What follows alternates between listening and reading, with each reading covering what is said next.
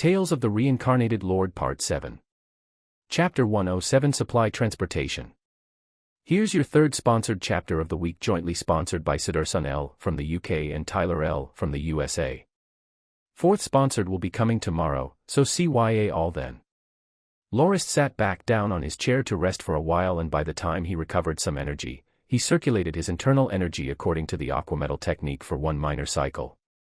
Feeling refreshed, he sent Josk and Pat off to their expedition with their troops before he headed for the medical area within the camp.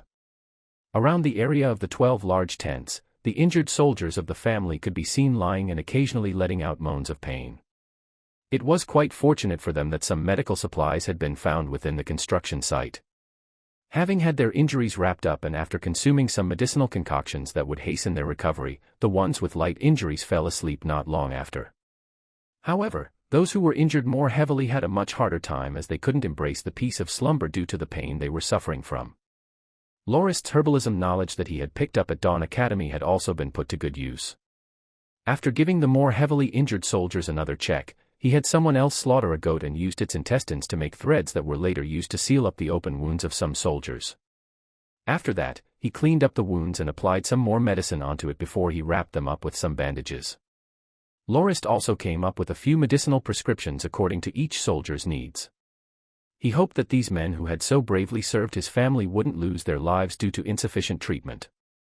That's why he had refused to listen of the advice of his subordinates to get some rest and worked 10 hours non-stop. By the time he was finished, dawn had already come. When Lorist got up, he felt a sudden dizziness from being seated for too long a time and weakly leaned on Shadecamp to support his body. Shadecamp hurriedly said, "My lord, you really should get some rest. Otherwise, your body won't be able to take it." With a pale, but happy face, Lorist said, "I'm fine. I'll feel much better after getting some sleep. I've already came up with a few prescriptions for the respective patients, so make sure they consume it so their injuries don't worsen. For now, help me to my tent so that I may rest." "Oh, right, you've also only got around 4 hours of sleep, right? You shouldn't push yourself too far either and rest if you need to." However, after only sleeping for 2 hours, Lorist was awoken by a messenger that Josk sent. Even though he didn't manage to rest for long, more than half of the fatigue that had built up during the battle yesterday had vanished. After hurriedly washing his face to refresh himself, Lorist asked for the messenger. Looking at the hourglass on the table nearby, Lorist thought, Josk had only left for 14 hours.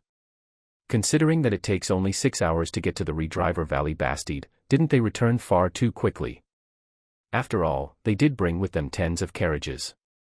The messenger who was sent over to deliver the news was rather elated. He mentioned that the Redriver Valley Bastide and the immigrant town nearby had both been taken over successfully.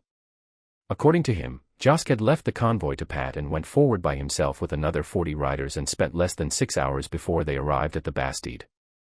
After killing 7 guards and taking over the Kenmaze's castle, Josk and his men rushed to the immigrant town and their garrison troops surrendered without resistance after a few of their squad leaders were killed. Following that, Josk had ordered for the messenger and 2 other men to return to the construction site to send the good news. The messenger also said that various supplies and resources were in abundance at the Bastide. After Josk ordered his men to conduct a rough estimate of the resources contained within the rows of warehouses, he concluded that most of the items were green vine glue and food. Additionally, the messenger also reported that the head supervisor of the Kenmaze family that attempted to set the warehouses on fire, but he had been shot dead once Josk discovered his intentions. Josk was currently awaiting Lorist's instructions on how to deal with the resources as well as the 2,000+ people of the immigrant town. Lorist instructed some guards at the camp to fetch Miss Telesti, Supervisor Hansk, Butler Boris, Shadecamp, as well as Paul Obens, a 1-star silver mercenary who had just joined the Norton family's forces, to discuss the matter. Within a few moments, all of the aforementioned people gathered within the tent. After they were seated, Lorist announced the news of the occupation of the Redriver Valley Bastide and the nearby immigrant town, much to Boris's surprise and delight, as he no longer had to worry about the safety of his family members. Lorist decided to utilize all the carriages that were available at the construction site for the transportation of the resources from the Bastide, including the ones they had obtained from the shipment the day before. According to Hansk, there were around 800 carriages which were all equipped with the necessary horses. The only issue they had was the lack of reliable coachmen. Even if they were to use the members of the temporary defense units that they had just formed recently into the number, they would at most be able to mobilize 500 or so carriages and leave the construction site undefended. Sigh, what we lack most is still personnel in the end, thought Lorist as he smirked. Couldn't we just use the coachman that came with the shipment convoy and pick out some slave laborers who also know how to drive to solve the problem? I don't think that I need to worry about whether the slave laborers and coachmen would take this chance to run away. Given the immense area the Northlands covered and its sparse population, the slaves wouldn't have anywhere to run to, nor will they be able to travel far, as they wouldn't have enough food to last them long enough. There was also the possibility that they might be recaptured should they ever reach the dominions of other nobles, and they might even be punished by the nobles of that land for escaping servitude, as all the slaves of the Kenmei's family were branded with a mark behind their left ear.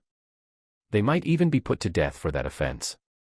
Additionally, Lorist was going to announce to the slaves that he would restore their freedom after they finished transporting the goods by using a special concoction that would help heal the scars behind their ears over time. Initially, Lorist had planned to free them 3 years later after the construction of the wall fortifications as well as the other castle within the valley was complete. However, now that his family lacked manpower, especially youths, he chose to restore their freedom earlier and believed that they wouldn't run away if that was the case. Lastly, Lorist also ordered Reedy to bring a group of men from the temporary defense units to participate in that operation to take the place of the soldiers who were at Redriver Valley Bastide. During the next shipment course, another group would take Reedy and his men's place to guard the Bastide. Butler Boris and Shadekampf would also join the convoy to the Redriver Valley Bastide. The reason for Boris's participation was so that he could reunite with his family and help Shadekampf out with finding the hidden storehouses throughout the Bastide so that they wouldn't miss anything out. Shadekampf, on the other hand, would be in charge of prioritizing which resources to ship over first. Lorist specified that he wanted the immigrants to be the first to be transported over to make up for the severe lack of population the Norton family's dominion had to aid the development of the dominion. He also tasked him with burning down the immigrant town as well as the Redriver Valley Bastide following the transportation of all the resources to the construction site so that the Kenmei's family would lose a location for their troops to be stationed, and also teach them a lesson for daring to mess with the Norton family. Lorist said that given the decimation of the Feathersore mercenary crew as well as the occupation of the Redriver Valley Bastide and the immigrant town, the Kenmei's family would lose all their standing within the Northlands, unless they managed to convince Duke Loggins to send his private army to retake the Bastide as soon as possible. However, according to the surrendered Feathersore mercenaries, the Duke was extremely wary of the Kenmei's family, and their inability to obtain permission from the Duke to send in their own 2,000-strong army was proof of that. It would take at least another 3 days before the Kenmeises would be alerted to the eradication of the Feathersore mercenary crew. And by the time their men at Gildusk City found out, it would take another week or so before the message would be able to reach the Viscount. By then, it would take another 4 days approximately before Viscount Kenmaise will be able to convince the Duke to send out his army, and that in itself wasn't guaranteed either, as the Duke might secretly delight in the setback suffered by the Kenmaise family. Even if the Viscount did manage to convince the Duke to help him take back his dominion, it would take at least a month and a half before his army would be able to reach the Bastide, as mobilizing an army involved many procedures and protocols. In conclusion, the 50 or so days to come would be relatively safe, and the transportation operation would most likely be completed without interruptions. Lorist also instructed Shadekampf to tell Josk to have his men patrol the surrounding area after transporting the immigrants over to the construction site.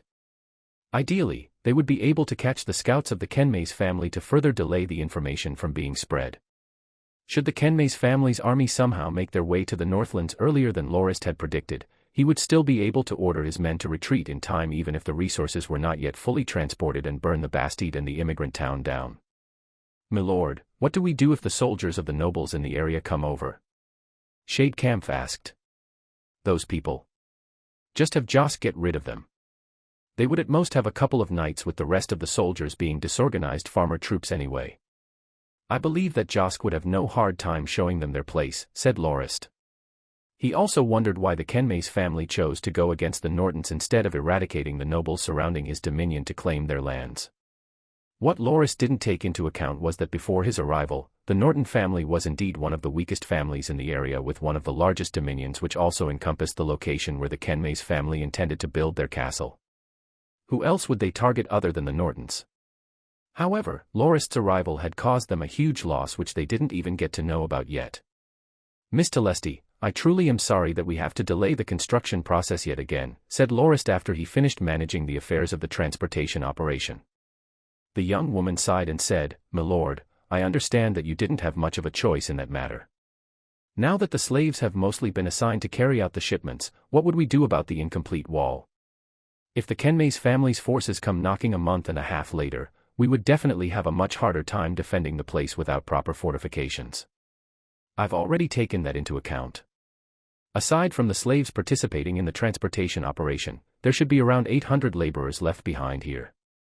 I intend to utilize every single one of them, including the women, to help out with the construction. The elderly and children can also aid with the preparation of food. Supervisor Kedden and Oldman Balk, I'm afraid the days to come would be tough on you. Kedden, you will be in charge of managing the elderly, women and children and assigning tasks for them. Balk, I will leave the supervision of the construction of the walls to you. What you must remember is to prioritize the quality of the wall, even if that would take a longer time, said Lorist. I understand, my lord, replied Supervisor Kedden. My lord, please be assured that I will ensure that the wall will be as tough as it can be, Balk said confidently while thumping on his chest. Supervisor Hansk, you should also make some preparations to store and record the resources that will be shipped over. Yes, my lord, said Hansk as he nodded. Paul Obens, since Ovidus is still recovering from his injuries and Reedy is busy escorting the shipment convoy, I am leaving you in charge of the temporary defense units, all right? You will be in charge of their training and managing the wall patrols. Are you confident you can handle that? Lorist asked. The young ex-mercenary jumped with a face red with excitement and exclaimed, "My lord, don't worry. I will definitely not let you down." Chapter 108 The Pitiful Grandmaster Siroba. Here's the fourth sponsored chapter of the week, albeit a little late.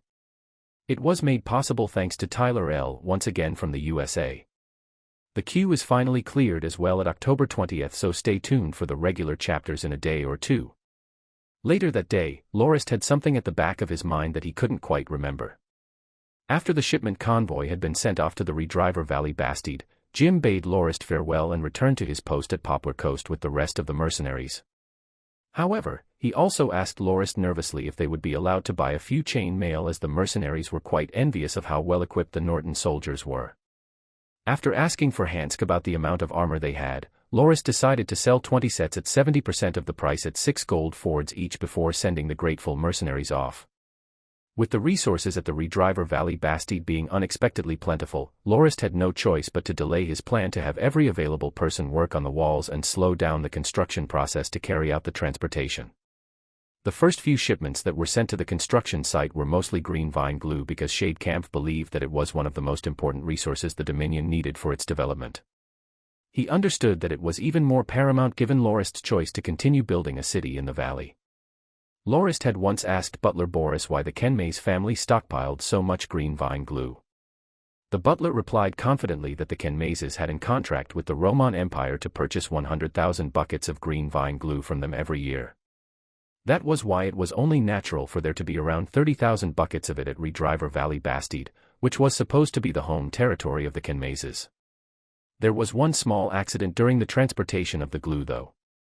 One carriage filled with buckets of those had its axle damaged right in front of the construction site, much to Oldman Balk's dismay, as it was directly in the way of the supply route for the materials around the site. He responded by finding a few other people to attempt to push the carriage to a side, but the force and vibration had caused one huge bucket of green vine glue to splash all over the place, including Oldman Balk's face, causing him to get a good smell and taste of the material. All of a sudden, Oldman Balk stood there with his whole body drenched with glue before he quickly went to look for Lorist and pulled him to a corner where there wasn't anybody else. Carefully checking his surroundings to make sure they were alone, he secretly told Lorist, "My lord, I think I know where this glue can be found." Initially weirded out by Balk's sudden erratic actions, Lorist laughed in understanding once he heard the explanation. "I also know that. It's made in the Roman Empire, isn't it? You don't have to be so secretive about that. Isn't that common knowledge?" Balk once again looked around before he said in a low voice, "That's not it, my lord. I mean to say that I know where we can find green vine glue within our dominion." "You mean we might be able to find and produce green vine glue in our own dominion?" said Lorist in a surprised tone. "Yes, my lord. A little more than 10 years ago, when I was on my way to boil seawater to harness salt for the family, I came across some herbs. But when I started picking them, I accidentally fell into a cave somewhere around the area. I thought I was a goner for sure, but fortunately for me there were huge vines with intertwining leaves all over the cave which allowed me to climb out and somehow retain my life.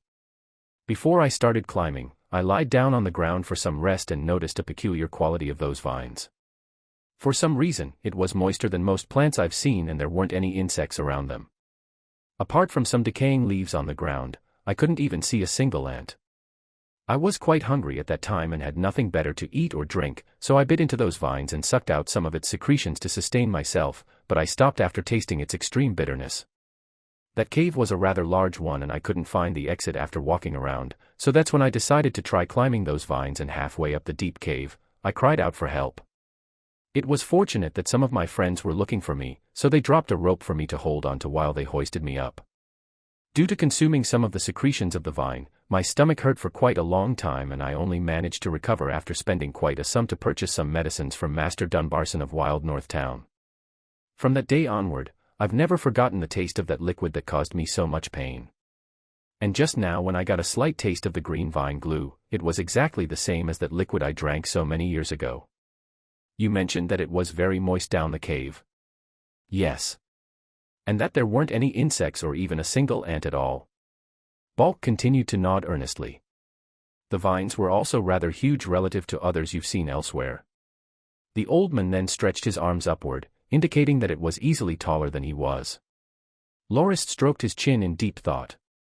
According to Old Man Balk's description, it does seem that those vines are similar to those found in the Roman Empire.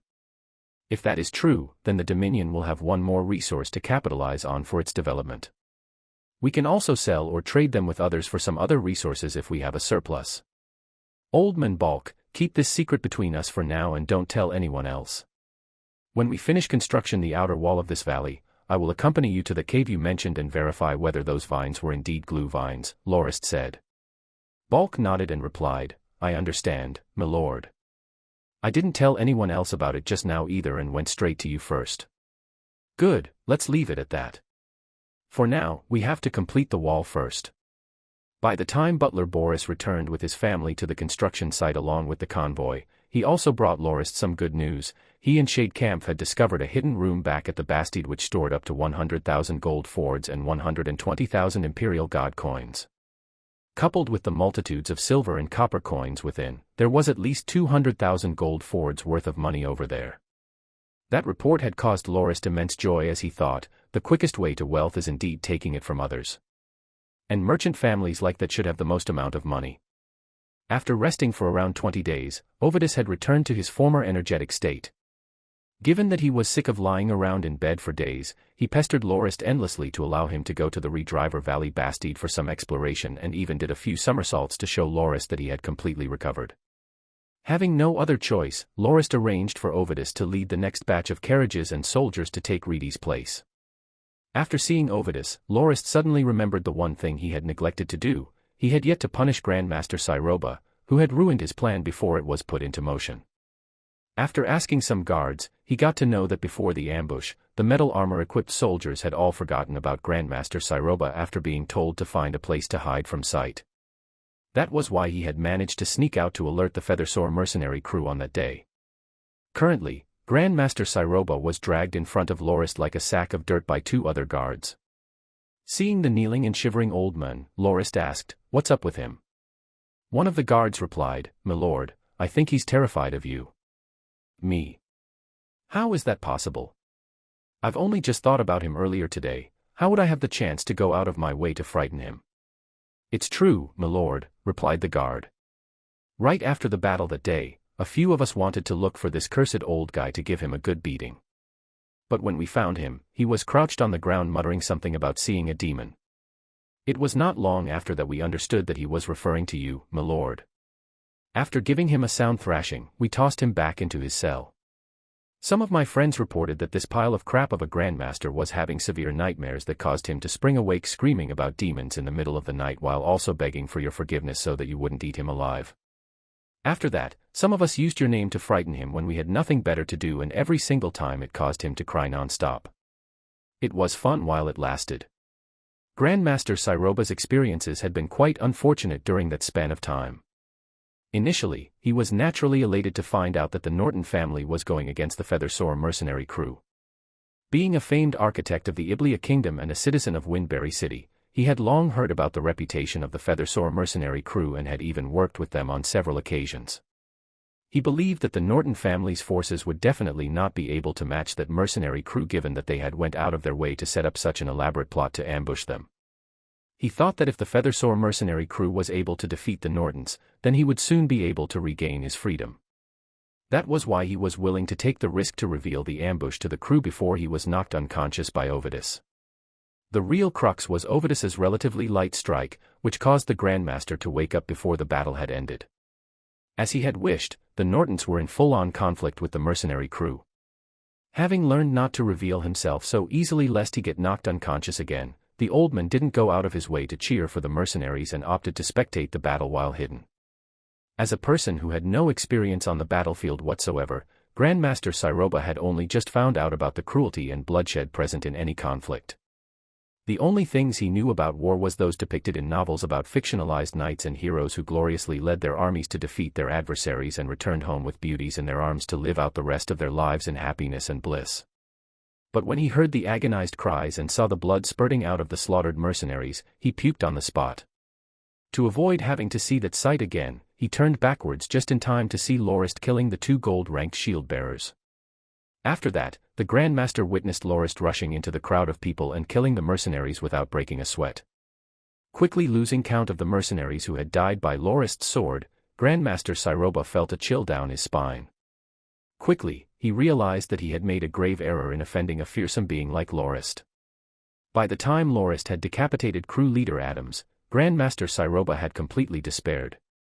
The image of the blood-covered Lorist had been burned deep within his mind, causing him to constantly fear his retribution for spoiling the plot. Deep within his psyche, he had already considered Lorist to be some kind of fearsome demon. After he was beaten up by some guards and tossed back into his cell, he never had a good night's sleep as every time he tried to close his eyes, he would start to imagine the countless soldiers without heads or limbs crawling up to him, eventually melding together to form Lorist's blood-covered silhouette that would proceed to torture him endlessly. The first time Grandmaster Siroba awoke from that nightmare, he quickly begged for mercy and forgiveness. But that didn't stop the dreams from continuing. Had he been by the side of his family, there was little doubt that his mental condition would recover over time. But at that time, he was locked up alone in a cell and the guards that watched over him were mostly ex-bandits who delighted in tormenting him after they discovered the one he was so desperately begging forgiveness from was Lorist. Their mean antics included pretending to have received Lorist's orders to cut off his legs, genitals, nose or ears and even fry him in boiling oil, all of which caused the old man to be terrified to the depths of his soul. Eventually his nightmares grew to be even more fearsome, causing the state of his mind to become even more brittle to the point that he lost all will to move after being told that he was being brought to see Lorist. Conflicted, Lorist felt that he wouldn't be able to punish Grandmaster Siroba given that he was already in such a fearful state that his bladder and rectum had relaxed and released their contents before Lorist even said a word. Lightly fanning the stench away from his nose, Lorist said, "Take him away and help him wash off." But before he finished, Grandmaster Siroba seemed to have misunderstood and quickly hugged Lorist's leg before he begged, "My lord. Don't. Please forgive me and don't fry or grill me. I'm not tasty at all. My lord, I can be very useful to you alive. I can build. Yes, I can build castles. Houses. Anything you want. Please don't eat me." As his pleading got louder and louder, the people at the tents not far away scrambled over and thought that something had happened. Reedy and Polobins even thought that Lorist was in some sort of trouble and was in need of help. With a grimace on his face, Lorist looked at the guards and said in an exasperated voice, "Look at you guys. You've really gone too far with this." The guards all had an innocent look on their faces as one of them said, "My lord, this is not our fault. Who asked him to be so much of a coward?" Tired of arguing with them, Lorist shook the groveling old man off his leg and warned, "Get up. If you don't, I'll really start grilling you alive. Please, my lord." "No," said Grandmaster Siroba as he quickly stood up. "I'll give you a chance to make this up to me," said Lorist. "First, go take a bath to clean yourself up and report to Miss Telesti when you're done."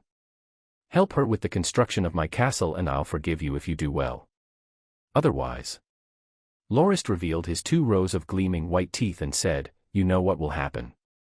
With an audible thump, the old man kneeled quickly and said, "My lord, I will definitely do my best until you're satisfied. Reedy, take him away for a bath and bring him to Miss Telesti. Grandmaster Siroba will be her subordinate in the future," Lorist instructed. Chapter 109 A Meeting with Telesti. Time flew by and 1 month passed fleetingly. There had already been 20 or so shipments carried out from the Redriver Valley Bastide to the construction site, but Shade Camp reported that only half of the resources within the Bastide had been transported over and said that it would require at least another full month before they would be able to fully transport everything. Apart from asking his men to increase the speed of the shipment, there was nothing else Lorist could do.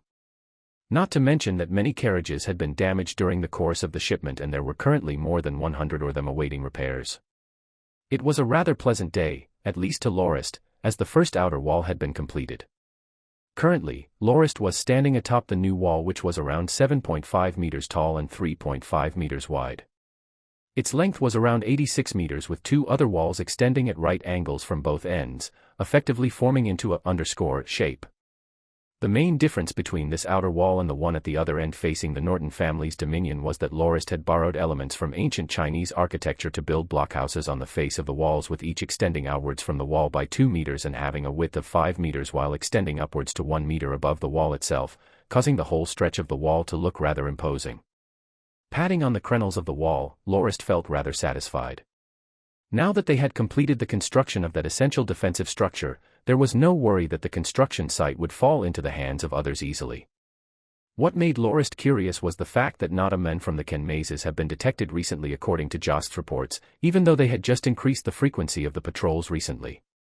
It was as if the Ken maze family had completely forgotten about the Redriver Valley Bastide.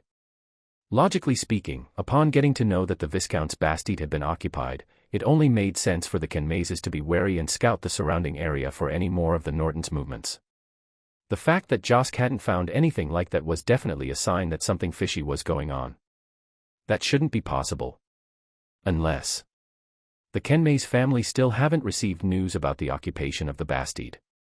Was that even possible? Lorist thought as he laughed. That would be too good to be true. Oh well, I shouldn't ponder upon it too much. We'll cross the bridge when we come to it.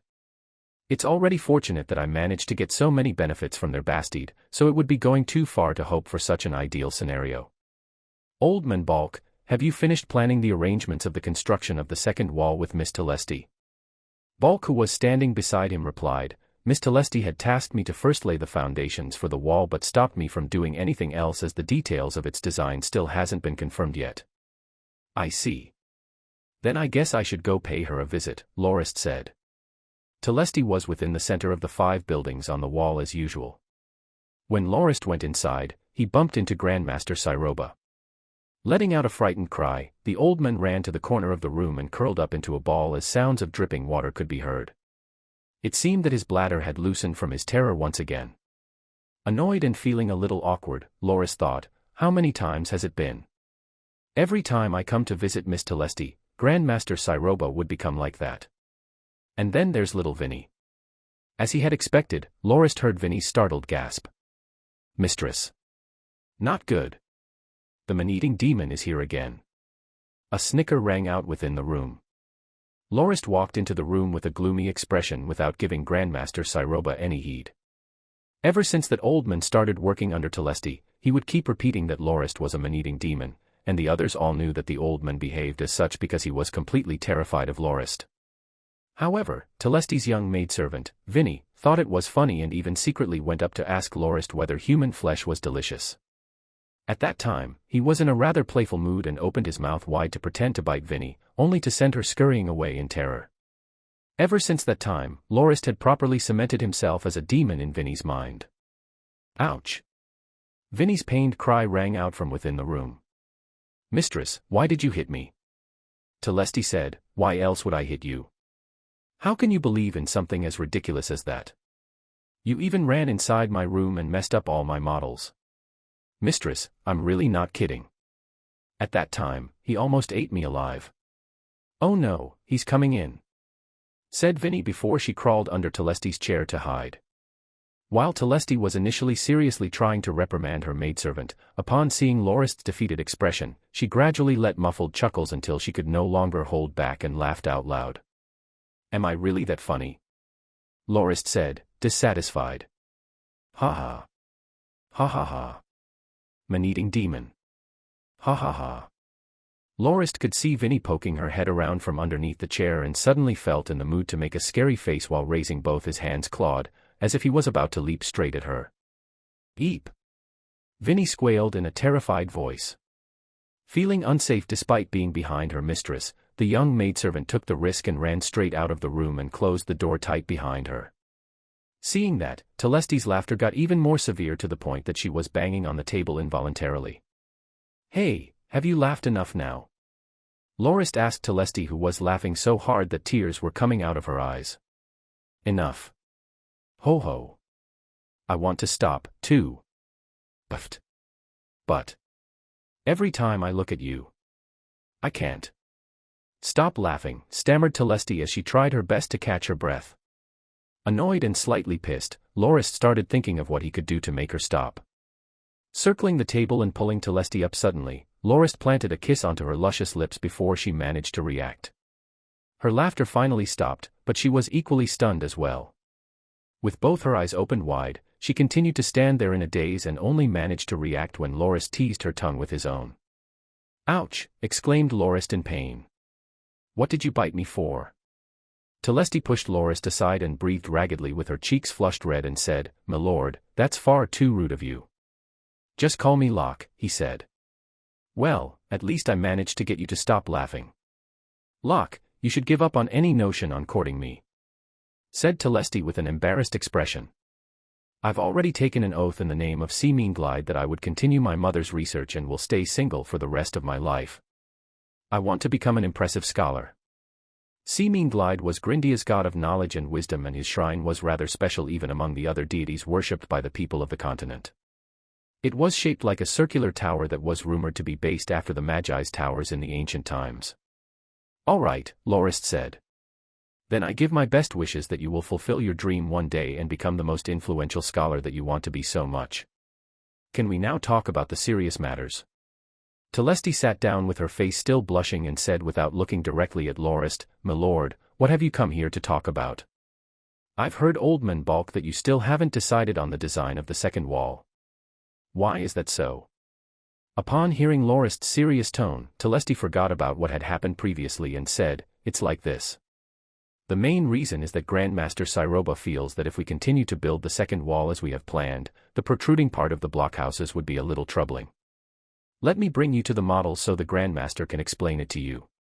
"Forget it, he has already wet himself after seeing me once.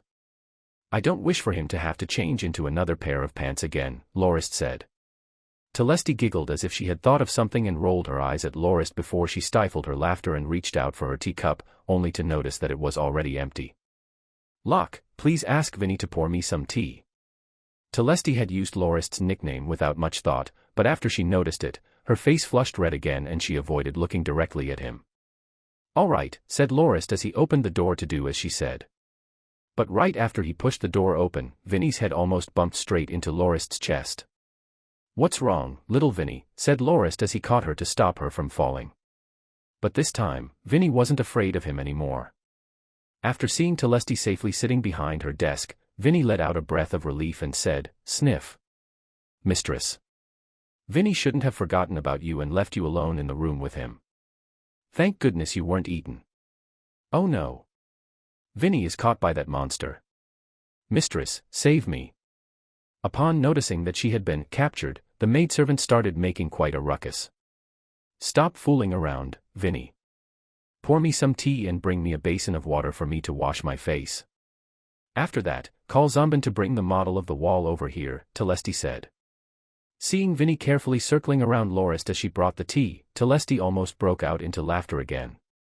Lorist on the other hand was suppressing his desire to tease Vinny once more and stayed seated without messing around. "Oh, mistress, why is your face all red? It looks rather pretty this way," said Vinny. "It's all your fault for closing the door. The heat that caused my face to flush up." said Telesti in an attempt to cover it up. Lorist shook and chuckled upon hearing that, while Telesti rolled her eyes to Lorist again in a fit of embarrassed rage. After Zonban brought the model over, Lorist came to understand that his plan for the blockhouses had caused them quite some trouble. Castles in Grindia usually didn't have blockhouses that protruded from the walls itself, but rather ones built atop the walls. Most city walls had blockhouses built on the front and back of the top part the walls to increase their defensive capabilities. The blockhouses protruding out of the wall that Lorist had asked to build wouldn't be a problem if it was only one wall, but they would definitely impede the construction of the second outer wall. The fact that the second wall had to be 3 meters taller than the first wall was even more of a problem. The model Zonban brought over was modified to accommodate for that structure by giving a slight slant to the stairs that connected the blockhouses to the walls. While it did not impact its defensive capabilities much, it did look less aesthetically appealing. Telesti said, "Look, milord. This design looks rather ugly." That's why Grandmaster Siroba was very against it and believed that the blockhouses should be built individually instead of having them connected to the walls. But that would significantly lessen the defense. Lorist pointed at the model and said, "Then just build it like that. What I want is strong defense and not looks. If the second outer wall gets breached, we can easily close the main gates of the blockhouses of the first wall and effectively lock the enemy out. That way, we will also have more time to retaliate against those who have made their way beyond the second wall. If we separate the blockhouses, once they get conquered, the first inner wall wouldn't be able to hold out for long." Telesti furrowed her brows and said, "But milord, it does look far less appealing like that." "That's all right, just build it according to this model as I say. I will allow you to decorate the Valley City as you please when we start working on it, but this wall only needs to be practical and tough.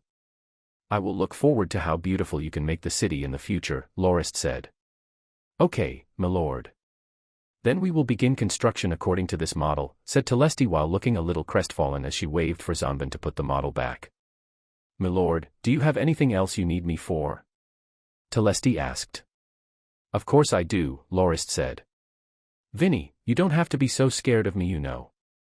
Why don't you leave the room for a bit?" "Nope, little Vinny can stay here," said Telesti as she denied Lorist's suggestion without waiting for Vinny's response. "But mistress, Vinny is really scared," said Vinny. Telesti held her arm and said quietly, Little Vinny. I am a little scared myself. So, I need you to accompany me." "All right, mistress. Vinny will stay by your side," said Vinny bravely before she gave Lorist a look and scrambled behind Telesti's back. "Milord, if you have anything to say, don't hold back," said Telesti while lightly thumping the table to stifle her laughter after she looked at Lorist, who was squeezing his eyes in an attempt to frighten Vinny. "Oh, I was thinking whether you could spare some manpower to build 2 taverns in the area planned for the business sector," Lorist said. Telesti widened her eyes in curiosity while awaiting Lorist's explanation. "It's like this. Didn't I say that I would give the slave laborers their freedom after the shipment operation is completed? That means I will need to pay them a salary when the time comes. But how would they spend the money at the construction site? That's why I think building some taverns and gradually developing the business sector would be important for the laborers to have a taste of true freedom," Lorist said. "Milord, even though freedom doesn't only include being able to spend the money you earn, I will seriously consider your proposition. But at the moment, the immigrants forced by you to move from the Redriver Valley Bastide are currently staying there. Where do you think we should move them?" Lorist pointed at the map on top of the table and said, "Over here, right behind this first inner wall. Set up a campsite over here. Apart from the defense unit soldiers, have the rest of the people move outside the walls to camp during the night and have them move back into the wall when the construction begins during the day. This way, not only can we continue the construction without interruption, you will also be able to start developing the business sector. That will also increase the security by preventing any thefts during the night, as it is getting harder to monitor the resources that are being shipped over as they increase day by day." Telesti nodded and said, "Milord, even though it will still increase our workload, you've finally come up with a reliable plan. Good for you." Lorist was completely speechless at that remark. Chapter 110 Intermission. "Milord, the transportation of supplies from the Redriver Valley Bastide has been completed and that place has been burned to the ground. Here is the list of things we brought over from there," said Shade Camp while holding a thick stack of beast skin documents. Lorist, however, was speechlessly staring at the carriages of the last convoy that was slowly entering from the gates at the walls that seemed to be carrying broken metal pots, dirty clay apparatus as well as some worn-out old rugs, dismantled windowsills, and broken mops. "What are you collecting all these junk for?" Lorist asked. "My lord, even those worn-out and old things can still be used as cleaning supplies," said Shadekampf. "Then what are those carriages over there carrying? The stuff looks rather heavy," Lorist said as he pointed to a few carriages in the distance. The last few carriages seemed to be far slower than the rest and appeared to be carrying things of substantial weight. "Those are tiles, my lord.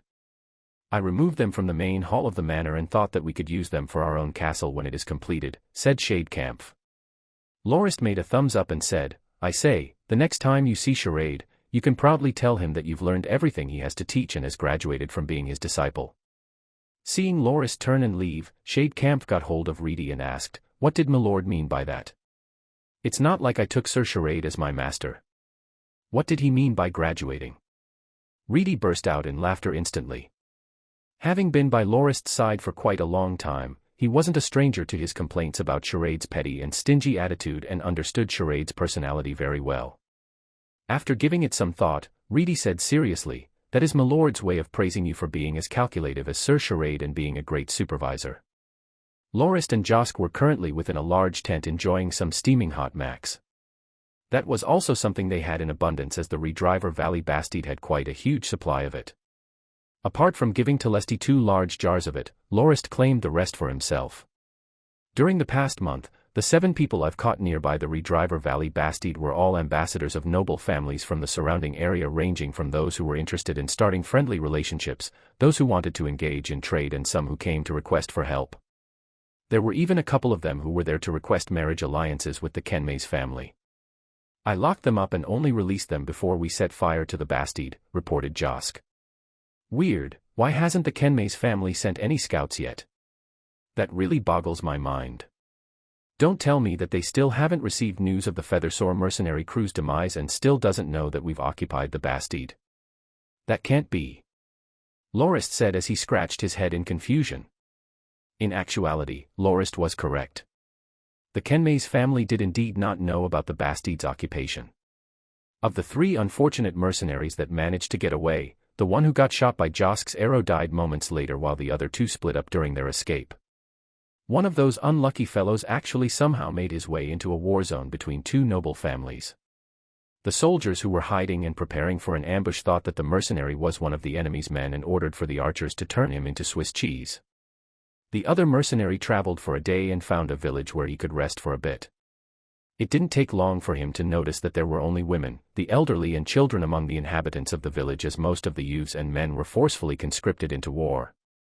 Taking advantage of the absence of men, the mercenary coerced the villagers to provide him with delicacies and women for his pleasure.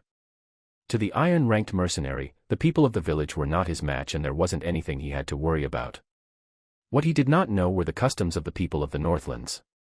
Northlanders were usually friendly and welcoming to guests and would offer them decent hospitality. But people who were less than welcome usually wouldn't be able to leave alive. While the mercenary thought that he was completely in control of the village and was flirting with 2 women after the hearty meal he had, one of the women got up and poured him a tea. Feeling quite burned from all the alcohol he had consumed but still not letting his guard down, he only drank the tea after seeing the woman drink some herself. However, right after he finished his drink, he could see 2 cold smiles from the women's faces. Even though he understood that something was wrong, his arms and legs suddenly felt numb and wasn't able to exert much force.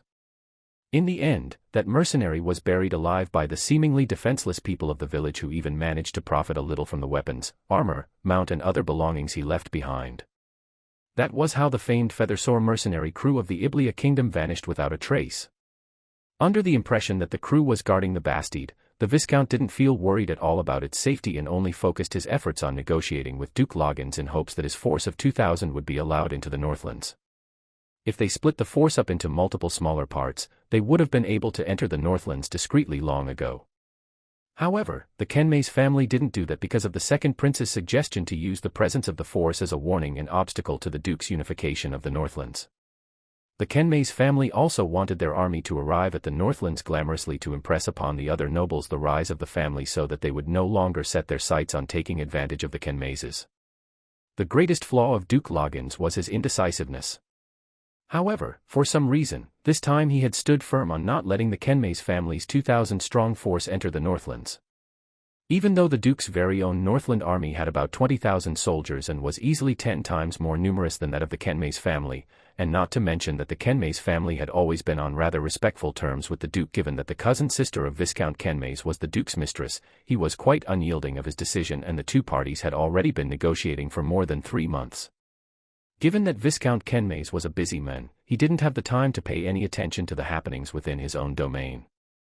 For the past 3 months, he had been busy gifting valuables and women to the Duke's subordinates so that they may help put in a good word for him. During his stay at the Duke's mansion, he had also humbled himself to butter the Duke up by doing menial chores such as pouring his tea. In the end, due to the pressure from the second prince and the Kenmays family's efforts, the Duke had finally signed the agreement to allow the Kenmays' army to enter, with the condition that the army would listen to the Duke's every command. After receiving the permit, Viscount Kenmay sent it to his father who was residing in Windberry City so that their army may proceed to the Northlands as soon as possible. On the other hand, he instructed his attendants to send a message to his dominion to notify the head supervisor of Redriver Valley Basti to make preparations to receive the force and its deployment to the Norton family dominion to make them submit to him once and for all.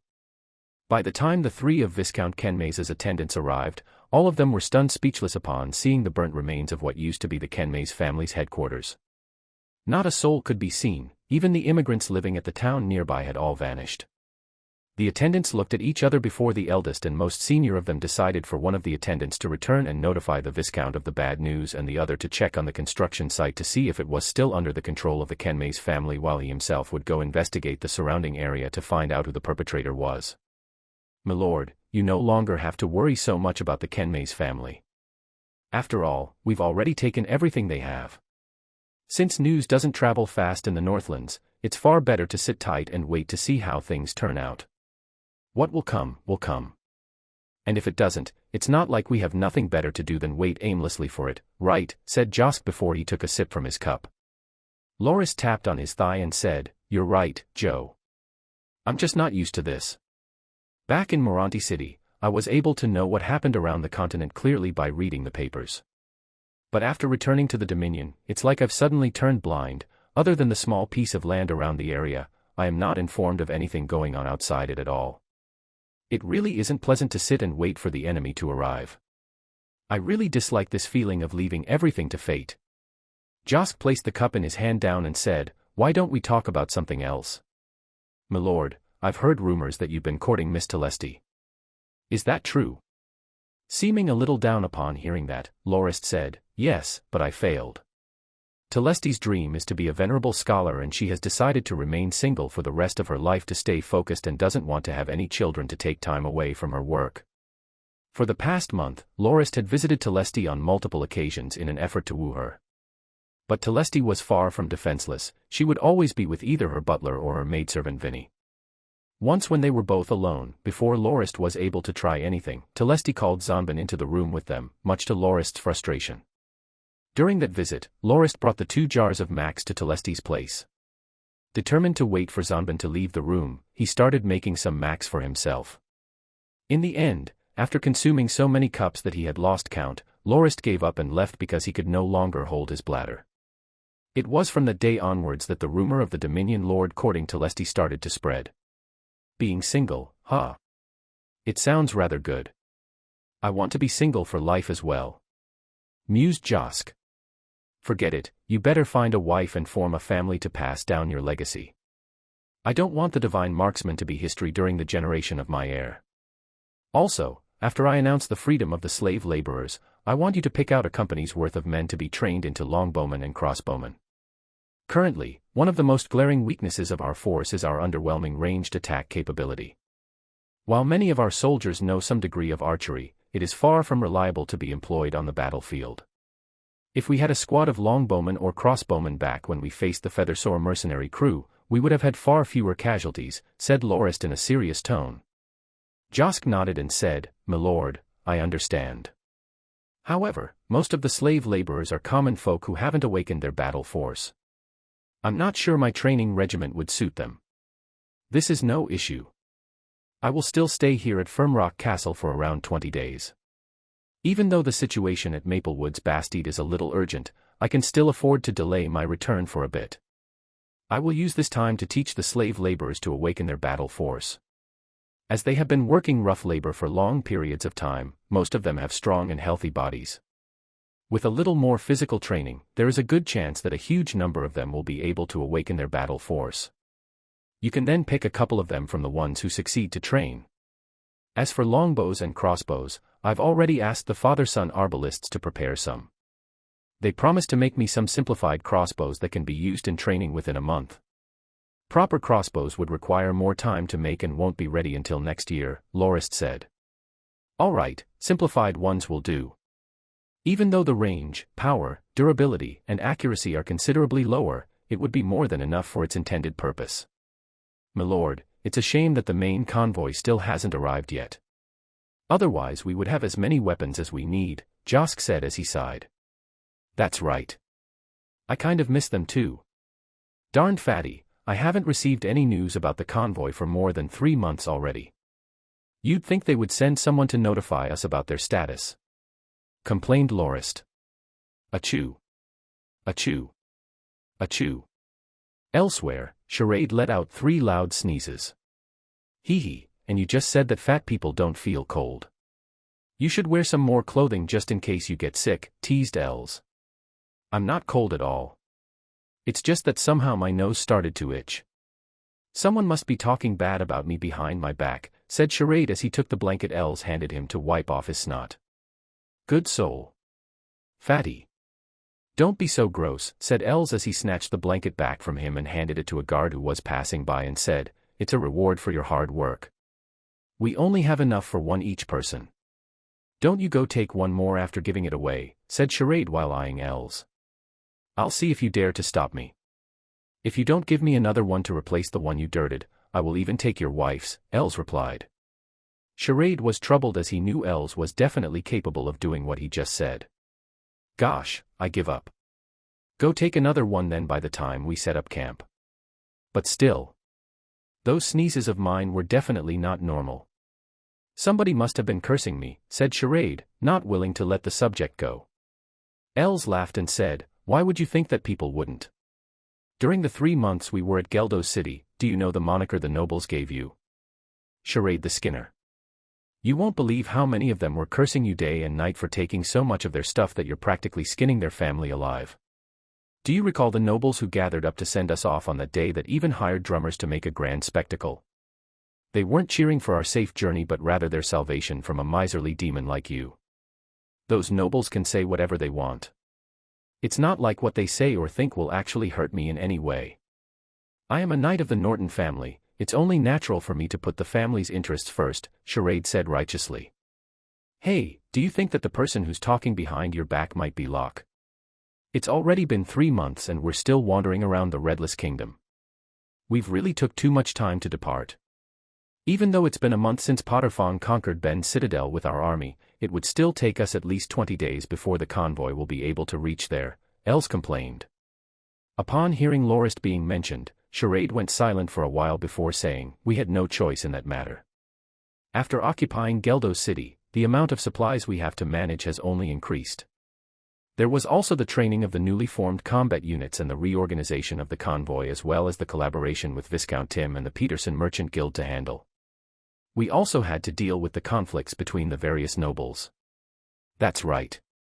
And you managed to weasel some more stuff from them, right?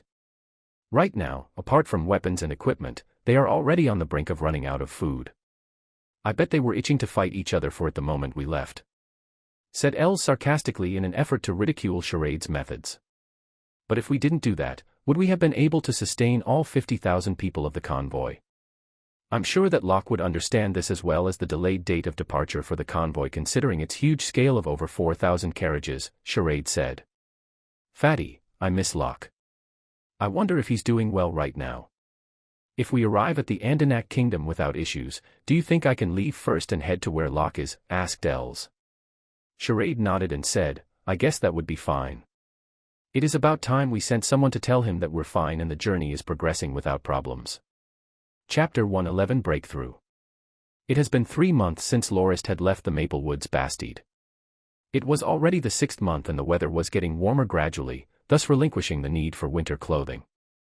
The first thing Lorist did after arriving was to go see Butler Glaze to give him a brief on the situation at Firmrock Castle.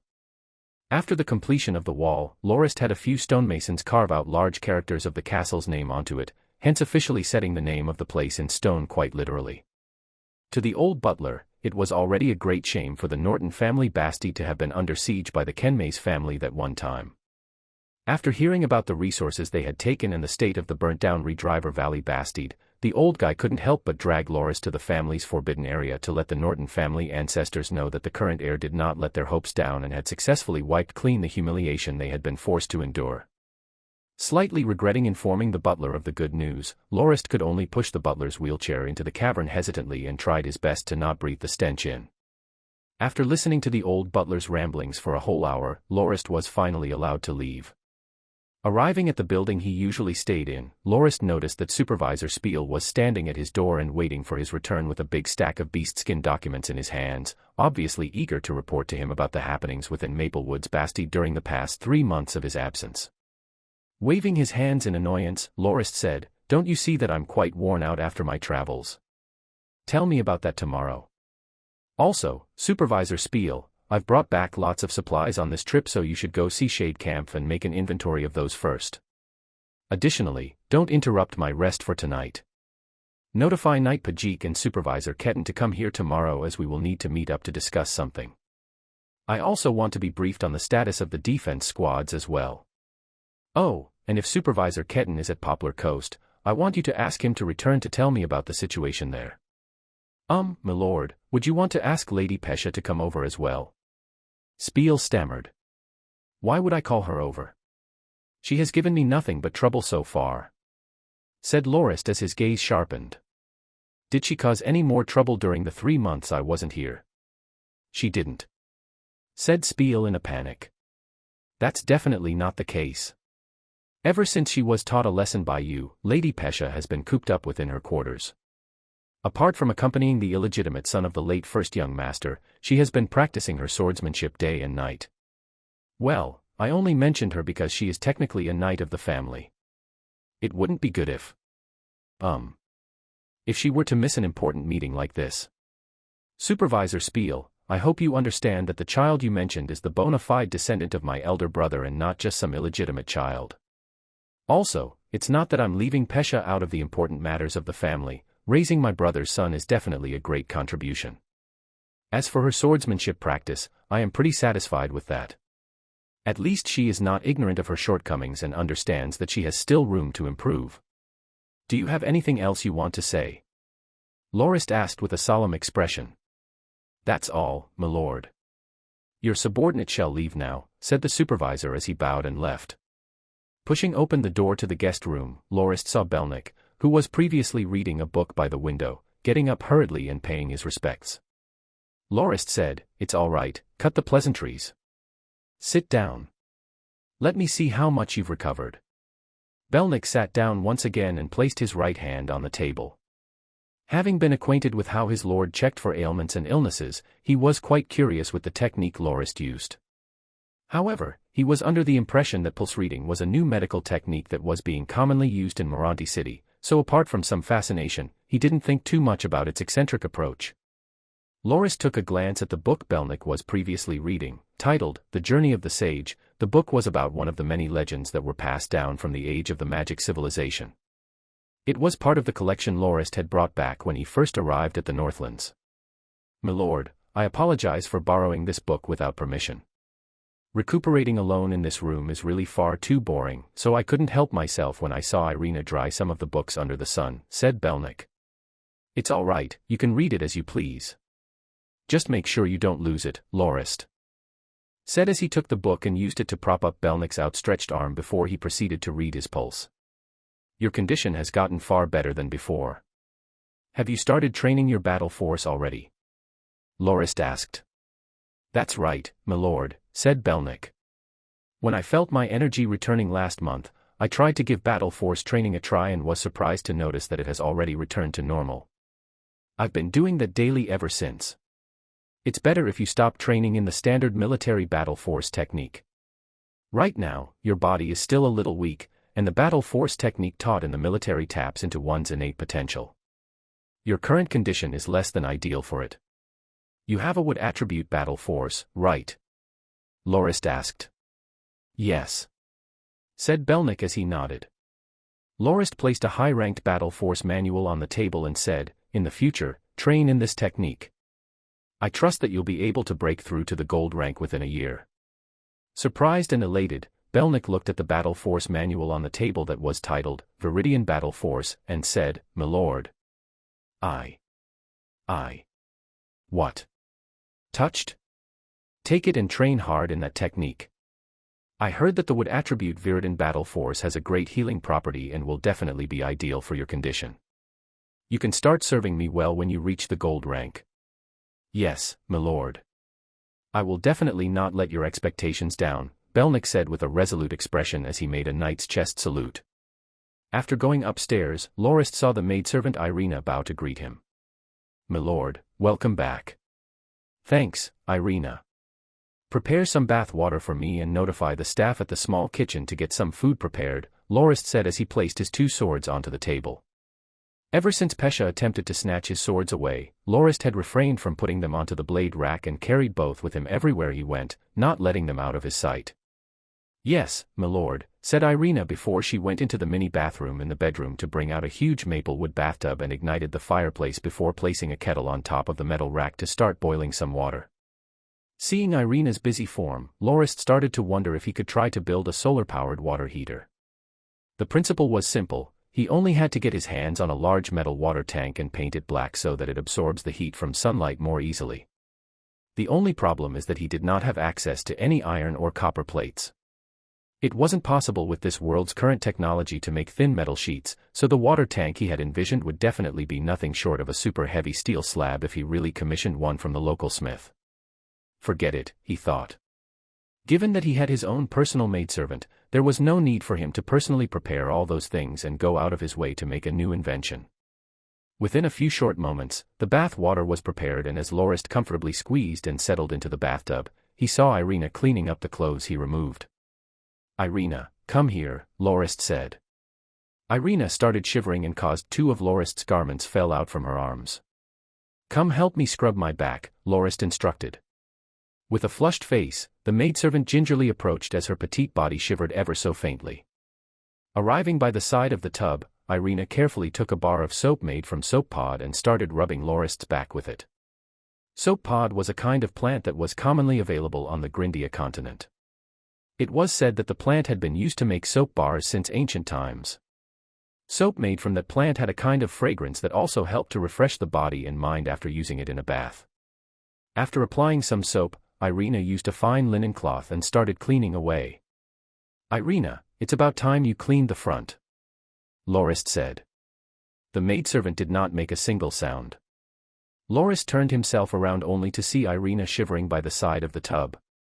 With a sly smile, Lorist pulled Irina straight into the tub with him. Oh no, my clothes, said Irina as she shivered. Oh, now that your clothes are dirty, I think they need some cleaning too, said Lorist as he stripped the wet garments off her body. Closing her eyes and biting her lips, Irina allowed Lorist to continue working her clothes off without a sound. When she was completely stripped, she continued to shiver on in Lorist's embrace. As Lorist's hands started caressing her body all over, the young maidservant laid her head on Lorist's shoulder and felt her body getting hotter by the moment. Every time her master's hands passed her sensitive spots, she would let out soft moaning sounds. Finally unable to hold it back, Lorist stepped out of the tub stark naked and carried Irina towards the bed. With her face flushed and eyes closed, Irina reminded Lorist, "Me my lord. You still haven't had anything to eat yet." I've decided to have you first," Lorist said. By the time Lorist awoke, the sky had already gone dark with the silver moonlight passing through the window and illuminating Irina's sleeping form on the bed, making her seem like a serene jade sculpture masterpiece. Already fast asleep on the bed, remnants of her tears could still be seen on her fair face. Putting a blanket on her and wiping her tears clean, Lorist started to reflect on his previous actions. The girl wasn't like him and didn't have her battle force awakened, so there was no way she would be able to endure intense intercourse with him. Even though she teared up as she neared her physical limits, Irina still had to accept Lorist's lust that was pent up for 3 whole months before she fainted out of exhaustion. I really can't be so reckless anymore in the future in case she starts developing a trauma towards intercourse. Even though this should have been a pleasurable thing for both parties, there wouldn't be a point if it always ends up like this. However, Lorist wondered why he somehow felt an urge to bring Irina into bed every time he saw her shivering look and found her reluctance rather stimulating. Gosh, I gotta stop thinking about that. It must be all those mature movies I've seen in my previous life. Otherwise, why would thoughts about bondage, whips and dripping candles pop up in my head, thought Lorist as he slapped his forehead twice while chanting, "I'm not a pervert," a couple of times to calm down. Putting on a sleeping gown and going to the windowsill, Lorist stared outwards into the distance. Further away, Whittier Mound could be seen blanketed with a veil of silver. A number of white deers could be seen hopping around in joy while displaying their grace and beauty, as if they were acting out a silent play. As Lorist continued to witness the breathtaking scene, he felt his emotions calm down and his restlessness seep away into nothing. Almost subconsciously, he got into the horse stance and started training in the aquametal technique. When Lorist was still at the Dawn Academy, he took advantage of the life and death battles during the expedition to the Relic Islands and finally broke through from the bright stage to enter the dark stage. However, Lorist had no clue how to progress his training from the dark stage onwards, as he had not reached that level even in his past life, nor had he received any instruction from anyone who had. Without a single clue, he could only fumble in the dark and find the way to train for himself. Lorist believed that it might take a couple of years, maybe even more than 10, to reach the latter part of the dark stage. There was not much Lorist could do except for training with his usual routine as often as he could to hope for some improvement. As for reaching the legendary transformative stage, Lorist didn't hold much hope for it. But at that night, as Lorist started training and circulating his ki according to the aquametal technique, it was as if he had been transported the bank of a limitless azure lake. The water within the lake was tranquil without a single ripple, to the point that it even seemed reflective like a mirror, which caused Lorist to feel boundless freedom. From the mirror-like lake surface, Lorist could view from a third-person perspective his battles with the silver-ranked instructors on top of the dueling platform. Gradually, the mirror kept on dividing and each one of them showed scenes of Lorist's battles, which eventually displayed the scene where Lorist killed the 2 gold-ranked assailants back in Moranti City, and gradually shifting to the battles he had experienced during his journey north. As he silently watched the battles, Lorist started gaining new insights. Never had he been able to so clearly seek out every weakness he had displayed from his past battles and improve upon his own mistakes. The scenes even included those of the defeat of the twin gold-ranked shield-bearers and the decapitation of crew leader Adams. A loud sound of breaking glass could be heard by Lorist from the core of his being, and following that, he felt a sudden wave of bliss and relaxation, as if his body had been rejuvenated after shedding its old husk. He could hear the whispers of the wind around him, and upon opening his eyes, he could see every detail of Whittier Mound in the distance with perfect clarity. Gradually standing up, he noticed that his whole body was covered with sweat, with a slight stench emanating from his drenched sleeping gown. Seeing Irina sleeping soundly in bed, Lorist took a couple of new clothes and silently went downstairs to the well in the yard to give himself some good wiping down to clean himself up. Just as he was returning upstairs, Lorist bumped into Pat, who was just about to exit his room. "Milord, it's you. I was wondering who just went outside." "Huh? Milord, you look a little different." Lorist smiled and asked, "How so?" Pat furrowed his brow and gave it some thought before he said, "Well, somehow you look far more invigorated than usual." "That's right, invigorated and energetic are the best words to describe how you seem right now." Chapter 112, Blissful Night Life. Within the main hall, Lorist was listening to the reports of Supervisor Spiel. This year's wheat seemed to be growing rather well. After collecting the harvest during the 7th month, we will have our men plant some asparagus, which can be harvested during the 10th month. Right after that, we can plant winter wheat after the harvest at that time. It was fortunate that Milord had brought back the carriages you borrowed. Otherwise, the harvest will prove to be quite troublesome. Feeling bored, Lorist resisted the urge to yawn. He wasn't too interested in the details about the farms. "Milord, the warehouse has an abundance of food, fine and rough textiles as well as furs." As Spiel's voice echoed throughout the room while he read out the whole ledger, Loris sighed inwardly and thought that it would probably be lunchtime by the time he finished hearing all of Spiel's reports. Looking to his side, he saw Pat letting out a huge yawn and thought, that darned fellow. At another corner, Pajik could be seen toying with the teacup within his hand and seemed as if he wasn't focused on what Spiel had to say. Supervisor Kedden, on the other hand, was looking at the wall opposite them as if there were a blooming flower growing out of it. What about Reedy? Huh? Where did that kid disappear to? Gosh, it sure is easy to get away when you're sitting by the door. Whatever. Out of everyone present, only Shade Camp seemed to be paying attention and even mumbled as his fingers flicked non-stop like he was taking into account what Spiel had reported. After Loris finished his third cup of tea, just as he was about to go to the lavatory to relieve himself and slack off for a bit, Supervisor Spiel finally finished reporting everything he needed to from the thick pile of beast skin documents. Letting out a relieved breath, Loris was disappointed to see Spiel take out another pile of beast skin documents out of nowhere. Ugh, will this ever end? Loris finally stopped the supervisor and said, Ahem, Supervisor Spiel, as the Dominion Lord, I am very satisfied and appreciative of your efforts. After that, you can report the rest of the inventory to Shade Camp and only give me a summary of that when you're done. Knight Pajik, tell me about the status of the defense units. Regaining his focus and sitting straight, Pajik said excitedly, My lord, the basic battle force technique that you taught is far too convenient for helping others awaken their battle force, so much more so than the Chrisen Empire's military battle force technique. During the past 3 months, aside from the men who followed you out of the Bastide to serve as coachmen, 173 out of the 300-odd men who remained have successfully awakened their battle force.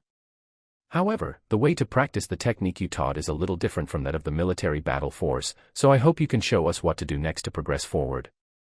I understand. I will personally go and teach them the rest every afternoon starting 3 days later. Even though the basic battle force technique is simple, it can only be trained to the peak of the iron rank. They must train in the military battle force if they want to progress further. After all, the Chrisen Empire's military battle force allows one to train up to the silver rank. Knight Pajik, I need you to pick out some men from those who have awakened their battle force to form a unit for longbow and crossbow training. The local defense company must have at least one ranged attacking squad. We will use the crossbows we have within the Bastide for them to start some preliminary training before we send them off to Knight Josk at Firmrock Castle for some further instruction, Loris said. Yes, my lord. I will do as you instruct, acknowledged Pajik. Turning to Supervisor Kedden, Loris asked, What's the current situation at Poplar Coast? During his stay at Firmrock Castle for a little more than a month, Loris received some news about the coast from a messenger. According to the men, Wild North Town had already sent out somebody to the Bastide to prompt Loris to begin the construction of the new town as soon as possible and mentioned that the people of the town had prepared lots of resources and manpower to contribute to that undertaking. Supervisor Spiel told the people of the town that the Lord was overseeing the construction of the fortifications at Morgan Hills to resist the Kenmays family and said that it would take some more time before a decision could be made. As a result of that, half a month later, a messenger from Wild North Town visited Loris at Firmrock Castle to request the construction of the new town to begin. Loris thus sent Supervisor Kedden to start gathering construction materials at the site of the new town in preparation for the construction. Supervisor Kedden laughed and said, My lord, it was just as you had expected. Poplar Coast is currently as chaotic as it can be and the 4 great families of Wild North Town have started antagonizing the smaller families to the point that diplomacy and negotiation would no longer help. That is especially so with the garrison force members who have been kicked out. Most of them feel strongly that they have been cheated by the 4 great families and hate them with a passion. Just as you had instructed, I didn't bother to settle any of the conflict as I managed the preparation work so that the 4 great families can handle it themselves. There was even a small riot 2 days ago which ended with a couple of people getting injured. What of the mercenaries? Loris asked. The mercenaries are doing quite well themselves. Apart from defending the spot they are stationed at, they didn't mingle much with the people of Wild North Town. Aside from some trouble from flirting with the town's womenfolk, there isn't anything to worry about. After Jim and the rest returned, they started scouting the area to familiarize themselves with the terrain, Kedden reported. After a few more days, I will also head to Poplar Coast.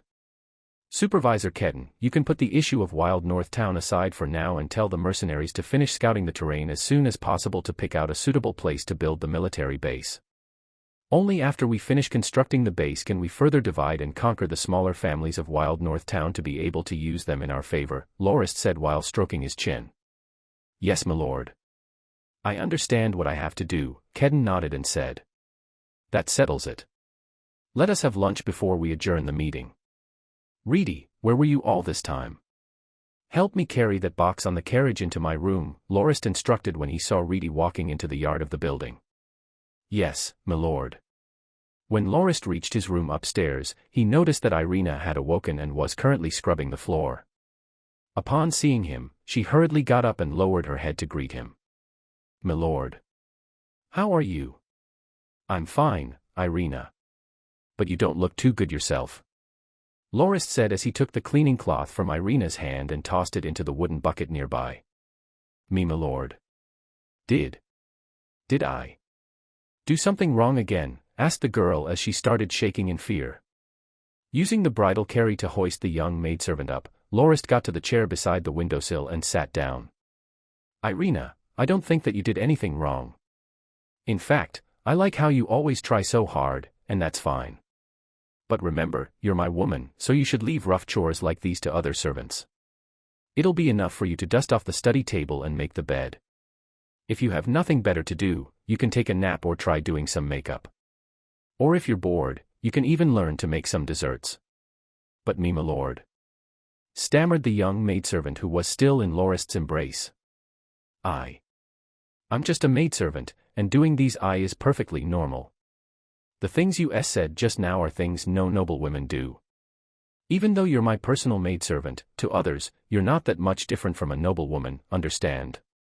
I will find another 2 maidservants who will do what you tell them to. But me, my lord. We see I can't house 2 more PE people within this room. And the bed is a little too small for 3 people. Hee. Lorist started to chuckle out loud before he flicked Irina's nose and said, I wonder what goes on in that head of yours. Do you think that I'm some kind of sex demon? I won't go to bed with just any maidservant. I lay with you only because I like you and you're special. The 2 maidservants I will find can sleep in the guest room. I think there are 2 empty guest rooms on the 2nd floor, so we can use one of them for their lodging.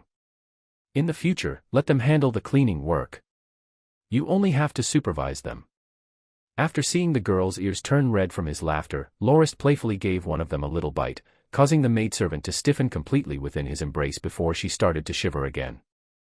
Irina's meek state caused Lorist's urge to rise, but after recalling how rough he treated her the day before, he tried his best to suppress it and said, Irina, I'm really sorry about yesterday. You must have had it rough. In the future, please tell me if you're at your limits and don't endure it silently.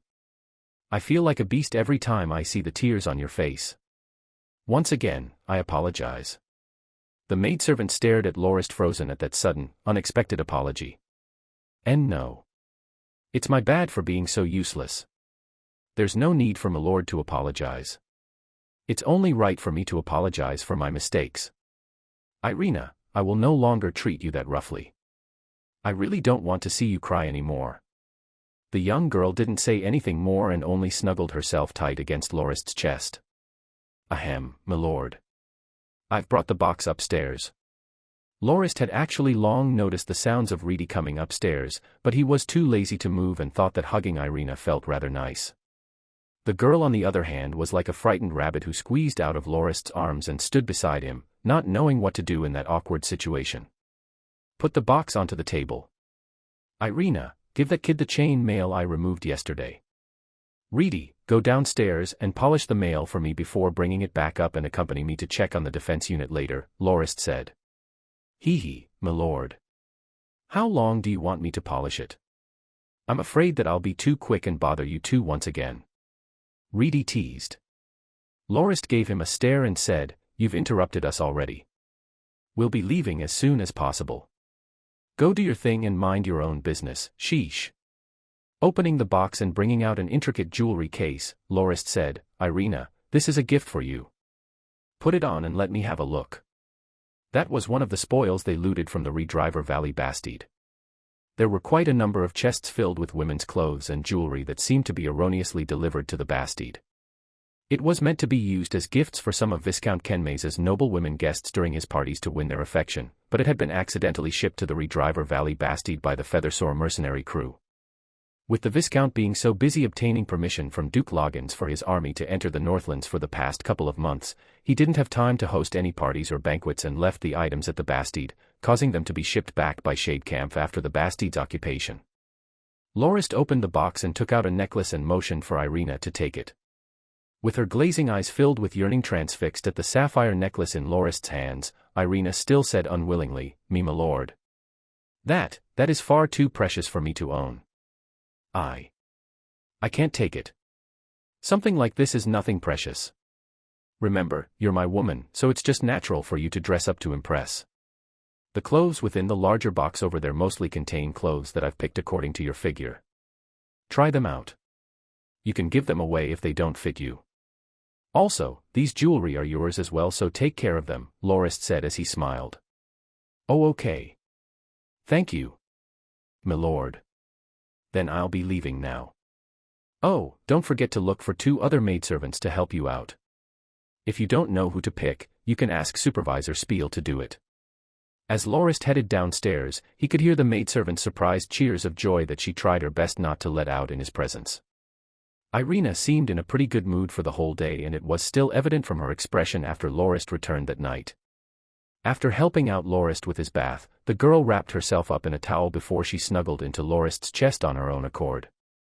A little surprised, Lorist asked, "What's going on? Aren't you usually pretty hesitant about this? Why so proactive all of a sudden?" Still snuggled against Lorist's chest, the maidservant muffled, "Thank you, my lord." Taking the towel off her with a smile, Lorist gently put his member into her body and moved slowly as he teased her little ear. The girl gradually let out soft moans of pleasure. And their joyful cries resounded throughout the whole room. Awakening from the chirps of the birds from outside the window during dawn the next day, Lorist noticed a weird feeling on his lower body.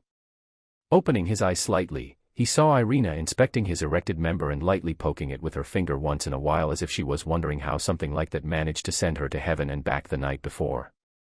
Probably reminded of how the whole thing could enter her body, she measured the length with her fingers and placed it against her crotch only to widen her eyes in surprise and disbelief that something that huge could fit wholly into her body. Unable to hold it in, Lorist exploded with laughter. Noticing that Lorist was awake, the maidservant blushed and tried to leave the bed only to be stopped by Lorist. "Don't go, let me teach you how to make me happy. Open your mouth and go closer. Yes, wrap your tongue around it like you would a sausage. Move up and down. Ouch, don't bite it with your teeth, idiot. It hurts. Do it like before, yes, that's good. Go on. Tired? All right, let me continue." Lorist put the girl on the bed and once again entered her. Bringing his 2 swords with him downstairs as he headed to the yard, he saw Pat and Reedy busy training the guards. "All right, time for my second morning exercise," Lorist said in a good mood before he looked at the sky and thought, "The weather's great today." Chapter 113: The Chosen Location and the Duel. Lorist walked into the campsite of the mercenaries together with Pat and Reedy. Stopping his horse, he saw Supervisor Kedden and the 2 mercenary leaders, Hosky and Jim, heading his way. The reason Lorist had visited the place was to decide on the location of the construction of the military base near the intersection point of the 2 mountain ranges so that they can start building it immediately. According to Kedden, the mercenaries have already picked a spot and were waiting for Lorist's agreement. Upon entering the tent, Hosky brought out a beastskin map to show Lorist where they picked to have the base built. However, the maps the mercenaries used, which they made themselves and were rather non-standard, causing Lorist to take quite a while before he was able to figure out that it depicted the terrain of the mountains. "Let's go check it out on site," Lorist said. It took 3 hours of travel on horseback to arrive at the intersection point from Poplar Coast. Unlike the terrain of the opening at Morgan Hills, one of the mountain ranges stretched over the other from the front with the opening sandwiched between the 2 overlapping sides. Beyond the opening was a small river and a dense forest which stretched all the way into the area of the magical Dragon Mountains. The place the mercenaries picked was a cliff which was nearby the small stream. However, Lorist shook his head and revoked that decision entirely and said, "Hosky, did you think that I would pay you mercenaries so much just to have you guard a surveillance outpost all the way here? Did you think your job would be finished after lighting a signal fire upon noticing the barbarians? What I want you to do here is to form the first line of defense. If you detect a small number of barbarians, you should take the initiative to eliminate them, hence the reason for the reward bonus I offered. While the spot you chose is no doubt good for defense, you would lose all ability for the first strike since the barbarians would have run off far away by the time you descend from the cliff. With a slightly flushed face, Hosky argued, "My lord, our numbers are few and it will definitely be an insurmountable task to defend against large-scale barbarian invasions. Surely you wouldn't wish for us to all die over here. If we're up there, even though we wouldn't be able to mobilize that easily after discovering signs of the mountain barbarians, at least we will have a better chance at survival." Lorist laughed out lightly and said, "Wrong. The true danger only presents itself if you are stationed on top of that cliff. Let me ask you a simple question. Where do you intend to obtain water from up there?" "My lord, isn't there a small stream not far away from the spot?" "That was the main factor which prompted me to choose that place in the first place. If we get besieged by the mountain barbarians, we will be able to retrieve water from the stream to hold out longer periods of time. Don't think that your enemies are idiots. Even though the mountain barbarians are savages, that doesn't mean that they can't think. Where would you get your water if they block or redirect the stream?" Hosky only listened without being able to offer a counter-argument. While they would still be able to tough out a food shortage by killing and feeding on their horses, they wouldn't be able to last more than 3 days without water. Lorist's point instantly pointed out the fatal flaw in the mercenary's choice. "Check out that spot," Lorist said as he pointed at the couple of small hills that were in the distance. The largest of the hills still seemed to have some signs of habitation from some time ago. Supervisor Kedden explained that for the past 100 or so years, the Norton family had wanted to build a military base and an alert outpost at the intersection point just like Lorist had wanted so that they would be better prepared to face the barbarian threat. However, they had failed for 3 times in total and the signs on the largest hill was what was left of one such attempt to set up a base roughly 60 years ago in which only 4 out of the 20-odd family soldiers returned alive. "Then, we'll pick that spot. It's not more than 80 meters from the stream and it would be quite easy to secure a water source by building a well nearby.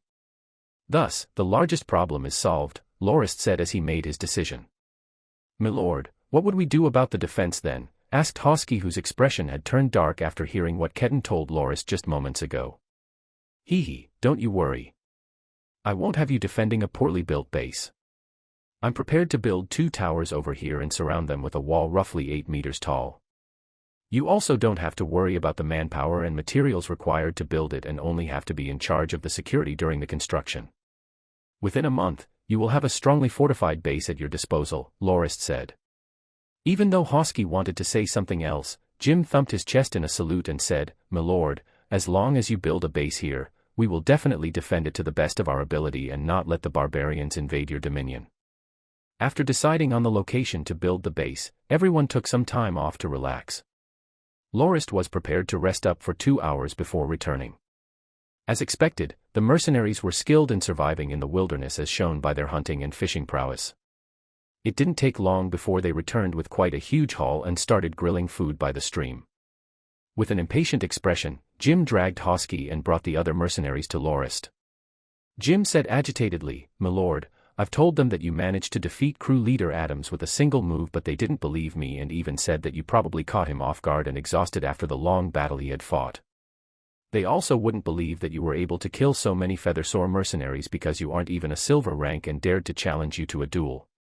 Loris tossed the chicken bone from his hand and stood up before he laughed and said, "They can believe what they want. Why should I care?" "But my lord." Hosky stopped Jim from saying anything else and bowed to Loris before he said, "My lord, please don't fault Jim for this. That happened because he kept praising you for days after his return and nobody else was willing to believe him. Adams was a very formidable and famous mercenary within our circle and his 2 adopted sons have an even more fearsome reputation than he does as the twin shield bearers. It's only natural for the rest to find it hard to believe that you have defeated the 2 of them together in combat according to Jim. That's why, if you don't mind, could you show us lowly mercenaries your swordsmanship that is so highly praised? You guys." Pat was already enraged and ready to reprimand the mercenaries harshly. "Pat!" Lorist shouted for him to stop and waved his hand. "All right, I happen to have extra time on my hands after all. Let's have a duel. Leader Hosky, mercenaries are not lowly at all, I hope you remember that. Back in Moranti City, I also worked as a mercenary for around 6 years. How about this? I want you to pick out 10 men whom you think have the best swordsmanship to duel with me. It's okay if they are silver ranks as well. Under the impression that Lorist would face them off one by one, Hosky and the rest of the mercenaries started picking the participants and felt that even if Jim had exaggerated the facts, Lorist must have some sort of ability after all for him to dare to accept the challenge. Given that they understood the abilities of their comrades well, it did not take long for 9 mercenaries to be picked out to stand together with Hosky. The rest of the mercenaries surrounded the group and started betting on how many Lorist could defeat with Jim as the dealer. The rest of the mercenaries who participated in the operation at the construction site alongside Jim had all bet on Lorist's complete victory. "Reedy, lend me your sword," Lorist said. Given Reedy's above-average strength, Lorist had fashioned a heavy sword for him. As it was only a friendly duel with some of them being iron ranks who still weren't able to infuse their battle force into their weapons, Lorist didn't intend to break their weapons with his more durable swords lest any of them have hard feelings left over after the duel.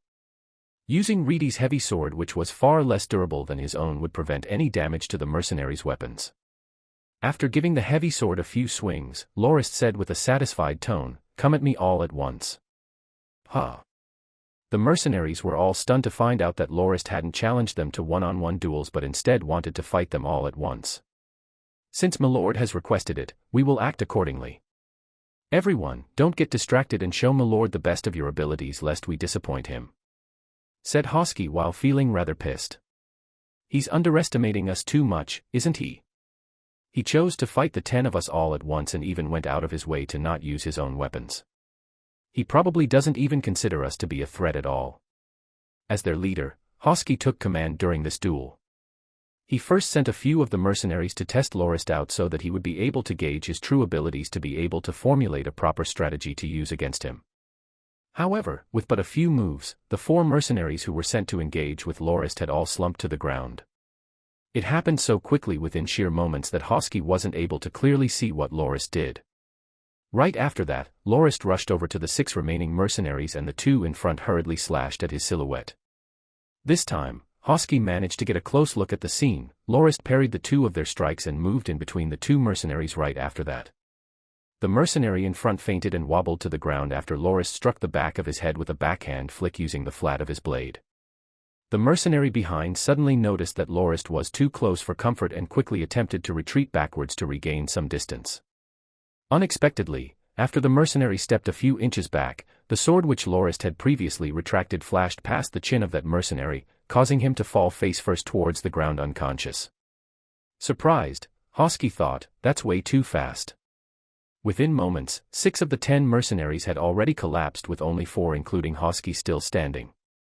Hosky quickly commanded the silver rank and the 2 other iron ranks to quickly get into a defensive formation to face Lorist's assault head-on. The formation was diamond-shaped with the 2 silver ranks lined up front and back and the 2 iron ranks flanking the 2 of them. If the one at the front of the formation got attacked, he could retreat backwards to allow the 2 diagonally behind him to flank the attacker and switch places with the one directly behind him and take turns to hold off the enemy. That formation was only normally used when fighting against magical beasts. But being a human being and not a magical beast, Lorist definitely wouldn't attack only one target at a time. He circled around the formation quickly in an unpredictable manner and lashed out against the 2 iron-ranked mercenaries instead. As a result, Hosky and the other silver rank were put in an awkward position of trying to help the iron ranks defend against the strikes, thus rendering the formation useless. It ended up becoming a battle between Lorist and the 3 mercenaries, with the other one not being able to do anything due to being blocked off by the rest. As Lorist fought, he started to move to his right faster and faster, and one of the silver-ranked mercenaries could no longer hold up against his incessant strikes and took a mistaken step backward, causing the whole formation to reveal a fatal weak spot which Lorist didn't hesitate to budge into. Sensing that something was off, Hosky intended to strike with his sword but was obstructed by his comrades. The moment he hastily moved aside to get into a better position, he saw the 3 of his comrades falling to the ground with the only one left standing in front of him being Lorist. Looking to his left and right, Hosky dropped the sword in his hand and said bitterly, "It's our loss." During that duel, Lorist didn't use an ounce of internal energy and relied mainly on footwork and swordsmanship to gain victory. He could have used his internal energy to completely crush the mercenaries head-on, but that would be causing them to lose too much face. Lorist wasn't too keen on hurting their confidence and pride, as it was merely a friendly duel and not a life-and-death battle. After witnessing that amazing battle, the mercenaries who were watching with amazement disbanded.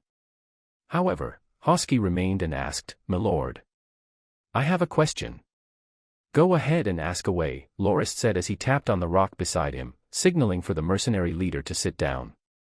Without giving it much thought, Hosky took his seat and said, "My lord, I understand that the Norton family is rather formidable right now, and the Kenmays family really poked their noses in the wrong spot this time. I am really thankful that my crew managed to get out of that hellhole early so that we didn't have to face off against you. What I don't understand is why the formidable Norton family want to hire a crew like us. I've always been wondering if your true intention is to send us to our deaths. Was that why you picked that spot on the cliff to build the base? Tell me the reason you think the Norton family is formidable." "The reason I decided to hire your crew is precisely because I have nobody else who are better suited for this purpose," Lorist said. "No other people?" "That can't be the case. My lord, among the laborers building the town at Poplar Coast, over 200 of them have awakened their battle force, not to mention the garrison squad of 200 men which have a few silver ranks among them as well," Hosky said agitatedly, obviously doubting what Lorist had just said. Letting out a bitter laugh, Lorist said, "Leader Hosky, no wonder you suspected me. But didn't you notice how weirdly those men you mentioned behaved towards the Norton family? I can tell you the real reason, but I need you to promise that you won't spread it around, as it's quite embarrassing for the family." After hearing Lorist explain the nature of the relationship of the Nortons with the people at Wild North Town, Hosky seemed to have understood it all. "My lord, I really don't know what to say. I've never heard of anything remotely similar to this situation. Your ancestor was far too gracious and benevolent to those people. It was truly their fortune for having met a Dominion lord like him. Conversely, it's precisely because he was a Dominion lord like that which allowed a garrison force as audacious as that to be formed. I, on the other hand, can understand the intentions of my ancestor for making that concession. Surely you know that the Northlands lack people the most among many other things. Even if they were the lowest dredges of society, ranging from thieves, bandits, and murderers, they were one of the most precious resources in the Northlands. What my ancestor intended was for them to settle down and lead a stable and peaceful life under his rule while serving the family. That was why he set those favorable conditions. Nobody back then expected a loophole like that to cause a problem that would exacerbate generation after generation into what we have today." Lorist sighed. "But I'm sure that with your power, you can wipe out the garrison force of Wild North Town, right? Knight Joss can hold off their silver-ranked fighters and we will be able to help out as well," Hosky said. "If I rally up all the soldiers of the family and have your cooperation, there's little doubt that I'll be able to wipe the garrison force out. However, I feel that the price of doing so will be too high for us to bear." "Don't look at me like that. No matter how strong I am, do you think I can take on more than 1,000 people solo? There's also the fact that many people of Wild North Town is quite close to some of the members of my family. Many of those living within Maplewoods Bastide have relatives among the residents of Wild North Town. I'm worried that a forceful approach would cause even more strife among those within the family.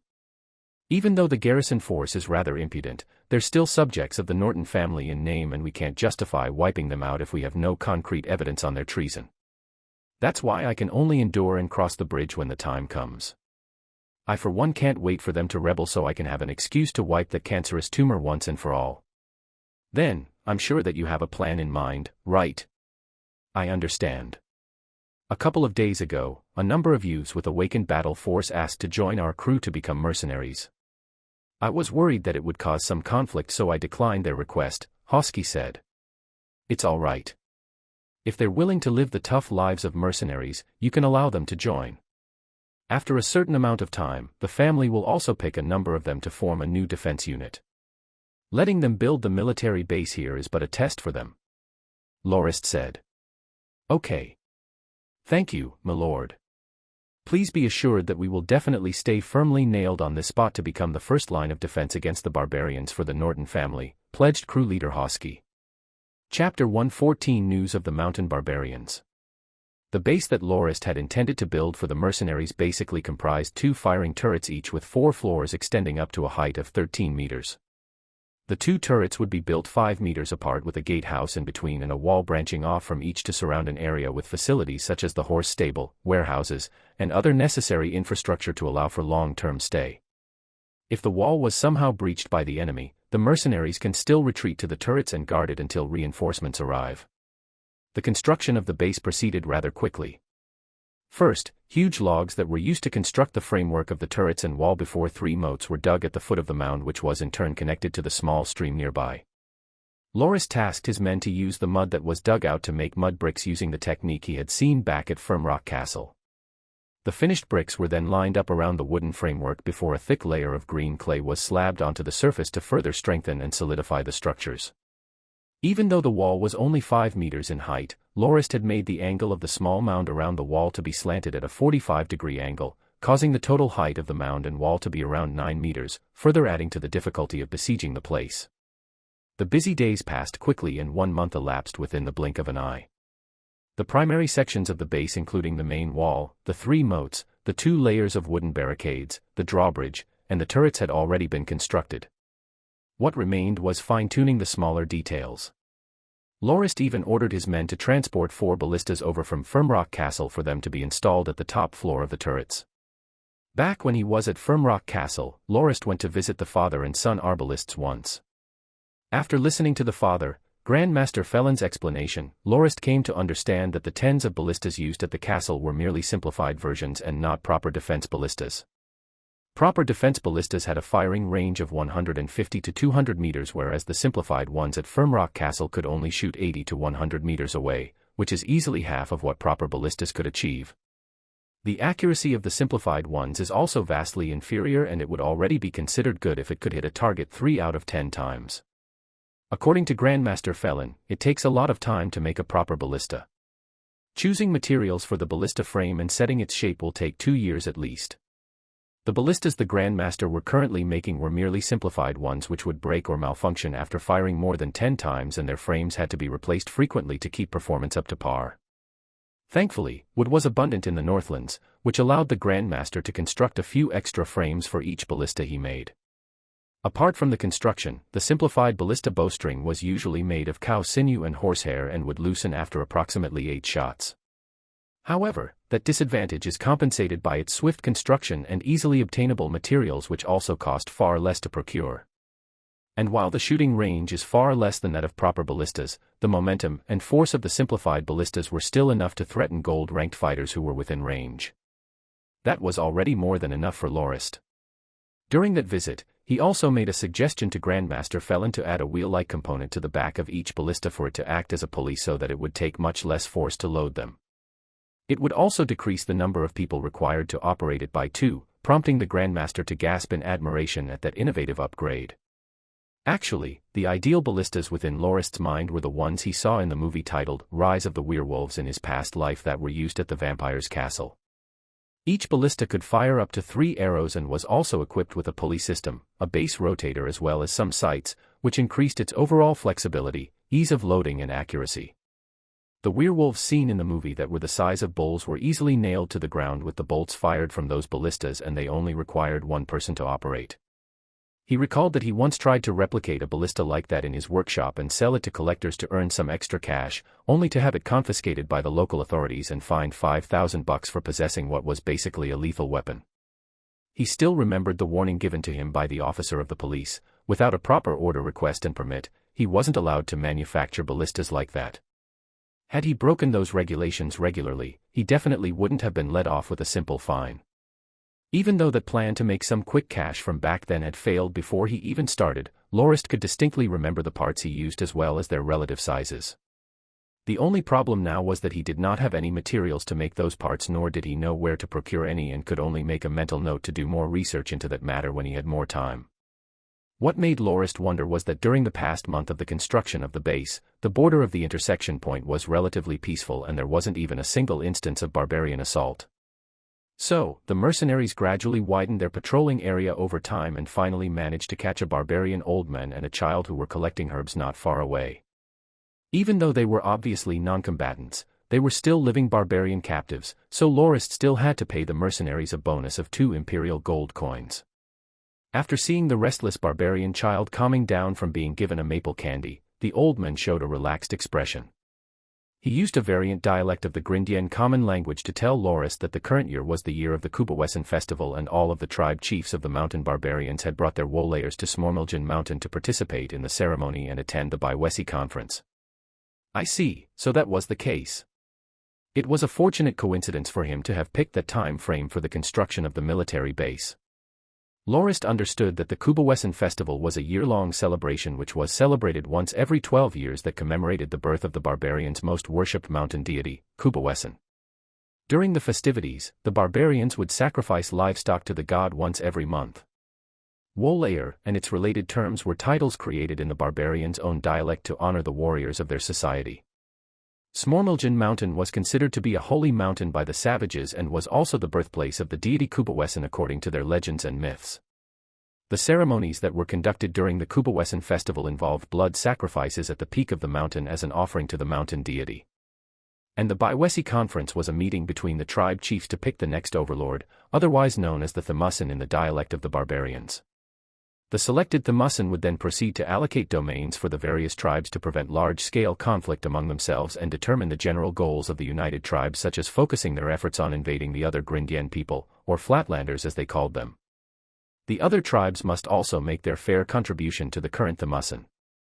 There was a famous book in Grindian literature titled Adventures of the Night that documented much about the culture and practices of the mountain barbarians. The book was written by a knight who had accidentally ventured into the territory of the mountain barbarians when he traveled to the magical Dragon Mountains approximately 100 years ago and was held captive for more than 30 years.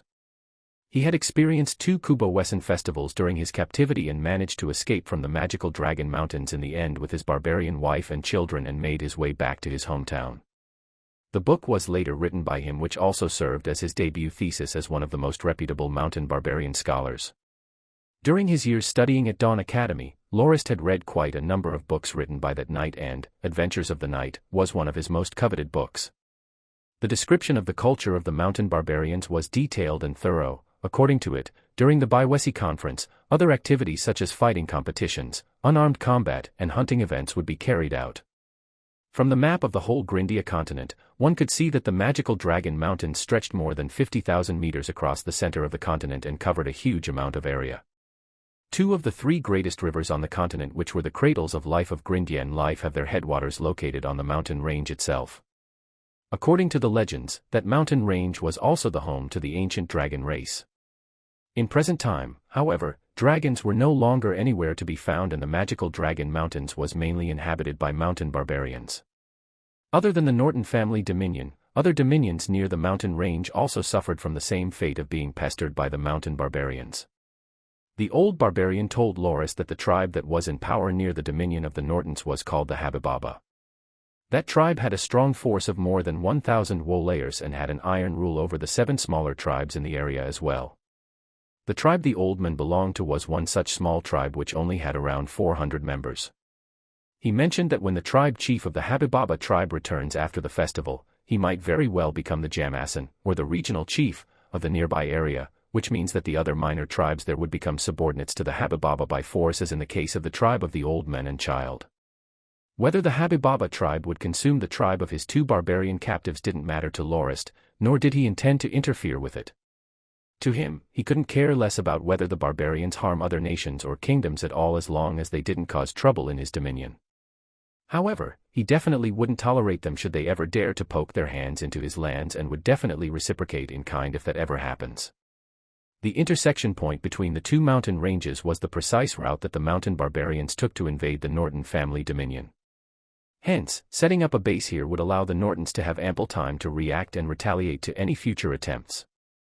Small-scale barbarian expeditions would be handled by the mercenaries, who will in turn depend on them for the extra income, while the mercenaries only had to stay put and stall for time for the reinforcements of the Norton family to arrive if a large-scale invasion was imminent. The construction of the military base went on mostly without a hitch, apart from a small issue that surfaced while building the well. Even though the stream was only 80 meters away from the mound on which the military base was built, when the hole for the well that was dug to reach the groundwater beneath reached a depth of 14 meters, a huge spring burst all the way out with high pressure. The whole situation was rectified after a waterway was made to connect the spring site to the moat, saving the interior of the base from the fate of being turned into a swamp. On that day, Lorist was discussing whether to build a hidden passage with Hosky, Jim, and Supervisor Kedden. He proposed the idea to have a hidden passage dug underground to connect the two turrets. Even though the two turrets were connected by a wooden log bridge above the surface, there was a risk that the barbarians would burn it down using fire arrows and cause the two turrets to lose all connection if the wall is occupied as well. Being stuck in two separate towers would definitely be greatly disadvantageous to the mercenaries, so that was why having a hidden passage would allow them to continue aiding each other to hold their stations while waiting for the support of the Norton family troops. Hosky and Jim thanked Lorist for being considerate for their safety but believed that building another hidden passage would be too cumbersome for it to be worth the effort. Supervisor Kedden on the other hand thought that they must build it as he felt that the barbarians would come in numbers of thousands when they invade instead of the hundreds he had initially thought after he had heard what the barbarian captive had to say. Given that the Habibaba tribe alone had more than 1,000 warriors, it would definitely be able to easily overwhelm the 80 or so mercenaries stationed there. Lorist also added that the hidden passage had to connect to the well as well so the mercenaries would not lose access to their water source if they really end up having to retreat into the turrets. Additionally, he also suggested that the secret passage be extended to where the nearby stream was so that the mercenaries would be able to escape during the most dire of circumstances. However, the passage had to be secretly dug by the mercenaries themselves lest its existence gets leaked by any of the laborers. Lorist's insistence on the passage was due to the fact that the base only had one main entry. The mercenaries would be completely stuck at the base should the enemy ever breach the main wall. Even though Hosky and Jim said that they would definitely fight to the last man, Lorist said that he definitely wouldn't want them to do that and mentioned that he did not station them there to sacrifice them. According to Lorist, it was more than enough for the mercenaries to be able to signal the Norton family about any attack so that they would have enough time to react to the situation, and also said that he wouldn't blame the mercenaries for abandoning the base if they ended up being overwhelmed by their foes. Just as the discussion was getting more heated, a mercenary standing guard outside reported that squad leader Malin of the Wild North Town garrison had come to meet the Dominion Lord. Chapter 115 An Unwelcome Guest. What does the squad leader of the Malin family want from visiting me? Lorist wondered that as he went to see the men who requested for him. The reason for the squad leader's visit was to make his objection to Lorist heard. He had come with several other people from the smaller families of Wild North Town who had been chased out of the town by the four great families. The reason for the objection was that during the time the base was being constructed, Supervisor Kedden had quietly recruited more than 150 laborers who have awakened their battle force to join the Norton family's forces and also brought the family members of the new recruits back to the Maple Woods Bastide. In actuality, Lorist had personally come out with a new set of benefits for soldiers of the Norton family. Apart from receiving a generous salary, recruits would also receive many chances to be trained. As long as a soldier was hardworking enough to raise his battle force rank, he would be able to receive a status promotion and might one day even become a knight of the Norton family. The new conditions also instituted a new change in policy regarding the remuneration paid to the families of dead soldiers. Family members of soldiers who sacrificed themselves for the Norton family would not only be able to receive tax cuts, their direct descendants would also be able to receive education and training from the Norton family until they reach adulthood. As for soldiers handicapped from battle, they would also receive pension and training opportunities for administrative positions to help the Nortons govern the Dominion, thus ensuring their future livelihoods. Other than that, it was specified that the benefits would only apply to the direct family members of the soldiers, namely, their parents, spouse, and children. Any siblings of the soldiers who have yet to reach adulthood would be allowed to live together with the family, but they would not receive any of the benefits. The siblings of the dead or handicapped soldiers will also be required to move out of the house to establish their own families 3 years after they reach adulthood. As for the children of said soldiers, apart from their eldest son, the rest of the children will also have to move out of the household 3 years after they become adults. These conditions had caused many of the people who were forced out of the town by the four great families to have a great argument. Many leaders of the minor families had either taken over their respective families by their own abilities or had inherited the position from the previous family leader. Ever since they were chased out of Wild North Town, they had hoped that they would be able to continue their previous way of life after the completion of the new town, with some of them even dreaming of becoming among the ranks of the new, great families of the town. However, Lorist's new policies had effectively caused a huge number of their men to flock to the Norton family instead. Even though these commoner families have existed for more than 100 years like certain noble families, their foundations were not as firm and the youths within those families usually didn't have much of a choice but to obey the instructions of the family elders as they were the military cornerstone of those families and usually didn't have a chance to strive for their own success. That was why the benefits offered by the Norton family was so well received among many of those youths from the minor families. Human nature is one of greed and self-interest after all. To the youths, the distant relatives within their family didn't matter as much as their direct family members, and being in such a large family meant that they would share their gains with the rest of their relatives and also bear their burdens since they were part of the family. That policy left many of the youths deeply frustrated and caused them to jump at the chance for the better opportunity offered by the Nortons almost instantly. As a result, the initial 2,000-plus workers had decreased by about 600 people, and many of the smaller families of Wild North Town had already broken apart to the point that there was no turning back. The protesters cited that their reason for objection was Lorist's breach of the agreement and violation of the traditional benefits and conditions set by the Norton family's ancestor. Squad leader Mullen represented the 4 great families of Wild North Town as well as the many minor families at Poplar Coast to demand Lorist to revoke the policies that he had set and restore it to the previous ones used throughout the rule of the Norton family, and promise them that he will form a similar garrison at Poplar Coast upon the town's completion. Lorist made a cold smile and thought, "You think I'd let you make another Wild North Town? Well, you can continue to dream on." He refuted the protesters' arguments and said that the conditions he offered for potential recruits of the family soldiers had nothing to do with the benefits given to the Wild North Town garrison. And as the subjects of the Norton family, the people of Wild North Town only had to obey the Dominion Lord and had no right whatsoever to question the Lord's decision. Lorist also stressed that it was already very benevolent of him to let the Wild North Town keep their former traditions. He also added that the reason the recruitment was launched was precisely due to the refusal of the Wild North Town garrison to obey the orders of the family. And during such a bleak time of conflict against a foe like the Kenmays family, the garrison still hadn't agreed to Lorist's proposition for them to act as supply troops to support the family's forces from the sidelines against the barbarians to this date, prompting him to have no choice but to try to recruit more soldiers himself. Lorist angrily rebuked the Wild North Town garrison soldiers for being no more than cowardly rats that only knew how to cower in fear within Wild North Town, and said that it was a waste for the family to continue funding such a useless force, indirectly threatening to disband them. After hearing Lorist's enraged outburst, the squad leader and the rest of the minor family leaders no longer said anything else and walked away. Thinking that he had managed to put an end to the troubles caused by those people who didn't know what was good for them, Lorist felt rather delighted at himself. However, 3 days later, he received news that the garrison troops at Poplar Coast had brought a number of the minor families back to Wild North Town and didn't respond to any of the family's orders. Just as he was getting madder the more he thought about the incident, another piece of news arrived stating that the Wild North Town representatives who were in charge of paying the taxes to the Norton family merely left their crops at the entrance of the Maplewoods Bastide and departed without so much as a single notification. Accompanying the crops was a letter that stated that the reason they still paid the crop tax was because they did not want to rebel against the Dominion Lord and only merely wanted to protest the new policies that disrespected the age-old traditions of the arrangement between the residents of Wild North Town and the former Norton family lords, and stated that they would not obey any of the family's orders until the previous policies are restored. The more lenient I'm on them, the more they dare to oppose me, thought Lorist with much hate in his heart as he made an estimation of the family's forces and considered wiping Wild North Town out in one fell swoop to release his pent-up frustration. It was a relatively peaceful time at the Norton family dominion at that point, as the mountain barbarians were busy celebrating their festival while the Kenmays family's forces still haven't attacked Firmrock Castle yet. It was indeed a pretty good opportunity for the family to strike at Wild North Town. What was troubling was how careful and cunning the leaders of the 4 great families were, for them to have sensed that something was wrong not long after he changed the recruitment benefits of the family's forces. Their instant withdrawal back to their town had caused many of Lorist's plans to be unable to play out properly, further making it harder for him to solve the problem of the town. "So, you think you can protect yourself if you turtle up in your little town?"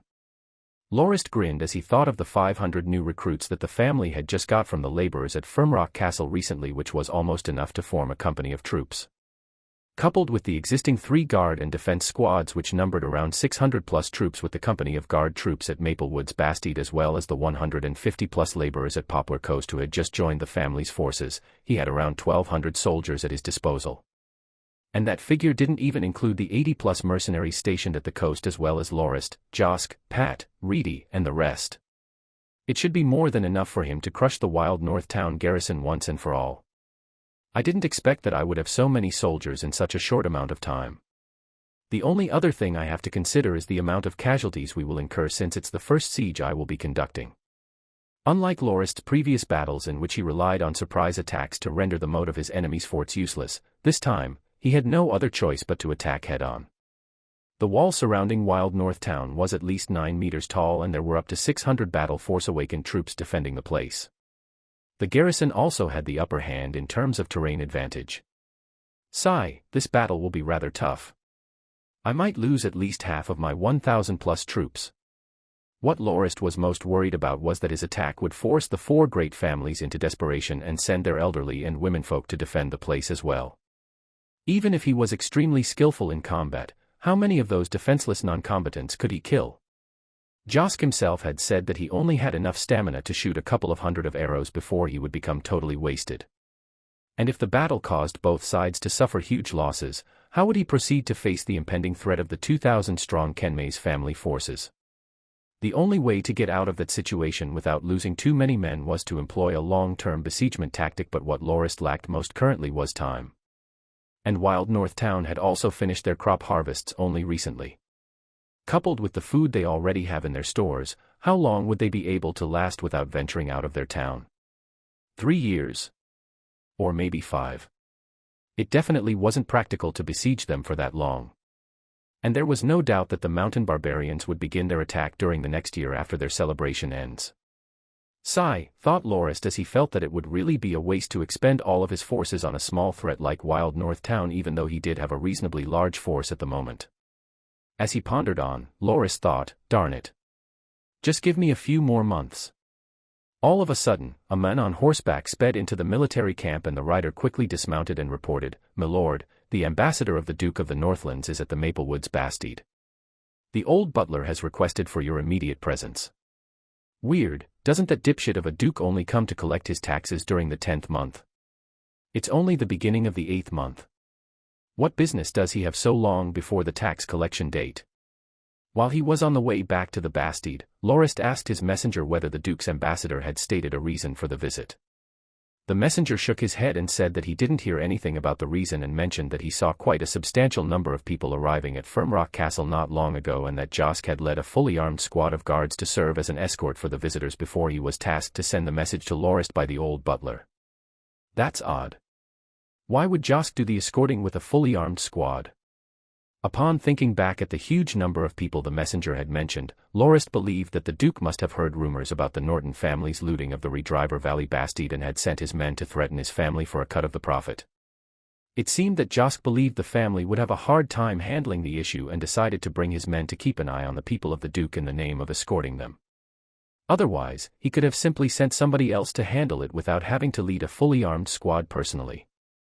After a whole day of speedy travel on horseback, Lorist arrived at the Bastide by the evening and a small camp had already been set up outside the castle of the Maplewoods Bastide.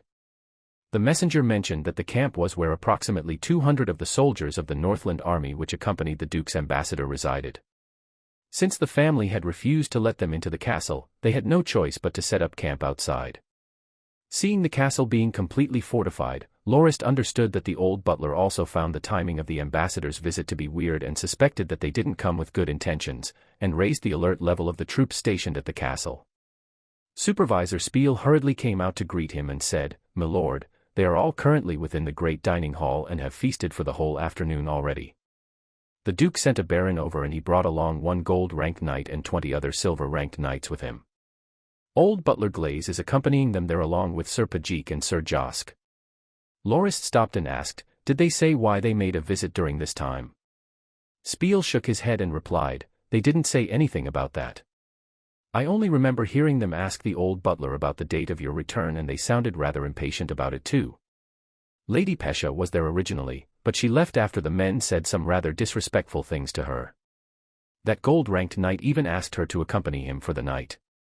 Had it not been for Sir Josk's presence, they might have laid their hands on her already." Lorist sighed and said, "Does she even know what's good for herself? Why did she even go to a place like that? With her silver rank power, she will only be taken advantage by others." Loris took huge strides with Reedy and Pat into the grand dining hall, and the chatter within it instantly quieted down upon their entry.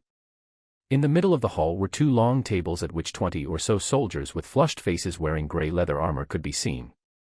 It was evident that these knights Spiel had mentioned have had quite a huge amount of alcohol. At the far corner of the wooden table was a light blonde-haired, skinny middle-aged man dressed in formal robes, and beside him was a huge man equipped with chain mail. That should be the gold-ranked knight. On the other side of the table was old Butler Glaze sitting on a wooden wheelchair with Pajik standing beside him and Josk sitting next to him. Upon seeing Loris enter the hall, Josk hastily stood up and bowed with Pajik before they both made a respectful salute. Old Butler Glaze looked towards the skinny man and the burly knight and said, "This is our newly appointed Dominion Lord, Baron Norton Lorist." According to the tradition and customs of nobles, the skinny middle-aged man and the burly gold-ranked knight should stand up and announce their identities before returning a salute. However, both of them merely sat there quietly, with the skinny man even sarcastically saying, "It seems that the Dominion Lord is so busy that he had to make us wait for so long. However, without the permission of our Lord Duke, your title as the Baron will not be recognized by us simply because you say so." As if he didn't hear any of the vitriolic words the skinny man had just uttered, Loris walked up to Glaze and said, "Grandpa Glaze, you must be tired. Why don't you go get some rest and let me handle this?" The old butler waved his hand and said, "It's okay, I'm not tired at all. Just do your thing, I will just sit here and watch." Having been ignored by Loris, the skinny man lost his temper and banged the table before he roared angrily, "Hey! I was talking to you. You deaf?" Loris turned around instantly and looked at him with a berating gaze before he said, "Which alley did you crawl out from? You dare behave so impudently in the presence of the family of the roaring raging bear?" Loris' seething killing intent that radiated from his gaze caused the skinny man to feel a chill down his spine. He was stunned to the point of speechlessness before he was once again awoken by a tap on the shoulder from the gold-ranked knight that stood beside him. With a face flush with embarrassment, the skinny man stood up so quickly with a hump so forceful that it caused his wig to slant. As he adjusted the wig on his head, he gritted his teeth and said, "I'm Baron Kimura. You better show me the respect nobles deserve." He. You, a noble? You're nothing but an imposter. I've never met a noble that's so unrefined and ill-behaved like you. The way you dress even makes you look kind of like a clown." Loris ridiculed, causing Reedy, Pat and the rest to laugh out loud. "Show me the certificate of your nobility to prove your authenticity. Otherwise, I'll have an imposter like you hanged at the gates of the Bastide as a warning for anyone else who dares to pretend to be nobility." Loris suddenly raised his voice so loud and caused everyone within the hall to start in surprise and focus their attention on the situation. Loris' sudden change in tone and expression had frightened the men so much that his face instantly turned pale. He quickly stuck his hand into his robe and said, It's here. My certificate of nobility is here." The panicking man quickly took out a bunch of documents and placed it onto the table. At that moment, the burly knight said, "I can also testify to the authenticity of his nobility. Even though it has only been 3 months since he was entitled by the Lord Duke himself, he is indeed a noble." "Oh, so you were just recently entitled by the Duke? No wonder you look so much like a clown. What an embarrassment to us nobles. Since you are sent here by the Lord Duke, tell me why you brought so many soldiers to the dominion of the Norton family," said Loris unconcernedly as he gave the skinny man a contemptuous gaze. Chapter 116 Baron Kimura. Baron Kimura quickly noticed that he had just made a grave mistake. He never should have treated the family of the roaring raging bear of the Northlands as the common noble families that he had been dealing with. In terms of history and heritage, the Norton family far exceeded even that of the Duke's Loggins family. Families that have 200 to 300 years of history like that had their own pride and stubbornness, unlike most other Dominion lords that would easily lower their heads and butter up the ambassador of the Duke by giving him expensive gifts and women in fear that they would offend him for some reason. Thinking that the Norton family was completely different from what he had heard before, Baron Kimura thought that there was a high chance that he wouldn't be able to fulfill his mission this time around. "Didn't Viscount Kenmays tell me that the Nortons had already become weak and incompetent? I heard that he had brought hundreds of farmer soldiers to attack the Norton family Bastide and even besieged them for 3 whole months and only had to stop because they ran out of food. I believe that if it were possible, he would have liked to continue the siege longer." Even though Viscount Kenmays sounded rather casual when he said that at that time, within a short 6 months, the Norton family managed to plunder the Redriver Valley bastide all of a sudden and left it burning to ashes after everything was taken. Baron Camorra still recalled the scene when Viscount Kenmays went to see the Duke about the issue. The usually elegant and refined Viscount's face was purple with rage, and he even fainted after spitting out mouthfuls of blood as he muttered, "My gold coins, my gold coins." Most people thought that the Viscount was agonizing over the gold coins that he had used to purchase all the goods that were taken at the bastide. The massive amounts of shipment that the Viscount brought into the Northland some time ago had caused so many people to be green-eyed with jealousy. It was then when the people of the Northlands wondered whether the wealth of the Kenmays family could actually rival that of a kingdom, as they could manage to bring in so much resources all at once. Right after the incident of the bastide burning down, while others were secretly delighting in the Viscount's loss, Baron Camorra had been spending money to bribe one of the personal attendants of Viscount Kenmays and got to know that the Viscount had fainted on that day because of the loss of his secret stash of money that he had stored at the bastide. It had already become the loot of the Nortons.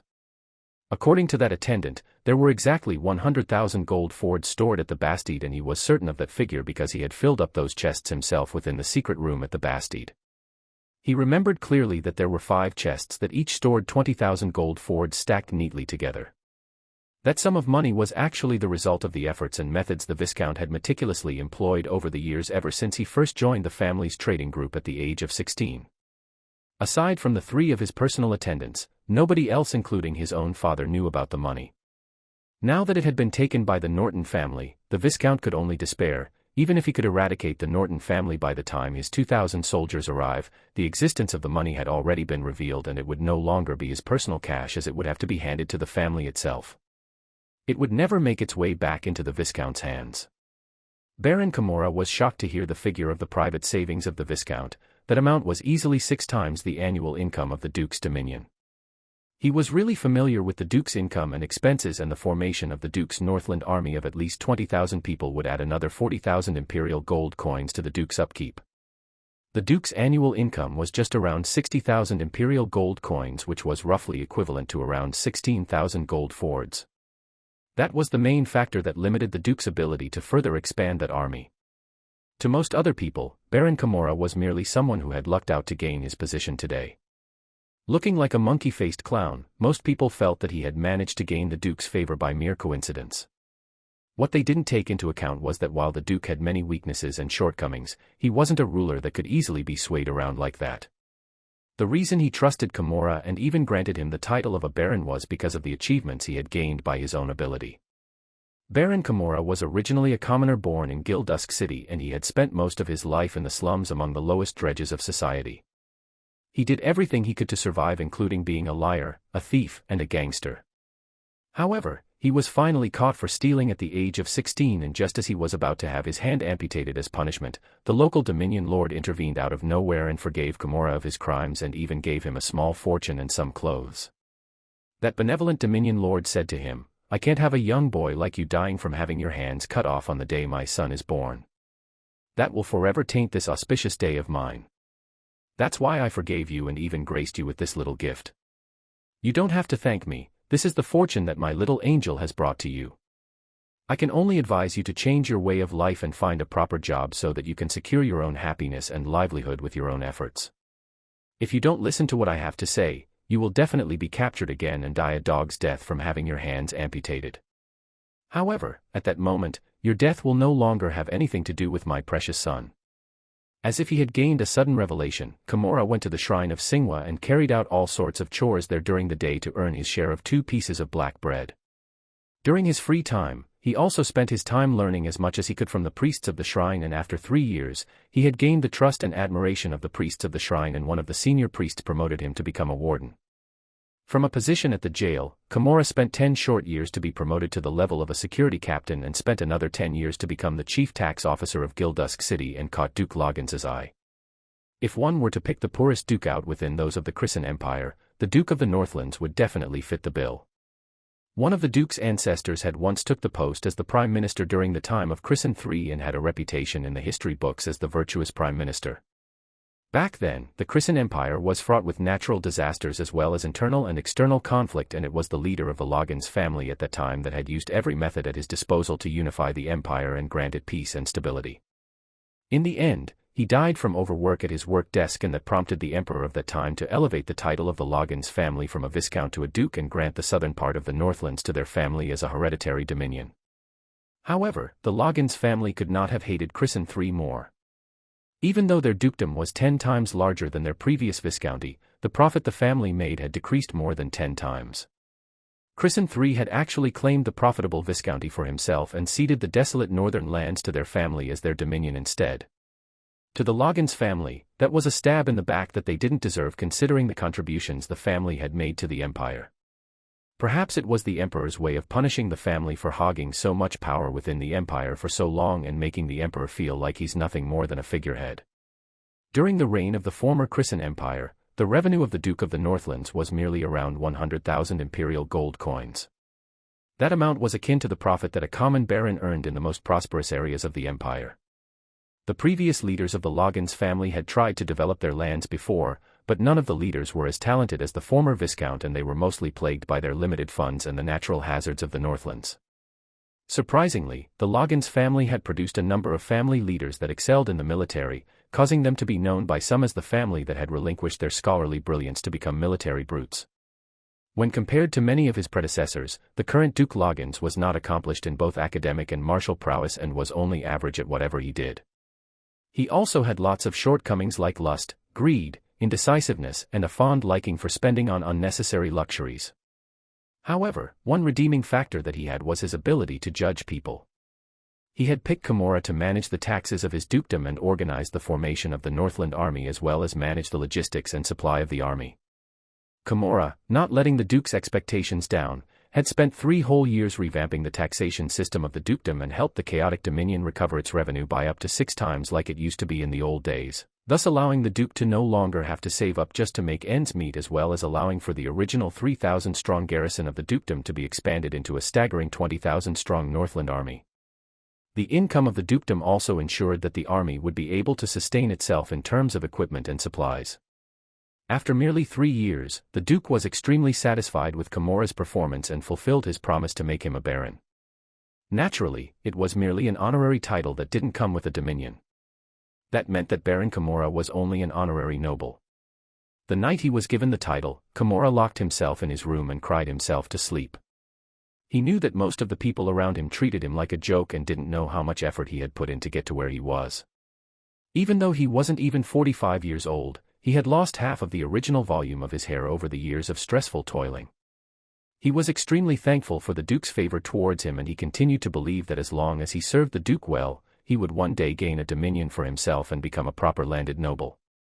After receiving the report from Viscount Kenmaze's attendant, Baron Camorra secretly told the duke about it. The duke was absolutely staggered by the sum of 100,000 gold fords and was even considering sending out the entire Northland army to get the whole amount for himself. However, Baron Camorra said that he shouldn't make such large movements lest he attracts the attention of others. Duke Loggins understood that Camorra was referring to the second prince and that man was even greedier than the infamous duke himself. On the other hand, it would be easy to come out with an excuse to pester the Norton family. Ever since the second prince's Iblia kingdom had decreed for all landed nobles of the Northlands to be under the jurisdiction of the Duke of the Northlands, the Norton family had not made a visit to the Duke himself for a single time, even though they paid their taxes regularly. They could also argue that the Norton family's lack of notification to the Duke when they selected a new family leader was a disrespectful act to the Duke, as he was their senior noble, and not reporting the fact meant that they were treating him as if he didn't exist. It could also be said that among the old noble families of the Northlands, the Norton family had become a rogue family that did not have any associations to a senior noble. After deciding on the excuse with his trusted subordinate, the Duke decided to send none other than Baron Camorra himself to the Norton family as his ambassador. To pressure the Nortons to submit, the Duke had also sent one of the 5 gold-ranked knights he had to accompany the Baron on his journey, as well as an escort of 20 silver-ranked knights and 2 small squads of elite soldiers of the Northland army. The Duke also instructed Baron Camorra that if the Norton family knew what was good for them, not only did they have to hand over the 100,000 gold fords, they also had to give 2/3 of the resources they had plundered to the Duke to gain his forgiveness for the Norton family leader's disregard. And if the Norton family refuses to abide to those conditions, the escort that the Baron brought with him would be more than enough to wipe the family out. Ever since the first young master and the previous family leader of the Norton family died, the Nortons no longer had any gold-ranked fighters. 1 gold-ranked knight, 20 silver-ranked knights and another 2 squads of iron-ranked elite troops should be more than enough to frighten the wits out of the Nortons already. What other choice did they have but to obey the will of the Duke? At the time, that was what Duke Loggins and Baron Camorra believed. The Duke even joked that the real reason the escort of that might was sent was to ensure that the 100,000 gold fords would be transferred back to the Duke's dominion safely. Not knowing the true situation of the Norton family, the Duke and the Baron even laughed about the conflict between the Kenmays family and the Nortons because there wasn't even much of a point to fight for lands as desolate as their dominions as most of the more developed places of the Northlands was at the south where the Duke's dominion was located. If the Duke knew about the decimation of the Feathersore mercenary crew, then he definitely wouldn't have underestimated the might of the Nortons. Had he known that Lorist managed to single-handedly defeat the twin gold-ranked shield-bearers, the Duke might have considered sending all 5 of his gold-ranked knights along with the Baron as well as another 6,000 of his troops. However, if he truly did that, then everyone would know that he was going to rob the Nortons of their gold. During all his time in service to Duke Loggins, Baron Camorra had seen many nobles who would endure any and every kind of insult he threw at them and try their best to please him. As the Duke's ambassador, Baron Camorra had been to many dominions of other noble families to provoke, to mediate, to threaten, to extort, and most often to collect taxes. Before he was even given the title of an honorary baron, the landed nobles were already extremely respectful to him. Camorra had even met some nobles who were willing to send their wives and daughters to accompany him in bed for some extra perks like a small tax cuts. Before he arrived at the Maplewoods Bastide, Baron Camorra had assumed that the Nortons were just like the usual noble families he dealt with. But nobody would have expected for him to run into trouble the moment he arrived at Firmrock Castle.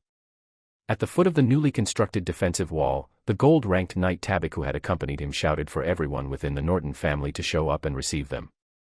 But a young knight merely peeked over the wall and bluntly asked the arrogant Tabak to shut up.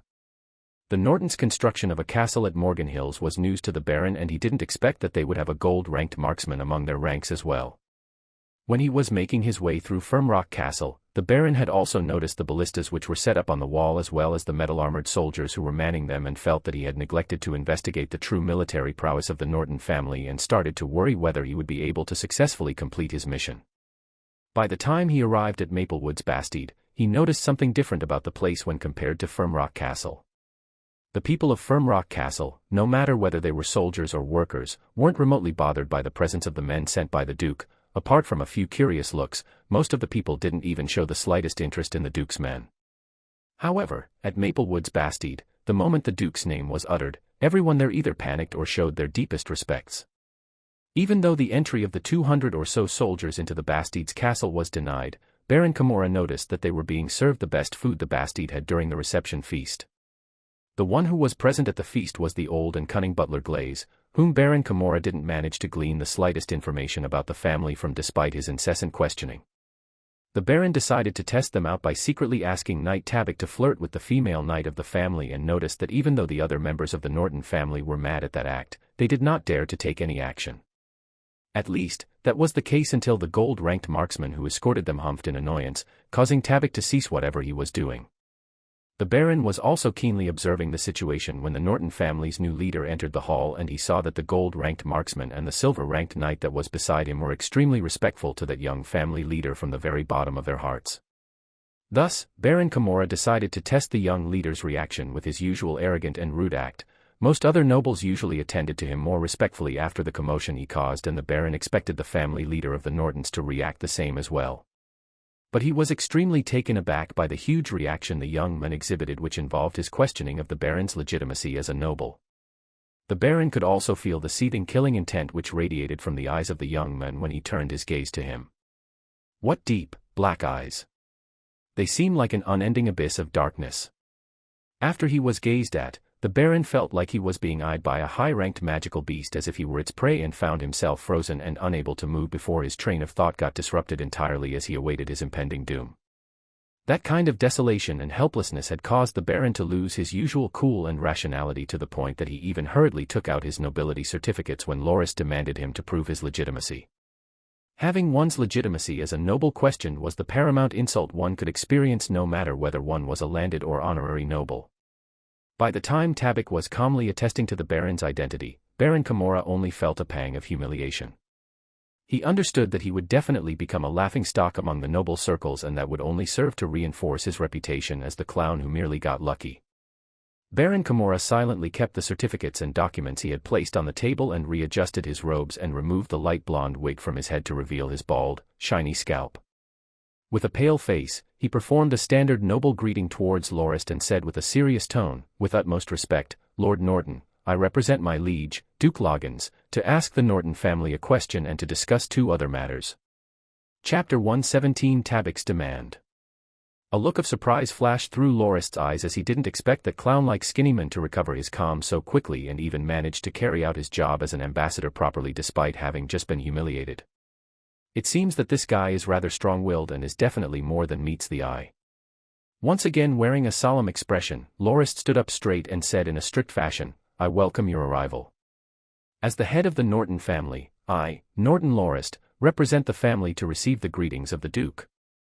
Baron Kimura observed Lorist carefully and no longer dared to look down on that young man. Lorist was different from the other nobles he had encountered in a way that even though he sounded rather polite, there was not a shred of respect towards the Duke that could be picked out from what he had just said. In fact, the tone of speech Lorist used seemed to suggest that he considered the Duke to be on the same level as he was. Instead of the much detested arrogant pride nobles usually had, it was self-confidence that was oozing out of Lorist's being. "Lord Norton, as the Overlord and Duke of the Northlands, Duke Loggins would like to know why the Norton family haven't paid a single visit to him even though it has already been 3 years since the second prince designated all the nobles of the Northlands to be under his rule. Isn't that against the common conventions of nobility? And after the passing of the previous baron, why didn't the new family head pay a visit to the Duke to gain his permission to succeed the title? The Lord Duke has already waited patiently for 3 years and could no longer withstand an insult like that. That's why he would like to know if the Norton family considers him as an enemy." Since Baron Kimura didn't recognize Lorist's claim to the title of a baron, he addressed him as Lord Norton instead. Lorist laughed slightly and said, "The Norton family has never once considered Duke Loggins and his family as an enemy, and also acknowledges his rule over the Northlands. Otherwise, though we wouldn't have bothered to pay the taxes on time in the first place. However, we do not acknowledge the Duke to be our senior noble as it is publicly known that the Norton family has been entitled by the Crescent royal family themselves. Let me ask you, Lord Baron, since when has Duke Loggins been a member of the royal family? Didn't the second prince already order all the nobles of the Northlands to take the Duke as their senior noble?" Baron Kimura asked. "Lord Baron, can the second prince be considered a representative of the royal family?" "I think not, as all the nobles know that the only one who can do so is the third prince of the Andanak kingdom who has been nominated as a successor by the emperor himself. So since when did the second prince have any authority to will the Nortons to become a subordinate noble family of the Loggins family? What he did was just as laughable as a neighbor selling your house without gaining your permission. Naturally, if Duke Loggins is able to gain the agreement from the third prince, then we will immediately pay our due respects to the Duke. But right now, just as you have mentioned, I have many things to settle as the new Dominion Lord and I can only hope that I will have some free time to visit the Duke in the future," Lorist said. Ugh. Baron Kimura didn't expect Lorist's answer to be that reasonable. That means that the Norton family is intent on going against the Lord Duke. Whether I am going against him will depend on his own judgment. If he thinks that my reasoning is fair, he should go see the third prince and gain his approval to govern our family. If he thinks that the Norton family is antagonizing him, he can simply send his Northland army to force us to submit. Even though the Norton family's might is pretty small in comparison to the Duke's Northland army, we are still the roaring raging bear of the North and we will still have the ability to cause the Duke a substantial loss," said Lorist as he casually threatened the Baron. "It seems that the issue with the Norton family's allegiance will be a troublesome one. The Nortons are really different from other nobles, they are not even bothered by the threat of the Duke's army." Having no other choice, Baron Kimura decided to skip the issue and move on to something else. His true goal that day was not to force the Nortons to submit to the Duke but rather to get the 100,000 gold fords from them. "Lord Norton, I think it's best if we solve that issue at a later date. I will definitely tell the Duke your words exactly. We will just have to wait and see what he decides," said Baron Kimura. "Can we move on to talk about the other 2 issues?" "Naturally. Sit down, I'm all ears." Since it was a negotiation, there was no need to be so formal. Lorist heartily asked the Baron to take a seat before talking about the issue. Lorist's impression of the Baron had took a huge turn after the short conversation they had. He observed that the Baron had quickly changed the subject upon noticing he was at a disadvantage since he wasn't able to force the Norton family to submit. I need to first ask you to not spread this issue out.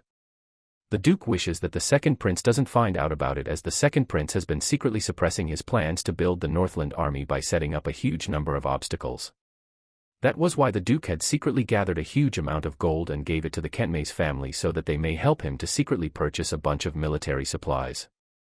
However, he didn't expect that the Kentmays family would store the gold at the Redriver Valley Bastide.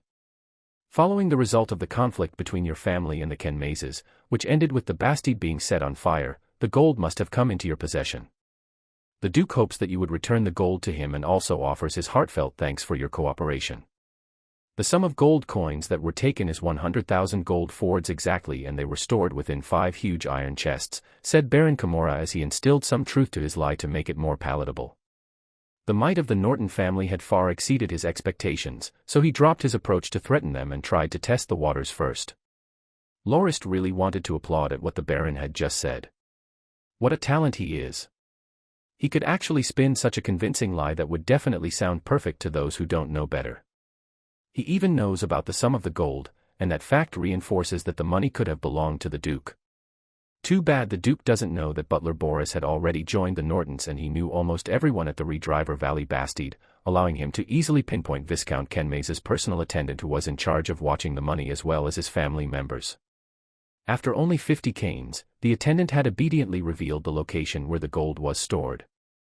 I don't know where the Duke got the information and some of the gold. But for him to stretch out his claws of greed so quickly and even send such a powerful escort along with his ambassador, he definitely doesn't have any good intentions. It's too bad that he had underestimated us. Right now, he's stuck in a difficult position. Lorist looked at Baron Kimura with a weird look on his face that basically said, "Come on, keep on spinning more stories for me to hear." Baron Kimura's face flushed slightly from being stared at so intensely and he asked gingerly, "Lord Norton, what do you think about the matter?" Lorist hummed a few times before he said, "Let's put that aside first and talk about the other issue. What does the Duke want to negotiate with us about?" "Oh, due to the years of internal conflict within the former territories of the Empire, the Duke's manor is in a really bad state and the Gildusk city's fortifications have not been maintained for quite a while, the walls have even started to crack up. As the Duke is a little short on funds, there is no way for him to commission for any repairs to be done. I heard that your family had won a huge victory against the Kenmays family and got all the construction materials they have stored at the Bastide. That's why the Duke hopes that you will be able to provide half of the loot to him so that he may renovate his manor as well as begin the repair works," said Baron Kimura as he decided on his own accord to reduce the original amount of 2/3 to only a half. "Is that all?" "Yes, that was all," the Baron said as he nodded. Hee, only those 2 requests?" Lorist asked as he laughed. Baron Kimura once again nodded and said, "Yes, only 2 requests. I haven't mentioned it yet, but I have a request as well," said Tabak, who was angered that Lorist had completely neglected his presence before he decided to interject between Lorist and Kimura's conversation. Lorist looked at the gold-ranked knight with surprise and said, "Then, oh so admirable and respectable knight, please tell me about your request. I see that your family has a rather abundant supply of metal armor. Even the most common soldiers you have are equipped with those. However, our Northland army has 20,000 soldiers but we have less than 100 sets of armor for ourselves. That's why I want your soldiers to remove their sets of armor and let us bring them back." Tabak had always looked down on Baron Kimura and he didn't understand why the Duke was so fond of a mere baron who did not even have a dominion like him. This time, Tabak only reluctantly joined the expedition to the Norton family dominion as he felt that it was very embarrassing for him to be seen together with the clown of a baron, and the baron's earlier flustered reaction only served to prove his point. It was fortunate the baron managed to pretend that nothing had happened before and conversed with Lorist normally. Secondly, Tabak felt that he didn't need to be there as he doubted that the Norton family would resist the orders of the Duke given the looming threat of the Northland army. However, after seeing the lightning bolt-like green arrow nail his mount to the ground back at Firmrock Castle, he understood that there was a gold-ranked marksman that he couldn't afford to offend, causing him to stop his overbearing behavior and do his best to not cause any trouble. When he was teasing the female silver-ranked knight earlier, he stopped immediately after hearing the marksman grunt with dissatisfaction. Given that Tabik managed to make it to the gold rank, he was definitely no idiot. However, the moment he saw the Norton family's young leader enter the room, he thought that an opportunity had showed up before him. Firstly, the gold-ranked marksman within the room had let down his guard by laying back in his chair and staring towards the roof. Secondly, the Norton family leader was sitting right in front of him and it was almost too easy for him to lash out if he needed to. From Tabik's observation, he could tell that the Norton family head was not even a silver rank. Otherwise, the battle force flowing within his bloodstream would definitely be detected by a gold-ranked fighter like Tabik. At most, the youth could only be an iron rank. As Baron Kimura carefully negotiated with the Norton youth, Tabik grew even more impatient and thought, why does the Duke's ambassador have to talk so respectfully to a mere commoner? Shouldn't he be spouting orders instead? Even if the Nortons have a gold-ranked marksman, what could they do against the Northland army? If everyone in the army spat out a mouthful of saliva, the Nortons would easily be drowned alive already. The reason Tabik was being in his best behavior was because he feared that the gold-ranked marksman would intervene and challenge him to a duel. While he wouldn't necessarily die from a conflict with the marksman, it would still be rather embarrassing to be pummeled for no good reason. The last thing Tabik wanted was to become a huge joke after his return to the Duke's dominion with the clown. However, due to some kind of luck, the young Norton family leader who didn't know what was good for him was seated right in front of him. As long as he held him hostage, the Norton family would have no other choice but to yield. Even the gold-ranked marksman would have no choice but to submit unless he wanted his lord to die, and that was hardly possible. Taking into account of the 20 other silver-ranked knights he brought along with him, Tabik planned to force the people in charge to open the castle gates to allow his 200 or so soldiers enter the castle to set the situation in his favor. As long as I can hold that Norton kid hostage, then the Duke's demands will definitely be satisfied and I would take most of the credit while that clown over there will remain nothing but a joke. Maybe the Duke might even strip him of his title and let him return to being a dirty commoner and I might stand a chance to receive a title and dominion myself and my status will ascend to that of landed nobility. Even though Tabik was busy fantasizing, he was also very wary of his surroundings. However, his worries quickly evaporated as the gold-ranked marksman had actually fallen asleep within the room. I really don't get how he's able to sleep so calmly in a situation like this. The guards of the Norton kid are also not paying attention and are whispering about something among themselves. I just need an excuse to act right now. Even though Tabik had considered lashing out to catch them off guard, that would be far too unrefined and undignified of him given his status as a gold-ranked knight. He would definitely not be able to feel proud for his own success if he had to rely on ambushing to deal with a puny iron rank and that act would forever taint his reputation for the rest of his life. The best solution was for Tabik to cause the Norton family head to argue with him so that he would have a perfectly reasonable excuse to take him down. Having thought through his plan, Tabik told Lorist of his unreasonable request. As expected, Lorist started laughing, but his laughter got softer as time went on. What are you laughing at? Tabik asked, dissatisfied. Do you see the door over there? Lorist asked as he pointed at the door of the Grand Hall. What about it? You will find the gates of the castle after exiting the hall and taking a right turn. Why would I do that? Are you an idiot? Don't you understand that I'm asking you to fuck off? I really don't get how a bird brain like you managed to become a gold-ranked knight. I guess idiots have their own kind of luck too. Lorist said. Even though Tabik expected a backlash from his suggestion, he really didn't expect the young master of the Nortons to manage to enrage him to the core of his being. Lorist's brutally honest insults were something a gold-ranked knight like Tabik had never needed to endure ever in his life. You will pay for your words today, said Tabik with a hoarse voice before he thumped on the long table and broke it into half. As the bowls, wine glasses, and wine barrels flew all over the place, Tabik leaped over to Lorist with both his hands outstretched. Chapter 118 The Issue of Compensation. Tabik took one last look at his surroundings just before he leaped forward. It seems that the gold-ranked marksman is awake. But he's just looking over here and haven't managed to react yet. The Josk was still actually seated as if he didn't care about protecting his lord and unexpectedly laughed out loud when he noticed what was going on. The two guards behind the Norton family leader was also laughing out and weren't inclined on protecting their Dominion lord either. What if this guy isn't the real family leader of the Nortons? No matter what Tabik suspected, he felt that since he had taken action, he might as well hold that person hostage first and see what would happen next. Since the youth had insulted him, Tabik was intent on making him pay and teaching him a lesson that a gold-ranked knight should not be so easily provoked. One more step, and I'll be able to get hold of that kid's shoulder. There's nothing much an iron rank like him can do once I restrain him. Let's see if he dares to insult another gold-ranked knight like me in the future once this matter is settled. However, Tabik noticed that the Norton family leader didn't even make any moves and merely stood there like a log. Shouldn't he be trying his best to flee now? Wait, he's actually smiling. Has he turned silly from the fear? Tabik lashed his hands out to grab at the men, only to notice that he had grasped nothing but air. That kid's shoulder was previously right in front of him. Thinking that he probably saw mistakenly, Tabik reassured himself that the youth would no longer be able to escape his grasp the next time. Right after Tabik swung his hands forward once more, somebody was caught. But Tabik's expression was that of surprise and terror. He had not actually caught Lorist by the shoulder. Instead, his right arm was clasped tightly in Lorist's hand. A sudden pain burst forth from Tabik's arm, causing him to scream out loud in pain. He could clearly hear the crisp sound of the bone within his arm cracking. After the jolt of pain, Tabik could no longer feel his right arm. Having discarded the notion of taking Lorist hostage, Tabik pushed his left hand outwards and tried his best to get away from him, only to have his left arm held again. Aff!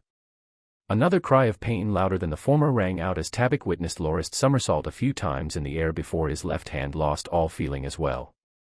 At that moment, the gold-ranked knight's mind was completely blank and he couldn't feel either of his arms and was only barely standing. However, Lorist didn't spare him just yet and rammed his knee against Tabik's stomach, and all of the stuff he had eaten just before were expelled with a loud barf, staining one side of Lorist's pants in the process. Within the next few moments, Tabik's chin, left cheek, and right cheek turned numb all of a sudden before he spat out a mouthful of teeth. As Lorist continued kicking, he roared, "Gosh, why did an idiot like you have to ruin my pants?" Tabik currently felt like he had become a piece of metal on an anvil that was being hammered non-stop. Right before he lost all consciousness, he finally understood why the gold-ranked marksman and the two other guards were laughing. They were mocking him for jumping straight into boiling water without knowing any better. Baron Kimura witnessed with fear the scene of the gold-ranked knight Tabik being pummeled by Lorist like a sandbag, looking as helpless as a damsel who had run into a group of ruffians whose cries were unheard by anyone else. That was something the Baron had not dared to conjecture even within his wildest dreams. While he knew that Tabik had a fond distaste for him and frequently called him a clown, there was nothing the Baron himself could do about it, as he was merely an honorary noble while Tabik was one of the 5 gold-ranked knights working for the Duke. He had no other choice but to endure Tabik's harsh treatment. But currently, Knight Tabik was completely powerless against Lorist. Back when Tabik launched himself towards Lorist, the Baron secretly praised that act, as once the family head was captured, the Norton family would definitely cooperate with whatever demands they had. But the scene following that had quickly extinguished the Baron's previous excitement, causing him to see Lorist as a being that was even more fearsome than the fiercest high-ranked magical beasts. Even though the Baron felt some sort of pleasure from seeing the knight who had so often berated him being beaten so badly, as the ambassador of the Duke, he still had to do something to stop the current commotion lest all negotiations break down into full-blown conflict. But by the time he finally decided to take action, Tabik had already turned into a lump of mud beneath Lorist's feet and was blissfully out cold, no longer having to feel the pain Lorist was causing him. Baron Kimura then watched Lorist bend down to his knees and search the fainted knight in a practiced manner. Taking out a heavy beast-skin coin pouch, Lorist opened it before he tossed it to one of the guards behind him and said, "Take it and give it to Supervisor Spiel for him to log it into the accounts later. Let's consider it compensation for the table and the cutlery he broke." Feeling a chill run down his whole body, Baron Kimura noticed that his knees were shaking uncontrollably. What kind of upbringing did this family leader have? He robbed Tabik like it was the most natural thing to do in the world and even seemed to be able to justify his banditry with perfect conscience. The Baron knew well about Tabik's beast-skin pouch, as he had heard the knight brag about it once before, that it stored the 60-plus gold fords that he had managed to earn over the years. He took all that as compensation. With that kind of money, he could fill the whole castle full of tables like the one Tabik broke. Loud clanging sounds suddenly filled the hall as the 20 silver-ranked knights who had accompanied the Baron and Tabik flipped their tables and kicked away the benches before they drew their swords and prepared to engage. The battle before had happened too quickly for the silver-ranked knights to react in time. By the time they turned their heads over, the scene of their boss, a gold-ranked knight, being pummeled like that had shocked them completely, as they had never seen a gold-ranked knight looking that pathetic all their lives. By the time all of them snapped out of their trance, Tabak was already slumped at Lorist's feet, completely out cold. The 20 silver-ranked knights all had a joint thought that if word of their boss's defeat and their inability to do anything about it got out, they would definitely turn into laughingstocks when they return. So they decided to avenge their boss in front of everyone present within the hall so that someone would witness them correcting the wrong. "No, you guys stop," said Baron Kimura hastily. But nobody paid him any heed. The knights had all heard their boss Tabak call the Baron a clown too often and naturally didn't even bother to listen or even consider what the Baron had to say. "Reedy," Lorist called out. Reedy removed the quiver of javelins that was slung on his back and put it in front of Lorist. Following that, 6 javelins were launched flying through the air in a mere moment before they landed in a neat row, all spaced out evenly in front of the 20 knights to form a barricade. Anyone who walks past the javelins will be killed without a doubt. I have with me 18 javelins and your lot has 20 people. Let's see which 2 of you will be fortunate enough to survive and return to report this incident to your duke." While Lorist wasn't the least bit loud when he said that, his voice resounded clearly through the ears of everyone that was within the dining hall. Everybody present within the hall all quieted down, and only Baron Kimura's ragged breaths could be heard. Even he couldn't do anything about this indifferent subordinates of his. The few knights who were standing behind the javelins had a change in their expressions as the blade glows on their blades flickered unstably while they hesitated on whether to cross that barricade of javelins. After that, a hoarse voice sounded from behind them and broke the silence of the hall. "Why should we be afraid? Come on, all of you. Let's cut that twerp into pieces. Kill." The silver-ranked knights at the forefront raised their long swords and no longer hesitated to cross the barricade of javelins. The javelins shot out like lightning bolts and struck the knights who had just went beyond the barricades. Within moments, agonized cries filled the whole hall. One silver-ranked knight quickly retreated 2 steps back and went behind the barricade once again. 7 of his comrades had already fallen in front of him, with all of them having a huge javelin pierced through their chests and nailing them to the ground. 4 of those men were still alive and spitting out mouthfuls of blood as they struggled in pain. The knight who stepped back suddenly noticed that his teeth were chattering uncontrollably as his whole body shivered from immense fear. It had all happened too quickly. The knights who went beyond the javelin barricade were less than 10 steps away from Lorist, and yet that small distance was the difference between life and death. The fastest of his comrades just now had only taken 4 steps before he was nailed to the ground, and the shivering knight would have become the 8th person to share the same fate had he not hurriedly stepped backwards after witnessing the death of one of his comrades directly in front of him. It was extremely fortunate for him to have dodged backwards without a moment's hesitation the moment he saw his comrade dying. The knight who had barely escaped the clutches of death felt all the energy seep out from his body before he noticed a distinct stench wafting through the air and heard a sound of trickling water. Taking a slight glance to his side, he noticed that the knight beside him had been so terrified that his bladder let loose involuntarily. Who was the one who shouted just now? "Step out this instant." Even though Lorist said that in a casual tone, the javelin he held in his hand seemed to indicate his intention on taking care of the guy who instigated the knight's charge. The silver-ranked knights were all very clear on the identity of the one who shouted out loud in the beginning, as they were all quite acquainted with the voices of their own comrades. A few of the silver-ranked knights standing at the front backed away and revealed a large man with a goatee and mustache who was holding a long sword in his hand. That burly man didn't expect that his own comrades would back away to reveal him like that. Faced with Lorist and the javelin in his hand, the burly man screamed before he dropped his long sword and dashed in the other direction. Just before Lorist threw the javelin, a green arrow whooshed past him and sent the burly man flying through the air and nailed him to the wall, causing him to struggle and expel his last breath within moments. Josk said, "You want to escape? I'm afraid you'll need the permission of my bow." It was at that moment when the knights remembered the presence of the gold-ranked marksman. Now that their own gold-ranked ally, Tabak, had been utterly defeated, the remaining 12 silver-ranked knights didn't dare to make a single sound lest they drew the attention of the 2 fearsome beings within the room. "Joe, you bastard, taking my spotlight again," Lorist complained before he looked at the remaining 12 knights, who instantly lowered their heads the moment Lorist's gaze fell on them. "All right, I can spare you guys and forgive you for your rude transgressions. However, you must compensate for the trouble you have caused. I want you to cast your weapons down on the floor and line up over there. Reedy, Pat, collect their weapons as well as their money pouches. Lorist said. This is pure banditry. I'm going to complain about the shameless acts of the Norton family in front of all the nobles if you do this. Baron Camorra could no longer stand it and accused Lorist in a fit of rage. Banditry. Shameless acts. Lord Baron, don't compare us Nortons to your Lord Duke. I'm ashamed to be praised so highly by an ambassador of the Duke, the incarnate of banditry and shamelessness himself. Did you come here with the holiest of intentions in mind? Even though I treated you as guests with the finest food I had, you didn't give the host, me, any amount of due respect at all.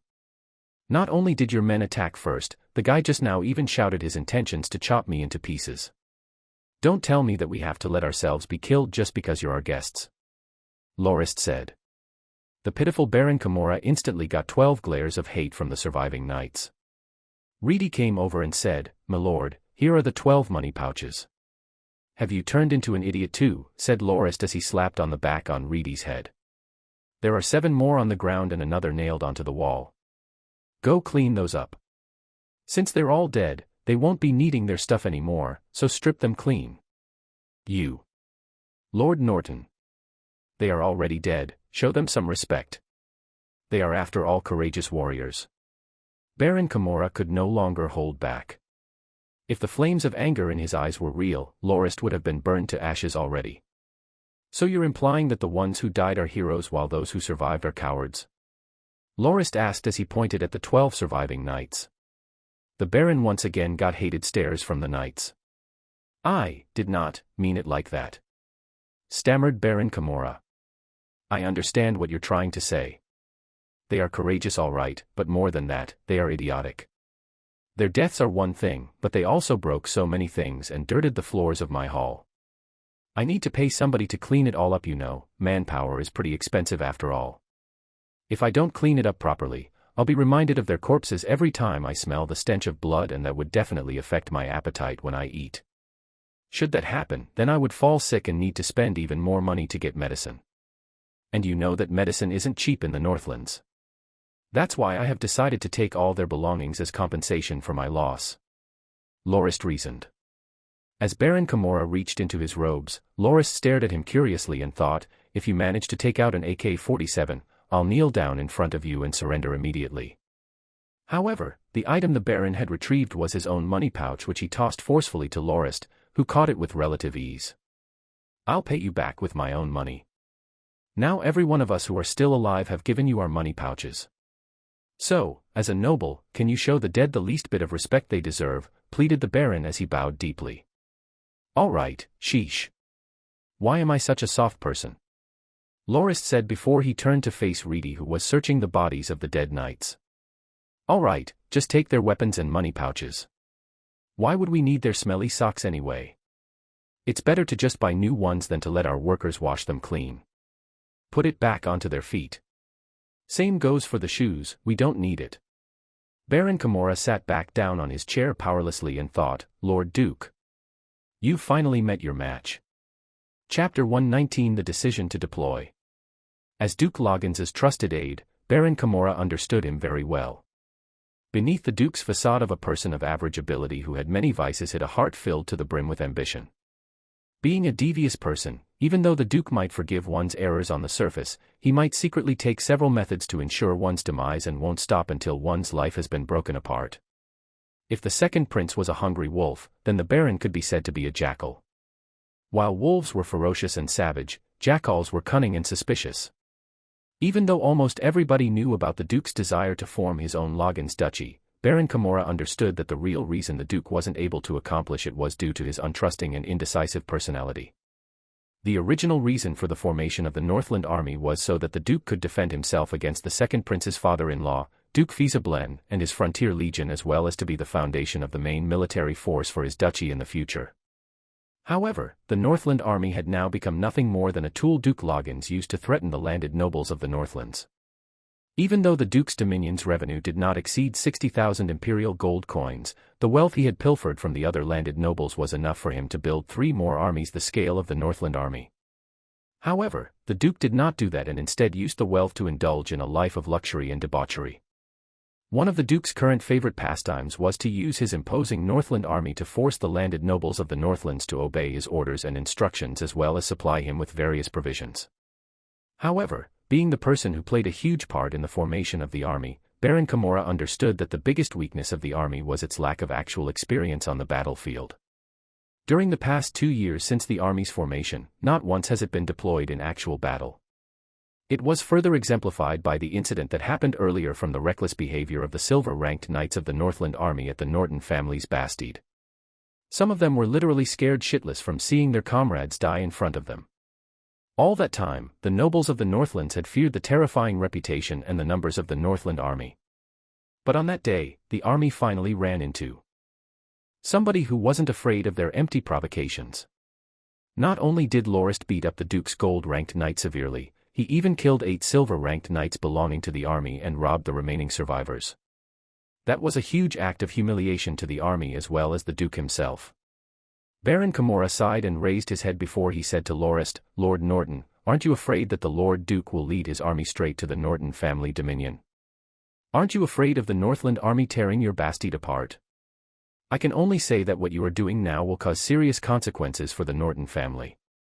As the leader of the family, you really should be more considerate of your family's future and not ruin it in a rush of reckless behavior. If you're willing to hand the 100,000 gold fords you got from the Kentmays family to the Lord Duke, then I believe that I can convince him to restrain his anger temporarily and forgive you for your offensive behavior." Lorist snickered and said, "Oh, so respectable Lord Baron, you really are a talent to be cherished.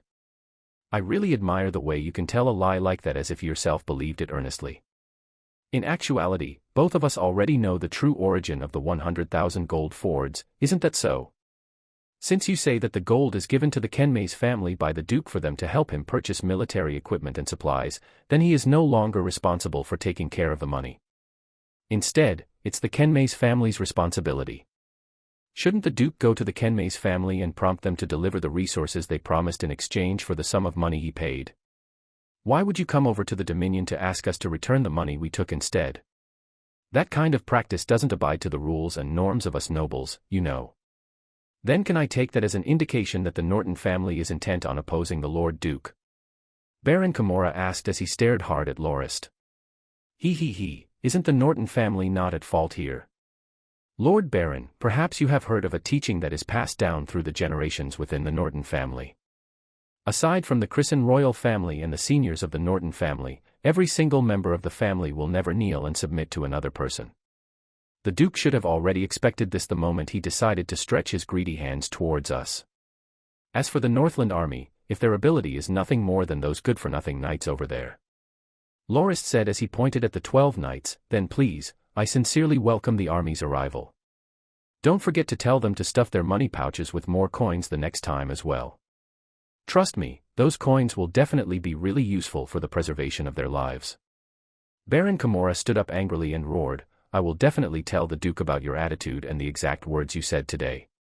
Lord Norton, since you insist on being so stubborn like this, you better pray that you have enough luck to bail you out from the consequences." Lord Baron, thank you so much for your kind wishes. I also think that I'm a rather lucky person myself. For instance, didn't I earn a small fortune from your visit today? Many thanks to you for that. It seems that it's getting rather late, so I would advise you to stay within the bastide for the night. Tomorrow, I'll send an escort to accompany you for your departure, Lorist said with a smiling face as if he wasn't the least bit bothered by the Baron's threats. Baron Kimura was already so exasperated that he could no longer even muster the energy to be angry. The leader of the Norton family before him was even more ridiculous than Duke Loggins himself and was far more arrogant. The Baron merely nodded with a cold expression and said, "I will take my leave now," before he exited the hall. Lorist then looked at the 12 knights who were standing there obediently and told them, "What? Do you think that you'll be served dinner if you stay? Quickly drag this idiot on the ground and the corpses of your comrades out and buzz off. Did that dogshit Duke think that we, the Norton family, wouldn't dare retaliate at his greedy claws? Sigh, little Locke, that's far too reckless of you. Since Duke Loggins had already stated his conditions, we could have tried our best to negotiate to pay to a lower price. There's no need to completely turn them down and piss them off to a point like that." The one who said that was old Butler Glaze. Even though he didn't say a single word when Lorist was arguing with Baron Kimura, he felt that Lorist shouldn't have picked the worst possible choice from the get-go. He felt that the best course of action was to use money and other material goods to placate the Duke and his ambassador. Lorist smiled and started pushing the butler's wheelchair before he said, "Grandpa Glaze, I've already thought through it. If we don't give all of the 100,000 gold fords to the dogshit Duke, he will never let us off that easily. And if we yield even once, he will take that as a sign of weakness and come even more often in the future to make his demands until we are completely sucked dry. Since we would eventually become enemies anyway, I don't see why we shouldn't give him a much-needed wake-up call and remind him that his Northland army is not as fearsome and invincible as he thinks it is. Even if all the soldiers of the army were as useless as the silver-ranked knights that showed up today, there are still 20,000 of them. The forces of our family are still far from being able to resist them," said the old butler in a worried tone. "Hee, it will be fine. With the Firmrock Castle completed, they will never be able to enter our family dominion. No matter how many people they have, if they all run straight towards the castle walls, they will only crash flat into their deaths without being able to hinder us in the least," Lorist said as he expressed his confidence in the defensive capability of the newly completed wall of the castle. That was also one of the main reasons he dared to go all out to turn against the Duke. "Oh, and, Grandpa Glaze, now that everyone is here, I'd like to discuss something important. I've decided to ready our troops to attack Wild North Town," Lorist said. "Are you sure you'll succeed?" said the old butler in a surprised tone. "I'm reasonably sure that I will, but I can't say that the casualties that we will incur will be small." Lorist then gathered everyone within the room and started briefing them on his plan to attack Wild North Town. After hearing Lorist's explanation, Josk opined, "It'll be a tough battle. We are too short on time. Unless we attack without any regard to our casualties and reduce the fighting power of Wild North Town, there is no way that we will be able to take over it within a short period of time." Lorist believed that by the time Baron Kimura returns to the Duke's dominion, it would not take more than 15 days before the Duke's army arrives at Firmrock Castle. He had proposed to occupy Wild North Town within that time frame to remove the tumor that was causing so much trouble for the family. Lorist was prepared to mobilize one company and one squad of soldiers from Firmrock Castle and leave 2 squads of defensive unit soldiers to guard the place. Including the company of soldiers at the Maplewoods Bastide and the mercenaries at the base at Poplar Coast, they would have around 1,000 men to attack the Wild North Town with. Pajik expressed his objection to the plan and said that it was best if the family waited for another 6 months before attacking the town. He mentioned that Lorist had forgotten the most crucial factor that would cause their failure. The 1,000 men he had wanted to mobilize were all new recruits who had little to no battle experience and military training and was not that much stronger than average farmer troops. On the other hand, the enemy had a huge fortified wall to hide behind and also knew the terrain well. They also had an advantage in numbers as the scenario of the women and elderly helping out with the defense that Lorist once mentioned was extremely possible. Lorist laughed bitterly and said, "We don't have that much time. Even if the Duke doesn't deploy his troops after hearing Baron Kimura's report, he will be more than happy to let the 2,000-strong force of the Kenmei's family attack us first. Since we can only train elite soldiers by letting them fight actual battles, the casualties we will get is a price we have to pay. When compared to Duke Loggins, the people of Wild North Town are relatively easier to handle, so it's better to tackle that problem first. And we should also take into account that the conflict with the Northland army will not end that swiftly, so we must also make preparations for a long, drawn-out battle. Is there no chance for us to take the gates of Wild North Town by way of a surprise assault and catch them off guard?" Pat asked with a hint of dissatisfaction. Lorist merely shook his head. Old Butler Glaze explained to his grandson, "Deploying our troops to attack the Wild North Town will not happen instantly. We have to rally the soldiers and prepare the supplies we need during the expedition, which will take at least 2 to 3 days to get done. Given how close the family Bastide is to Wild North Town, any such movements we make will definitely be taken notice by them in no time. There are also many of the servants within the Bastide who have familial relations with those of Wild North Town, and it is entirely possible for them to notify the enemy in advance of our mobilization.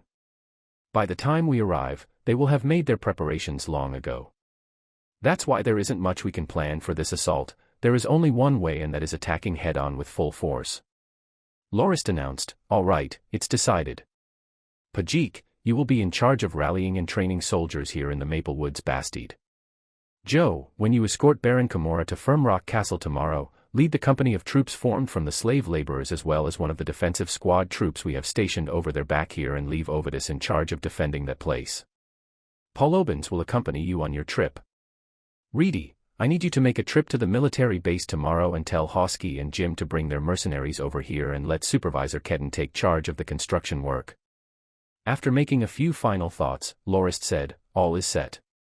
We will mobilize our troops 3 days from now to attack Wild North Town." When Lorist and the rest were discussing the plan of attacking Wild North Town, the atmosphere outside the Maplewoods Bastide Castle was extremely merry and hectic. About 40 bored Northland Army soldiers started shouting at the guards on the walls of the castle and made many demands, such as wanting more meat and alcohol as well as some allowance from the Norton family for making them travel so far. They also demanded for women to be provided to serve them and to console their lonely hearts through the stillness of the night. The soldiers gradually shouted their demands rhythmically as protesters with their slogans. "Give us money. Give us meat and wine. Give us women." As their shouting got louder and louder, the gates to the castle opened and the ambassador and the knights that had went in earlier that morning emerged looking crestfallen and down. They didn't even leave with the mounts they had rode into the castle, and some of them were even carrying corpses on their backs. The gold-ranked knight, Tabak, was being carefully carried by 4 knights who were using their capes as a stretcher. The soldiers of the Northland army were all dumbstruck at that sight before they were awoken by one of the silver-ranked knights who ordered them to quickly take care of the corpses as well as the unconscious Tabak. It didn't take long before the men realized that they had messed with the wrong people, and the merry atmosphere within the camp returned to its former seriousness as they started to wonder whether the Norton family would allow them to return unscathed. After eating a simple meal, Baron Kimura paced around within his tent impatiently. He wasn't worried at being attacked in the middle of the night by the Nortons, as traditional noble families like them had their own brand of pride and they usually wouldn't resort to underhanded methods like that. Since that Norton family leader is even more arrogant than the Duke himself, he definitely would disdain doing something as devious as that.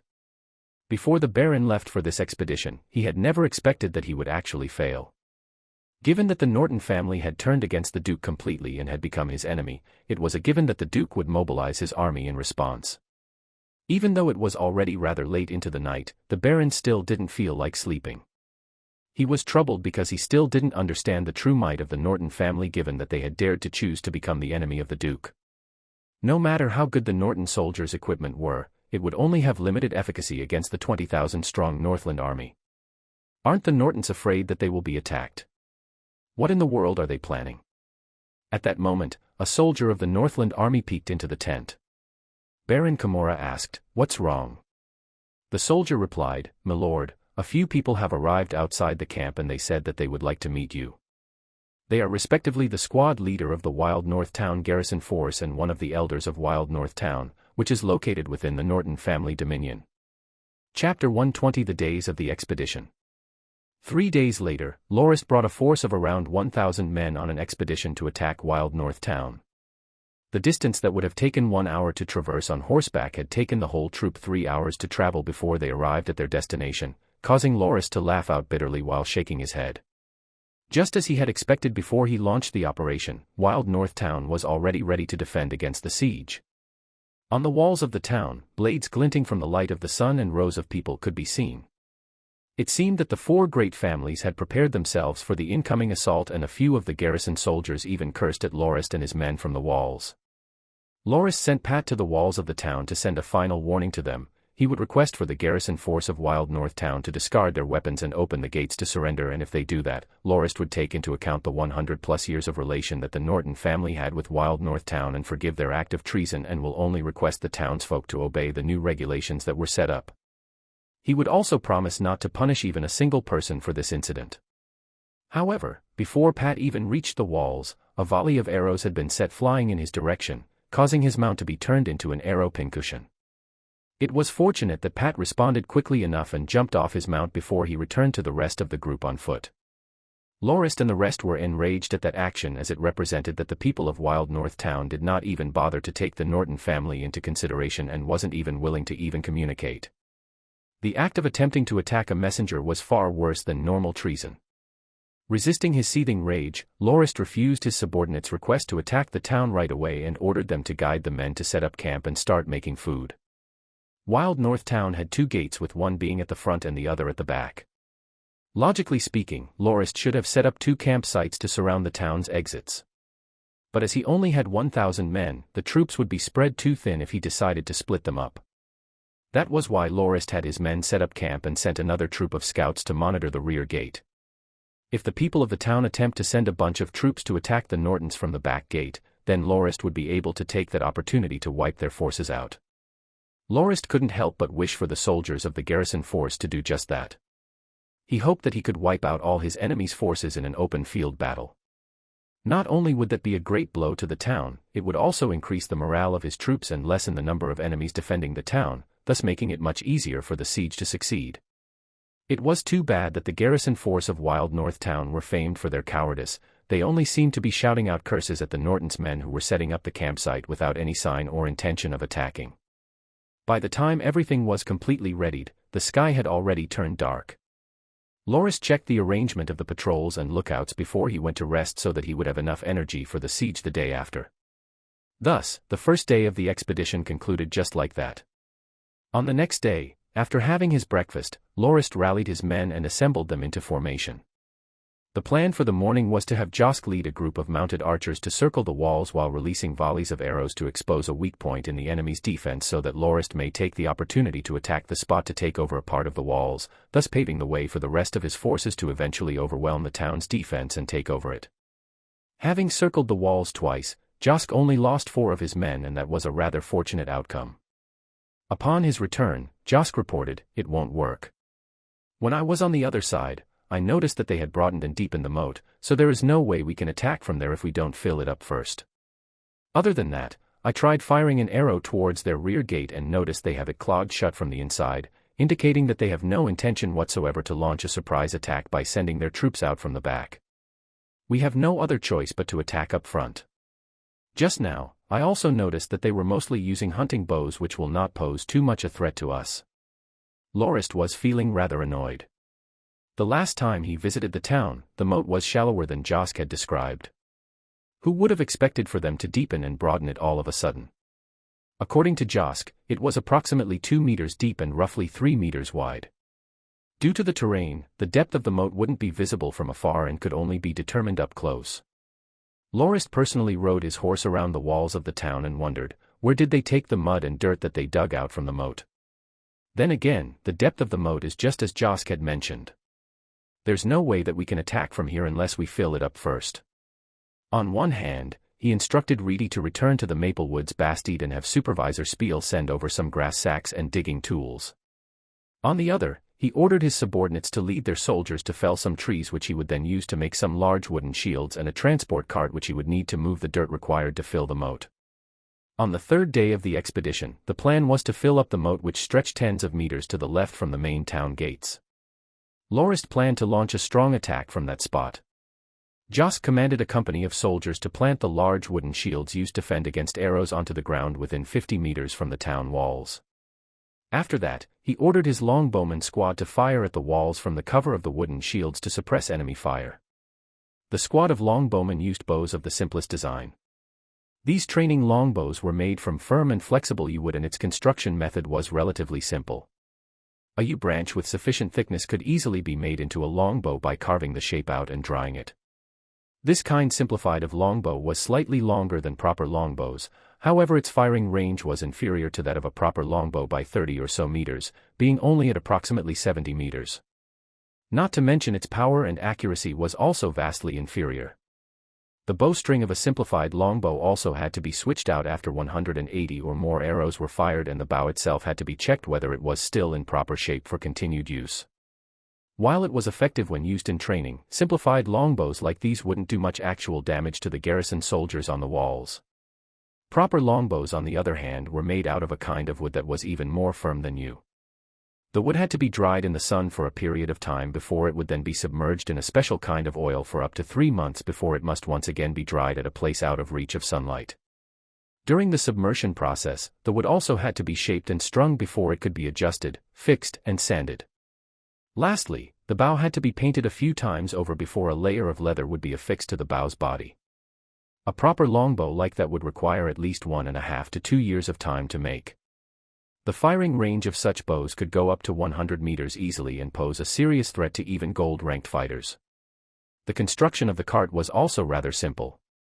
Its basic form was nothing more than putting together two large wooden planks to form an A-frame roof with four wheels fixed to its bottom and coating the roof with a layer of wet mud to prevent it from being set aflame by fire arrows.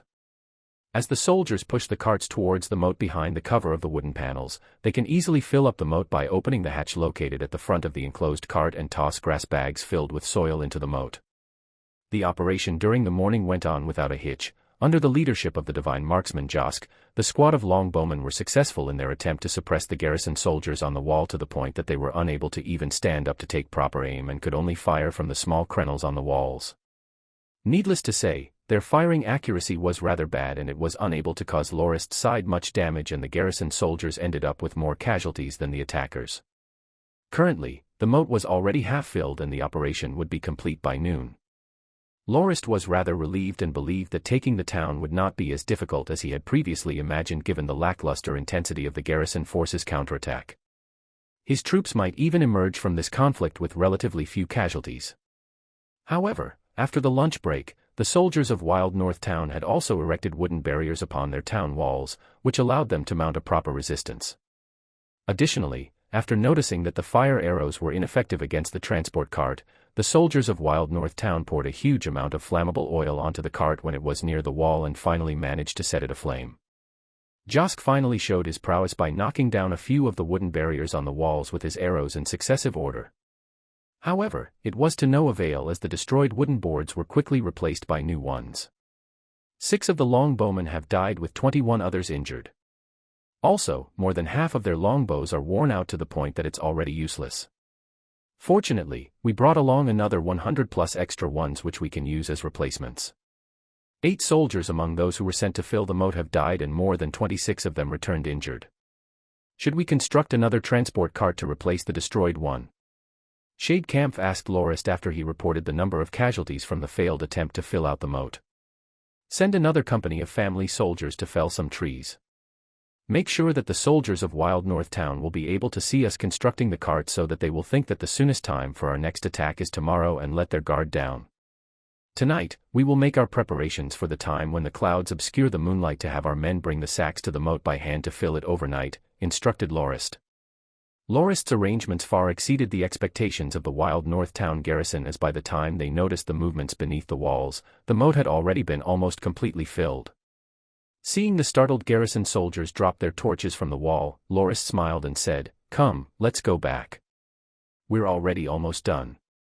When we attack tomorrow, we just have to bring a couple of more sacks of soil to fill the rest up. I hope that we will be able to take the town all in one go after that." On the 4th day of the expedition, the weather was sunny with clear skies stretching to the far horizon. Lorist organized all his soldiers into 7 squads of troops, with each bringing a siege ladder with them as they rushed towards the walls of Wild North Town. Accompanied by Pat and Reedy, Lorist approached the walls gradually as he followed the tracks of the charging soldiers. As long as one of the ladders was placed on the walls successfully, Lorist believed that he could rush up the walls and massacre a way to occupy part of the walls. If his reinforcements also managed to make their way up there, then their victory would almost be assured. The distance slowly shrunk from 100 meters to 80 meters, 60 meters. By the time the walls were right in front of their eyes, the wooden barriers on the walls were suddenly lowered in unison to reveal a row of bowmen and longbowmen in firing positions. Fire! The moment the order was made, arrows and crossbow bolts rained down from the walls in a manner similar to that of a humongous tidal wave, obliterating many of the soldiers at the front within seconds. As one soldier after another fell, Lorist neared his limit and he shouted, "Retreat! Quick, retreat!" The green longbow in Josk's hands let out a thundering roar as it sent one green arrow after another flying straight towards the walls of the town, which sent one soldier after another flying off into the air. The situation on the walls broke into a chaotic mess within moments. In response, a group of soldiers who were in formation moved sideways to make way for 4 ballistas that were pushed towards the edge of the walls from behind. With 4 deafening booms, 4 gigantic ballista bolts soared in Josk's direction. The moment Josk saw the 4 ballistas appear on the walls, he knew that something went wrong and jumped off his mount without a hint of hesitation. With a loud whoosh, a huge ballista bolt scraped past his back, ripping off the armor and undergarments he wore and tearing a huge, deep wound on his back from which blood oozed out profusely. Within an instant, Josk was covered wholly with his own blood. Josk's mount, on the other hand, had already been split into a number of chunks as a result of being struck by 3 of the bolts. Rolling on the ground twice and standing up quickly, Josk resisted the pain in his back and once again drew his green longbow. With a flash, a green arrow was shot towards one of the black ballistas on the walls, causing it to break and splinter into many pieces. Some of the soldiers standing near that ballista were hurt from the flying shrapnel. The remaining soldiers on the walls quickly pulled the 3 ballistas back from the walls in response. After releasing that last arrow, Josk's whole body slumped to the ground. Lorist quickly rushed to him and carried him back to the camp on his back. Bam! Lorist hatefully pounded on the makeshift wooden table made from a split log and left a deep indentation of his fist on its surface. Damn! Damn it all! Nobody had saw it coming. Not one of them had expected that the garrison force would be so cunning and devious. During the past 2 days, they used hunting bows to attack the Norton soldiers and allowed them to fill out the moat, causing Loris to have a mistaken impression that they didn't have much ability to retaliate. They only revealed their trump cards today when Loris planned to take the town in one go and successfully caused huge losses to the Nortons. A couple of beast-skin documents were placed on the table. Those were name lists of the dead and injured soldiers, which was compiled by Shadekampf. Within a short 15 minutes, more than 300 of their forces have been put out of commission, with 83 of them dead and more than 200 injured. Even Reedy got hit by an arrow when he was rushing to help out. Had it not been for the fact that the soldiers at the front were wearing chain mails, the casualty count would have been far larger. Josk, on the other hand, wasn't injured too badly.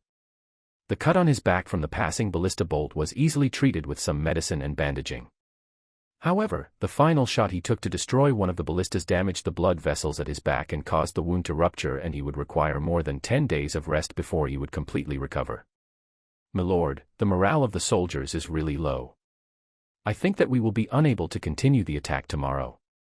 Today's battle really surprised me. How did the people of Wild North Town get their hands on so many longbows and crossbows as well as the 4 ballistas? Pat said. I might know where the crossbows came from, said Pajik. For years ago, when the first young master led the family's armored cavalry to war under the orders of the second prince, there were around 100 garrison soldiers of the Wild North Town who tagged along with him. They were in charge of the supply line for the first young master's armored cavalry as well as foraging the battlefield after each skirmish. During the battle I was captured by the first young master, I noticed that the garrison force soldiers were really focused on collecting weapons and equipment, including even the broken ones. I know that they have handed the metal armor and money to the family, but I didn't expect that they would smuggle and hide all the bows, crossbows as well as the ballistas they found. What a deeply thought-out plan. It seems that they have been preparing to rebel since 4 years ago. No wonder their attitude towards us had gotten worse in recent years. Do they think they will be able to protect the town just because they have ranged weapons? I will not stop until I successfully remove this tumor from the Dominion, said Lorist as he grinded his teeth. But we're still unable to enter the town. Pat exclaimed. We'll attack during the night. As long as I manage to get up on the walls, we will be able to occupy Wild North Town. Lorist said as he looked towards the walls of the town. Chapter 121 Duke Loggins's Plot. The obese Duke Loggins rammed around and busted up his study with a semblance of a savage wild boar, causing a pile of mess to gather on the ground. The only things within the study that survived were the ones that were too heavy for him to move, for instance, the furniture. Deploy. Deploy the Northland Army to the Norton family dominion immediately. I want the Nortons to be vaporized and that family leader kid to beg for mercy while prostrating in front of me like an insignificant bug. After that I will hang him publicly for all the nobles in the Northlands to see the ending of someone who dares to resist me, roared the Count with bloodshot eyes as he breathed ragged breaths. When Baron Kimura returned and reported the Norton family's refusal to hand over the 100,000 gold fords, the Duke's anger gradually built up. Upon hearing that they do not acknowledge him as their senior noble, he became even more furious and started thrashing around, enraged. By the time Baron Kimura informed Duke Loggins about how the Norton family leader incapacitated Knight Tabak and killed 8 of their silver-ranked knights, and even took all their money pouches and withheld their mounts, the Duke completely lost it and flipped the desk he was sitting behind while muttering non-stop, "How dare they do this? How dare a puny bug like him resist my will?" Standing beside the entrance to the study were 3 people. They chose that spot because the objects flying about in the room wouldn't easily reach there, and they would also get a clear look into the study, so if something were really to fly out, it wouldn't be too hard for them to dodge and not become collateral damage of the Duke's fit of rage. Apart from the expressionless Baron Kimura, the other two were armored knights with huge physiques. The one with the beard was Duke Loggins' chief family knight, Wesson Chevigny, who also served as the chief commander of the Northland Army. The younger gold-ranked knight beside him was Hennard. Hennard looked with an expression of excitement and envy at Duke Loggins, who was sitting amidst broken chairs and messed-up books while breathing raggedly. He said, "I really wish I could afford to smash a study up like that. It must feel so liberating." "Stop talking crap," said Chevigny with a humph. He turned to Baron Kimura and said, "Milord seems to be losing his temper more easily recently. That doesn't seem to be a good sign." Baron Kimura replied quietly, "It has been like that since he met with the second prince the last time. I heard that he had been provoked and humiliated by one of the blade masters serving the second prince. Oh well, at least Milord will return to normal after he lets off some steam." Chevigny sighed and said in a self-blaming tone, "It's all my fault for being unable to grasp the intricate insights required to break through to the blade master level and caused our lord to be humiliated in front of the second prince like that. That can't be blamed on you. You've already tried your best and did pretty well. If only the second prince did not have two blade masters serving him, then he would have come groveling to our lord for help long ago," consoled Baron Kimura. By the time Duke Loggins raised his head, his expression had already cleared up. Looking at the mess he made, he laughed out and said in a self-ridiculing fashion, "Gosh, it really is hard to control my anger at this age of mine. Come on, let's go to the small meeting room.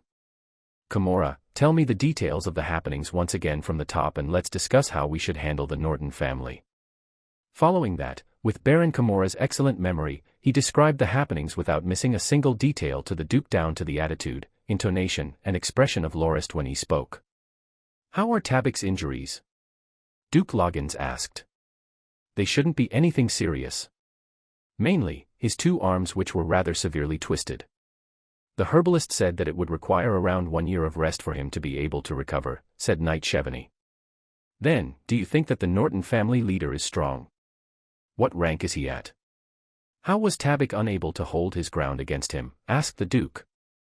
The two knights looked at each other before Chevigny replied, "Milord, after receiving a notification from the guards, I went to visit Tabik. According to him, the twerp of the Norton family should only be at the iron rank. That was the reason why Tabik dared to act in the first place.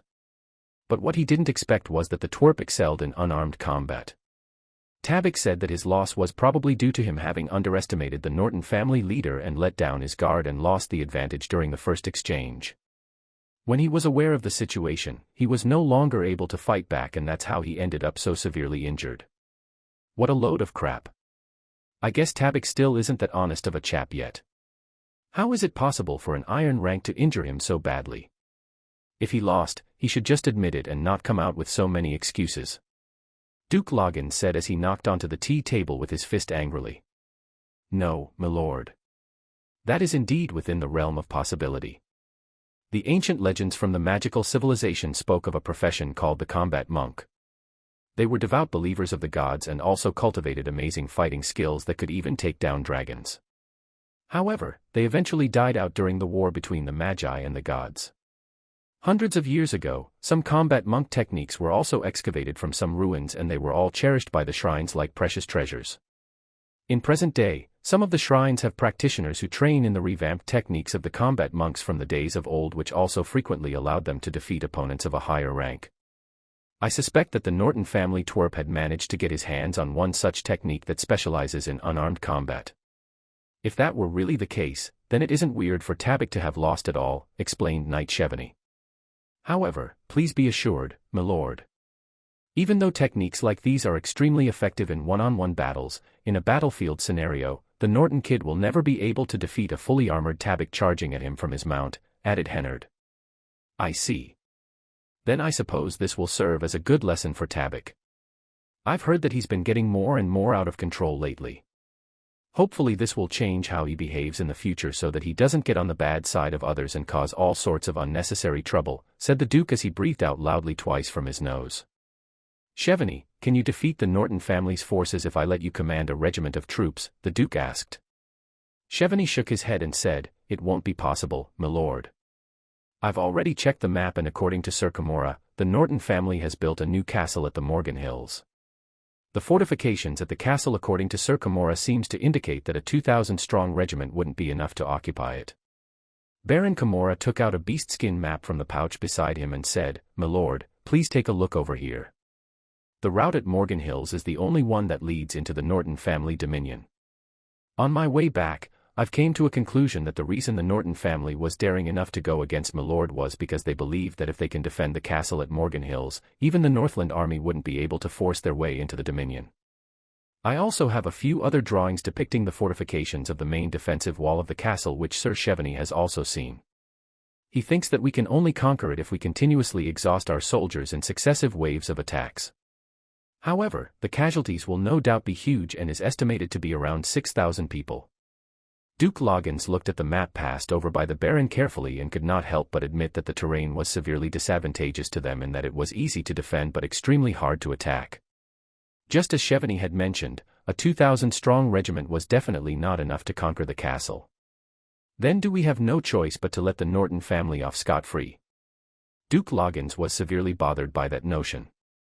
The fact that the Norton family had managed to resist the Duke's will was a bad example for the rest of the nobles in the Northlands, and it would definitely affect his control and influence over the area negatively. He had to make the Nortons pay and use them as a warning for the other nobles who were unsatisfied with his rule so that they would not even think of rebelling. My lord, there is actually another route that leads to the internal part of the Norton family dominion which will enable us to circumvent the pass at Morgan Hills, said Baron Camorra. Oh. Then where is that route you mentioned? Asked the Baron as he looked intently on the map but failing to see anything of note. He thought that the Norton family dominion was truly placed at a strategic location. The Blackmud Marsh at the north of the dominion sealed it off from any attempt at entry from there. At the dominion's west was the Blad Edge Mountains and the open seas, at its south was the Morgan Hills and the Black Forests, and to its east was the Magical Dragon Mountains. Apart from the pass at Morgan Hills, which the Norton family had constructed their castle to seal off, the Duke couldn't find any other place where he could allow his soldiers to enter the Norton dominion. To be honest, I don't know where it is myself, said the Baron. However, the night I left the Norton family's headquarters, I met with some visitors. They were the elders and the squad leader of the garrison of Wild North Town, the only town within the Norton family dominion. The reason they came to me was that they wanted to complain about how the Norton family leader changed the governing policy his ancestor first instilled to cause unfair treatment to the people of Wild North Town. That was why they came to me to offer help and said that they would stand at our side to aid in the defeat of the Norton family when my lord's forces come to punish them. According to them, the new Norton family leader has always been a cruel person even from the days of his childhood. In one instance, he even pushed his 7-year-old younger brother into a well and almost killed him. In the end, someone from the family could no longer stand it and exiled him for 10 years, and he had only returned a few months ago to succeed as the Dominion Lord. After becoming the family leader, his behavior worsened and he went all over the place to instill conflict and tortured the poor citizens of Wild North Town. As a result, the citizens of the town who have had enough of the harsh treatment started planning to rebel in secret. They said that if the Lord Duke is willing to punish the Norton family to right the wrongs they have done towards the citizens of the town, they will definitely be more than happy to help guide our forces into the Norton family dominion through that secret route to catch them off guard. Oh. I see. Said the Duke as he breathed a long sigh. Then did he say how the Norton family kid changed the policies of his ancestor to oppress the people of the town?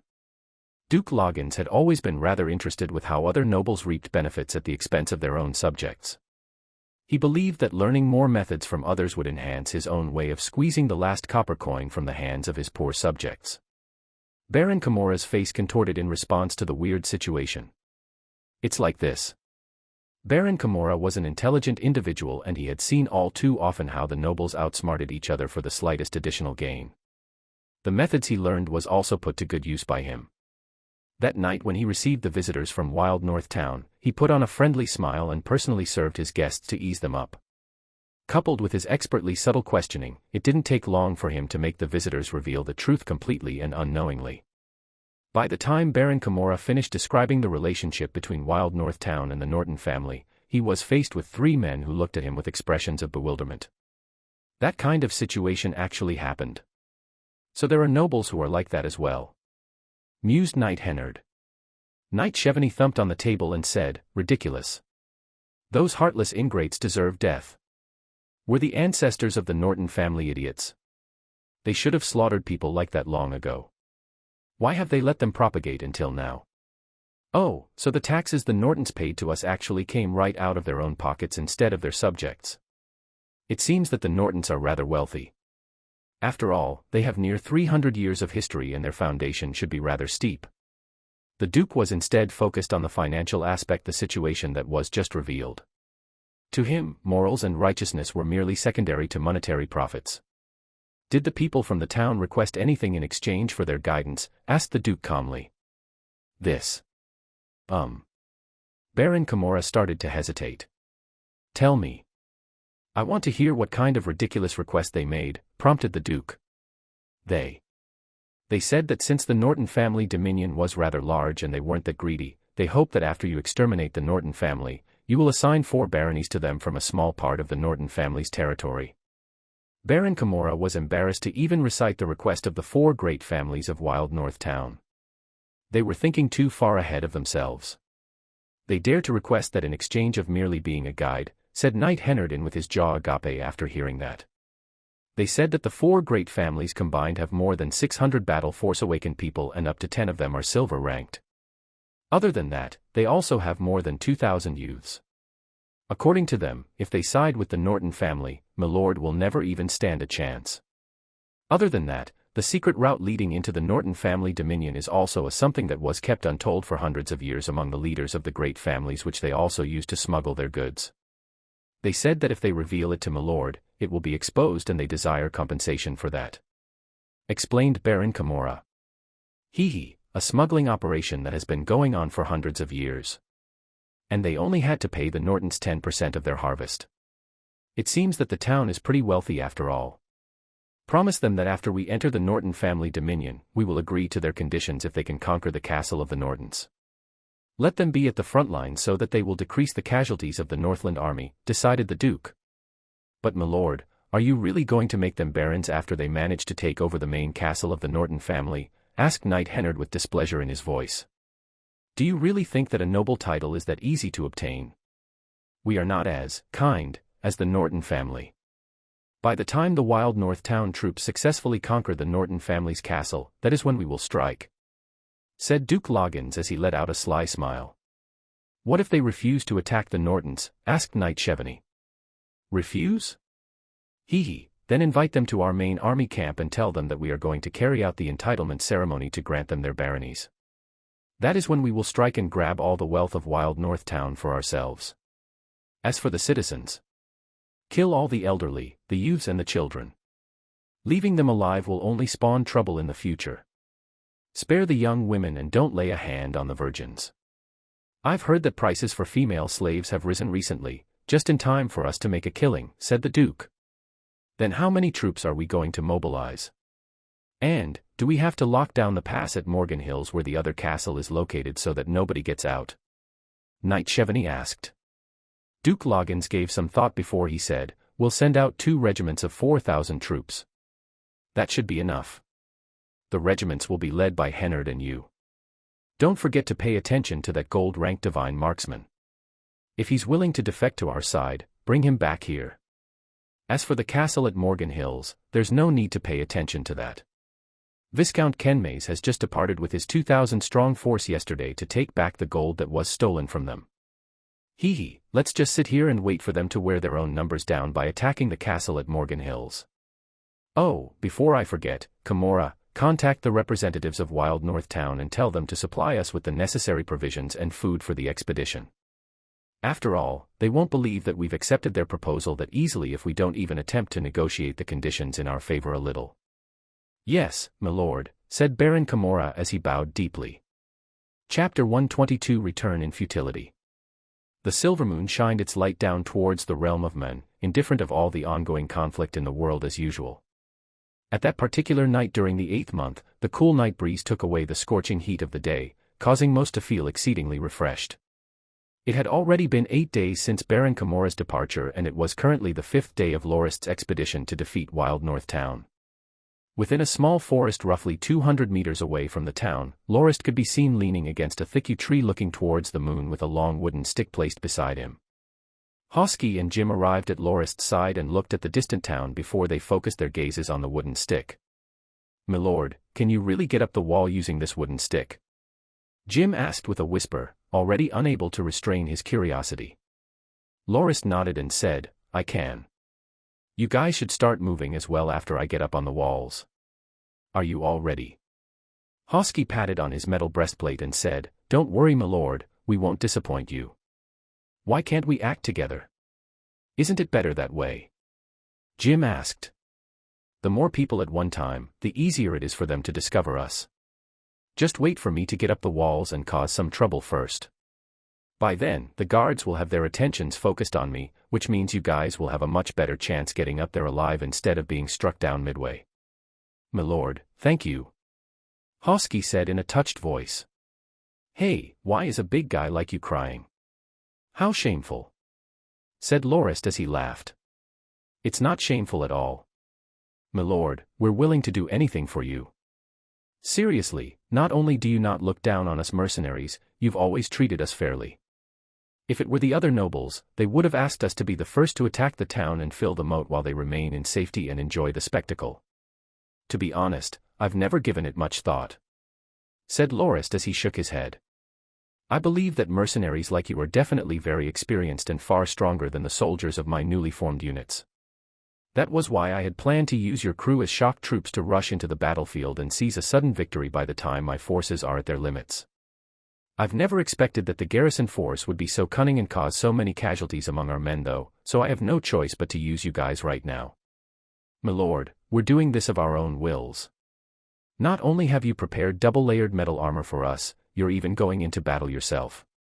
It's an honor for us mercenaries to go into battle with someone like you," exclaimed Hosky passionately while Jim nodded non-stop beside him. "Milord, look at the sky," Pat reminded. A large dark cloud gradually moved into place and obscured the light coming from the moon, blanketing the ground below with a veil of near-complete darkness. "Let's get ready, Pat," said Lorist as he grabbed one end of the wooden stick. "Yes," said Pat as he grabbed the other end of the stick. By the time the silver moon was completely blocked off by the cloud, Lorist and Pat ran forward with one at the front and the other at the back out of the forest. They passed through the plains, crossed the main path and quickly made their way to the bottom of the walls of Wild North Town. Lorist didn't slow down at all, and when he saw the wall right in front of his eyes, he suddenly leaped upwards and stepped quickly with his feet firmly planted onto the surface of the wall. Borrowing Pat's forward charge momentum, he held onto the stick tightly as it was gradually pushed vertically upwards and seemed like he was running up the walls in a gravity-defying manner all the way up there. On the corridor of the wall, a few of the garrison guards were chatting.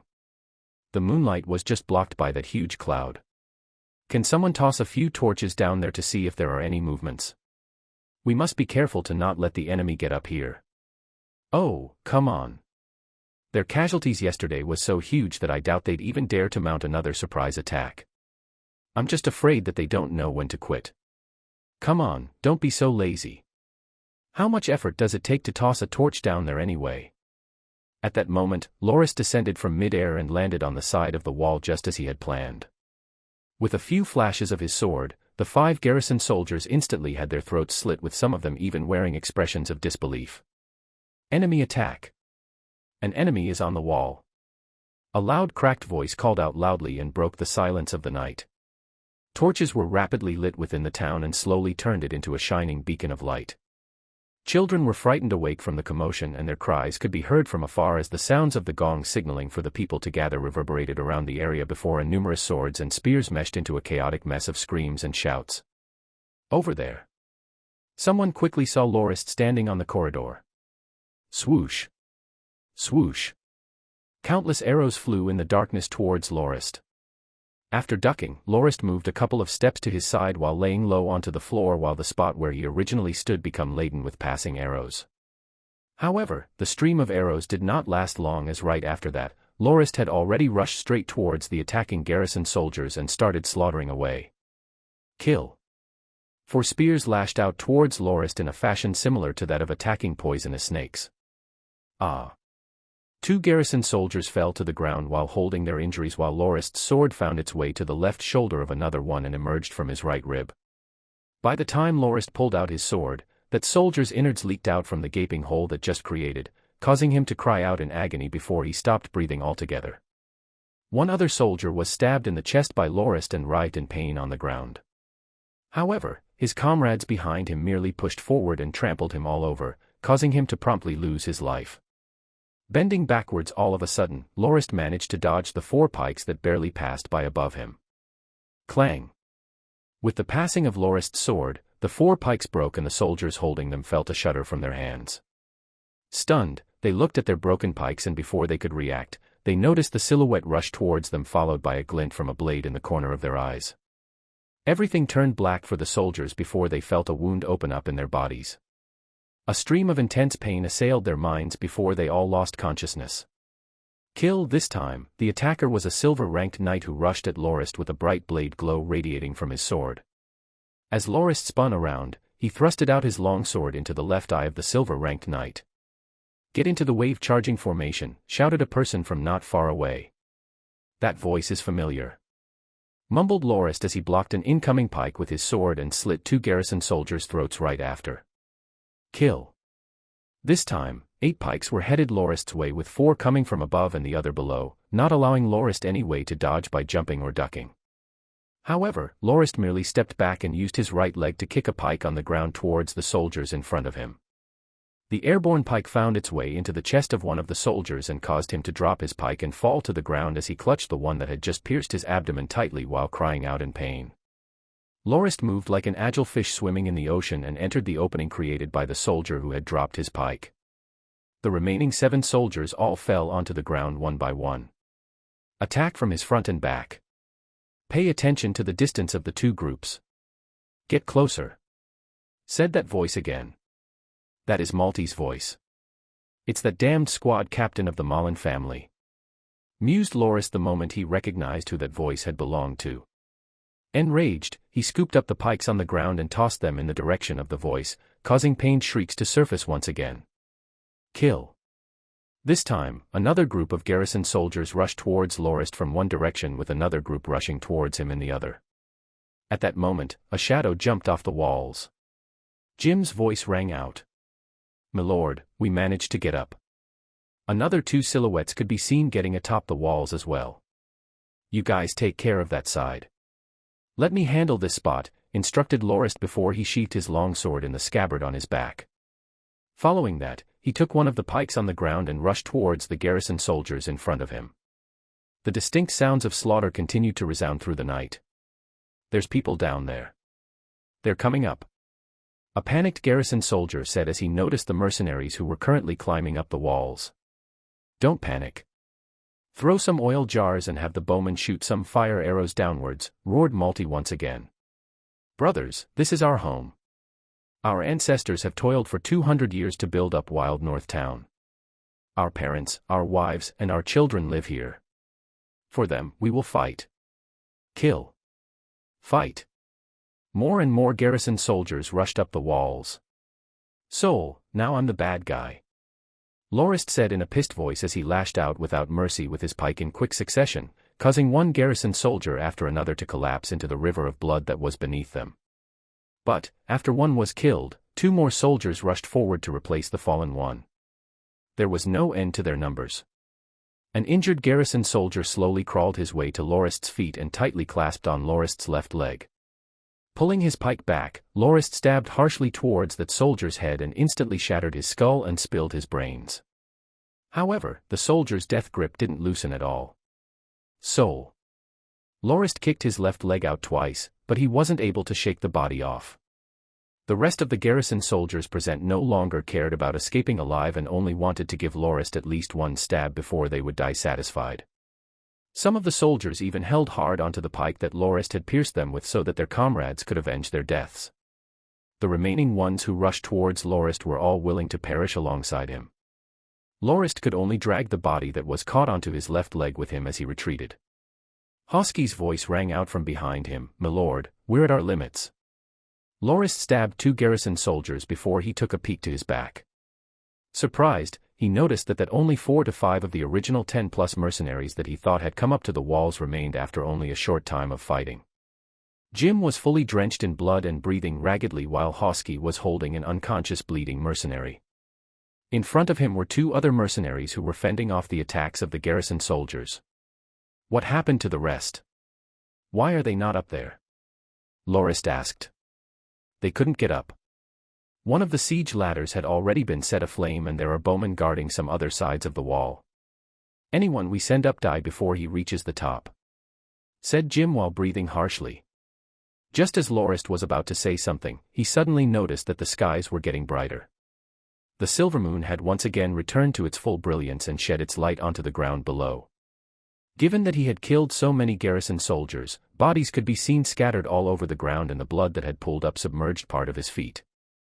The incoming garrison soldiers were also stunned at the number of bodies on the ground. Given that the moonlight had been blocked out just now, most of the soldiers just realized the true terror of the scene before them as well as the fact that many of them had been stepping on the corpses of their comrades. Loris stepped hard on the body that was stuck to his leg to break its arm before he finally managed to free himself from its grasp. Looking at the distant archers, Lorist said, "Please hold on for a little more. I will go kill the archers over there so that the people beneath the walls can make their way up here." Before he finished saying what he wanted, Lorist felt a chill down his spine as he flattened himself onto the ground to duck. Feeling the 3 gusts of air whoosh past above him, Lorist heard the delayed echoes of the 3 bowstrings followed by a loud crash as a crenel on the wall near him got smashed into smithereens, causing the debris of stones and rocks to shower all over him. Ack! The gigantic ballista bolt struck the 2 mercenaries who were holding up their shields to defend against the garrison troops and sent them falling down from the walls. 3 ballista bolts were fired in total, with the first passing by Lorist's head by a hair's breadth, another shattering one of the crenels of the wall, and the last one killing the 2 mercenaries who were standing behind Lorist. Had Lorist been later in the slightest to duck, he would have been killed as well. Kill. The morale of the garrison troops who were fighting the mercenaries soared as they continued to rush over. Lorist sprung back up from the ground and brandished his pike as he charged into the midst of battle, resulting in even more terrified moans of pain as the mercenaries gradually fell dead one after another. After eliminating that group of garrison soldiers, Lorist turned to face the direction where the ballista bolts came from, only to see an 80-meter-tall platform in the middle of the town that wasn't there before. On top of it were the 3 ballistas as well as tens of other men who were busy loading it. "You guys, retreat. Fast," shouted Lorist. Jim was the first to descend the wall by sliding down the siege ladder, followed by Hosky and the hurt comrade he was carrying. "Shoot him." Malty's voice once again rang out. Whoosh! With a somersault, Lorist clasped the wooden stick that was laid against the walls with both of his legs and slid downwards with his back to the ground before he let go when he was about 2 meters in the air and landed safely. Pat quickly rushed over and used a large shield to cover Lorist and grabbed the wooden stick with his other hand before he ran. Just after the both of them ran tens of meters from the walls, the shield that Pat held up had already been struck with numerous arrows. In the end, 13 mercenaries died with 21 others injured from the battle, effectively having the battle prowess of their crew. Lorist grinded his teeth with rage from his depressing failure to occupy the walls. He didn't even fathom that the town had set up 3 ballistas on a platform so far away from the walls which posed such a huge threat for him and his forces, allowing the wild North Town garrison to be able to successfully fend off the attackers and successfully defending the town. After a night of bloodshed, Lorist felt more tired than ever and went to rest right away. During the 7th day of the expedition, Lorist once again attacked the walls on wild North Town. On that day, the thick fog in the area managed to reduce the line of sight of the garrison soldiers and provided cover for Lorist and Pat to once again use the wooden stick method to ascend the walls. This time, Lorist attacked alone with no one else following him apart from Pat, who was standing by beneath the walls. Lorist's aim was to rampage and kill as much as he could to terrify the soldiers of the town. He believed that after he did that a couple of more times, their forces would eventually crumble and weaken and allow all his forces to easily take over the town later. After massacring away on the walls, Lorist was once again forced to escape after the ballistas were loaded. However, he wasn't disappointed with the results, as he had managed to kill up to 200 soldiers on that run while he remained completely uninjured. After a few more runs, victory will be ours. However, something had happened up on the walls at that time which Lorist didn't pay too much heed to. An old white-haired man leaped towards Lorist barehanded and screamed for him to pay for the death of his son. Lorist didn't kill him because he couldn't bear to. The old man had coincidentally been on his way to bring some food for his precious son who was on duty, just in time with Lorist's assault.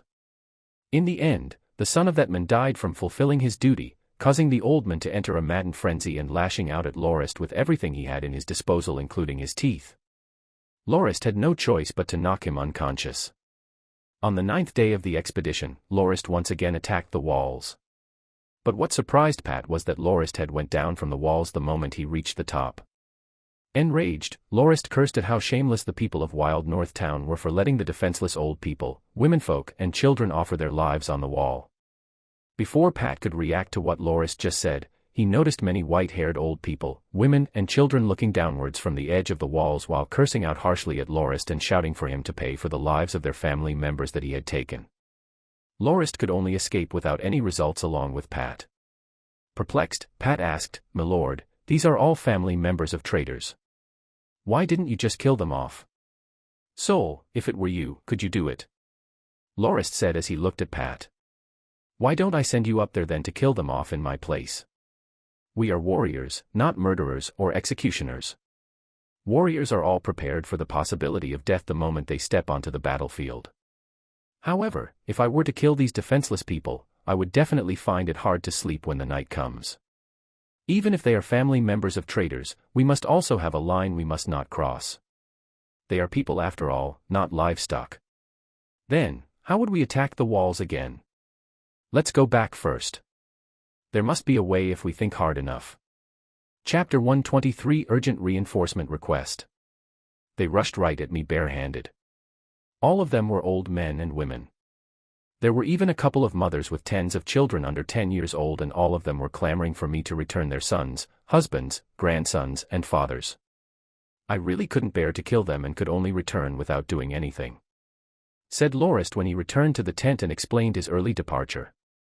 Everyone looked at each other with confused gazes, not knowing what to make of the situation. "That's far too shameless of them, my lord. In the 30 years I've been a mercenary, I've experienced more than 100 siege battles, but I've never heard of anything as atrocious as that." "This," said Hosky as he didn't know how to continue the conversation. He was currently wrapped up in many bandages. The injuries were the ones he sustained during that night when they had to retreat from the walls. At that time, the injured comrade he was carrying got showered with arrows and died, while Hosky himself got hit by a couple as well. Had it not been for the fact that the metal armor he was wearing stopped the arrows from penetrating too deeply, he might have been beyond saving. The family leaders of the 4 great families of Wild North Town are all cunning old bastards. I suspect that they came up with this method after that one time when I didn't kill the old guy on the walls. The most laughable part is that they treat Wild North Town as their own territory and label us as the horrible invaders. That was why the civilians were so willing to give their own lives up to protect their town. Even those old people were willing to die if it meant they could take me with them," said Lorist as he sighed. "That's not right, my lord. Didn't you say that they were unarmed? How did they plan to die with you?" Pat asked.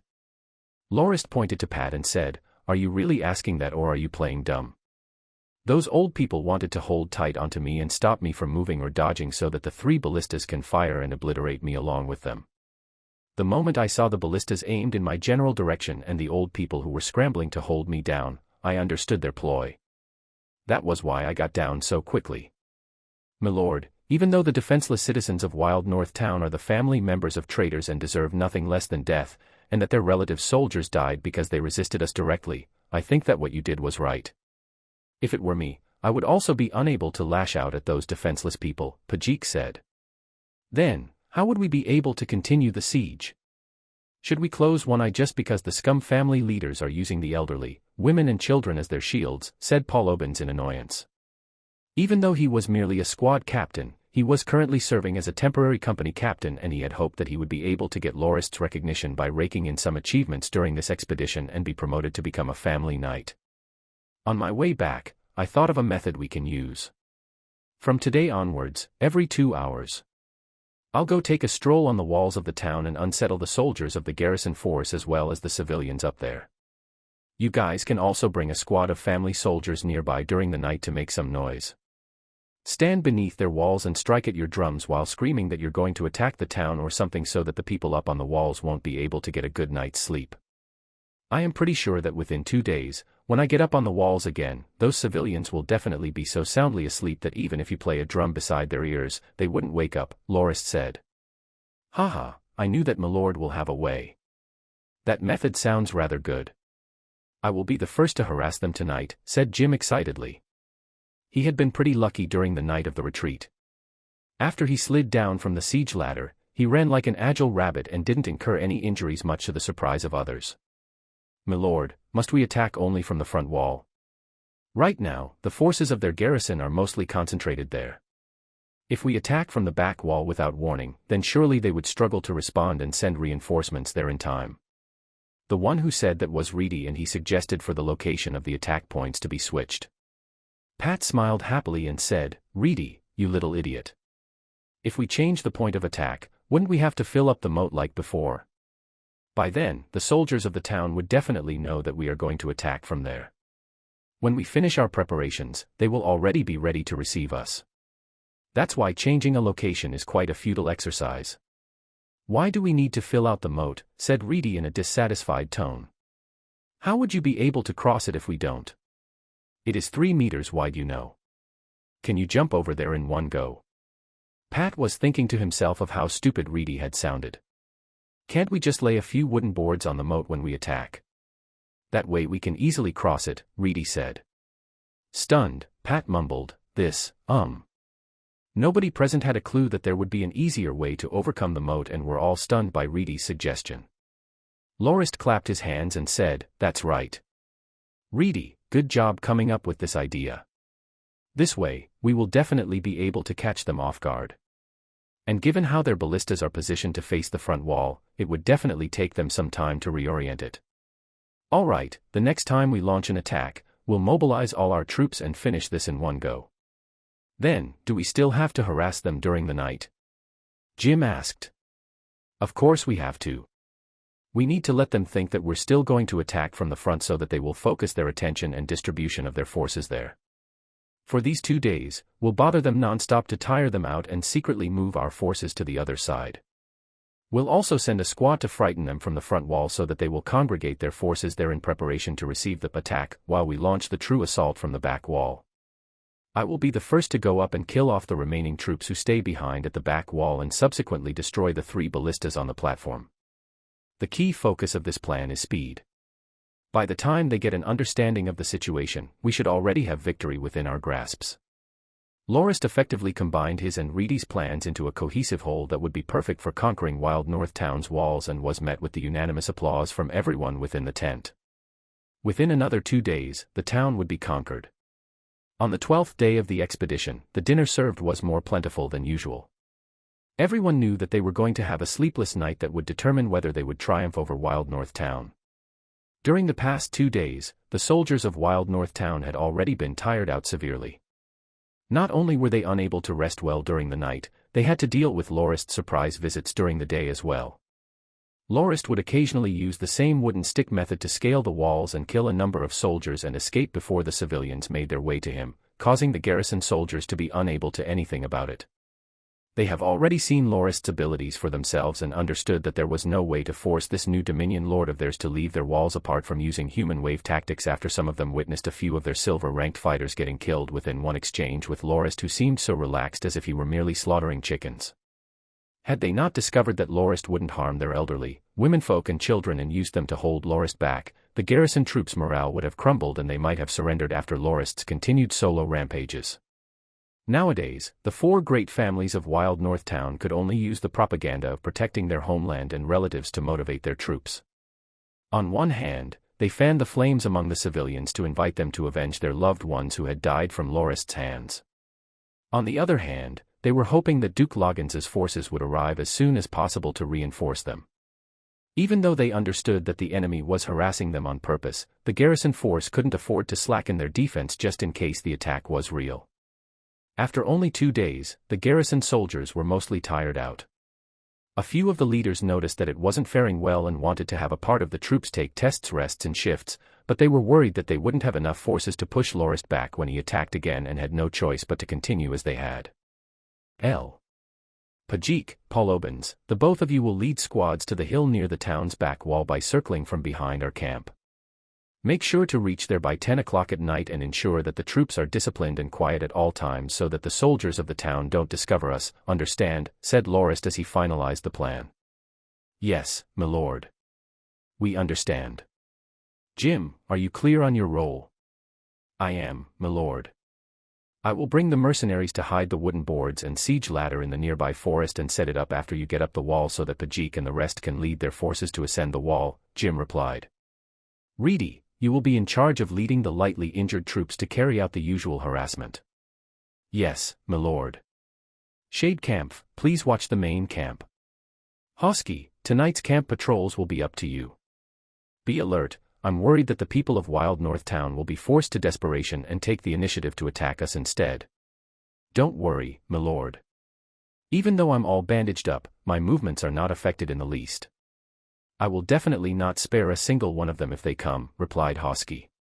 Good. Tonight, we occupy Wild North Town. We. Before Lorist finished what he had to say, sounds of a horse galloping towards the camp could be heard. The rider stopped his horse and the mount neighed in response. A guard rushed into the tent all covered up in dust while breathing raggedly. Before he recovered his breath, he saluted and reported, re-reporting to my lord. Ken Kenmay's family's 2,000-plus force has arrived at the Firmrock Castle today and started their assault. Our forces have sustained huge casualties defending it and Sir Ovidus has asked me to request for reinforcements. The people in the tent instantly broke into a chatter. Everyone knew that Firmrock Castle was the most important citadel that sealed off the Norton family dominion from the rest of the Northlands. That is also where Lorist intended to build the main city of the Dominion in the future. Lorist recognized the guard who had came to make the report as he had seen him hanging around Ovidus a number of times and was confident he wasn't an impostor to deliver a false report. Calm down and speak slowly. Did Ovidus only send you alone? Asked Lorist as he passed a cup over. The guard received the cup gratefully and drank huge gulps of water before he rubbed his mouth dry and said, Yes, we are far too short on people. The enemy has launched 2 attacks that we successfully fended off. About a squad of people were injured or killed in the process and Sir Ovidus could only send me to come as we were too short on men. When I arrived at Maplewood's Bastide, they said that you were still here so I rushed over immediately. What's going on? Firmrock Castle should be quite well fortified. Why are the casualties so high?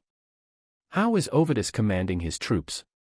Lorist was very troubled as he thought, don't tell me Ovidus went outside the castle to receive their attack in an open field battle.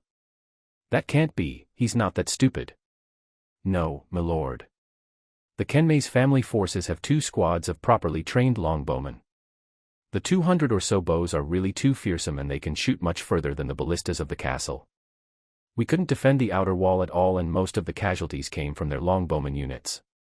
However, not everything is going well for the enemy either as they have failed twice in their attempts to take the inner wall due to the ballistas we have hidden within the turrets on that wall. It is estimated that their casualties are at least double of ours, said the guard, finally reporting a piece of good news. Soul. Lorist smashed his fist onto the table and flipped the cup over. What horrible timing. If the Kenmays didn't attack now, I would have been able to conquer Wild North Town. What should I do now? Lorist paced around within the tent as the rest stared at him and awaited his decision. Even though the occupation of Wild North Town was within sight, the urgent call for reinforcements from the messenger had worried all of them.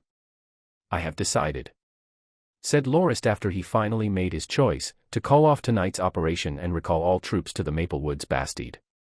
Polobans, when we return to the Bastide, pick a company of the family troops for deployment. Shadekampf, have Supervisor Spiel ready some carriages when we get back for the troops Polobans pick to use to travel to Firmrock Castle, all right? Yes, my lord. Understood, my lord. Pajik, let the injured soldiers rest when we arrive at the Bastide and increase the training of the remaining ones. I will leave the defense of the Bastide to you. Please be assured that the Bastide will be fine with me there, promised Pajik. Reedy, pay a visit to the military base and ask Supervisor Ketten to move the laborers back to the Maplewoods Bastide so that they won't get attacked by the forces of Wild North Town. Yes, my lord. Reedy's shoulder was still bandaged. That was the wound he had incurred when he saved a number of family soldiers during the first attempt to take the town. "Hosky, Jim, I want to give you and your mercenaries a task." "Milord, please instruct us," said Hosky.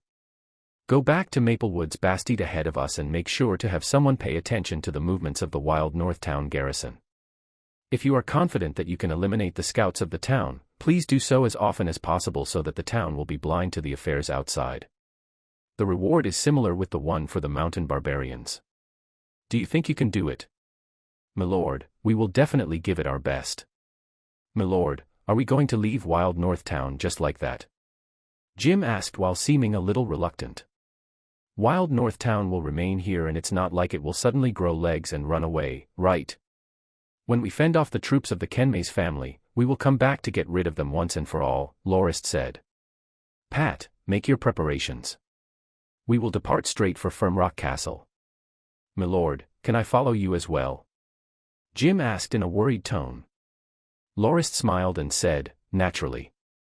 Jim, do come along with us."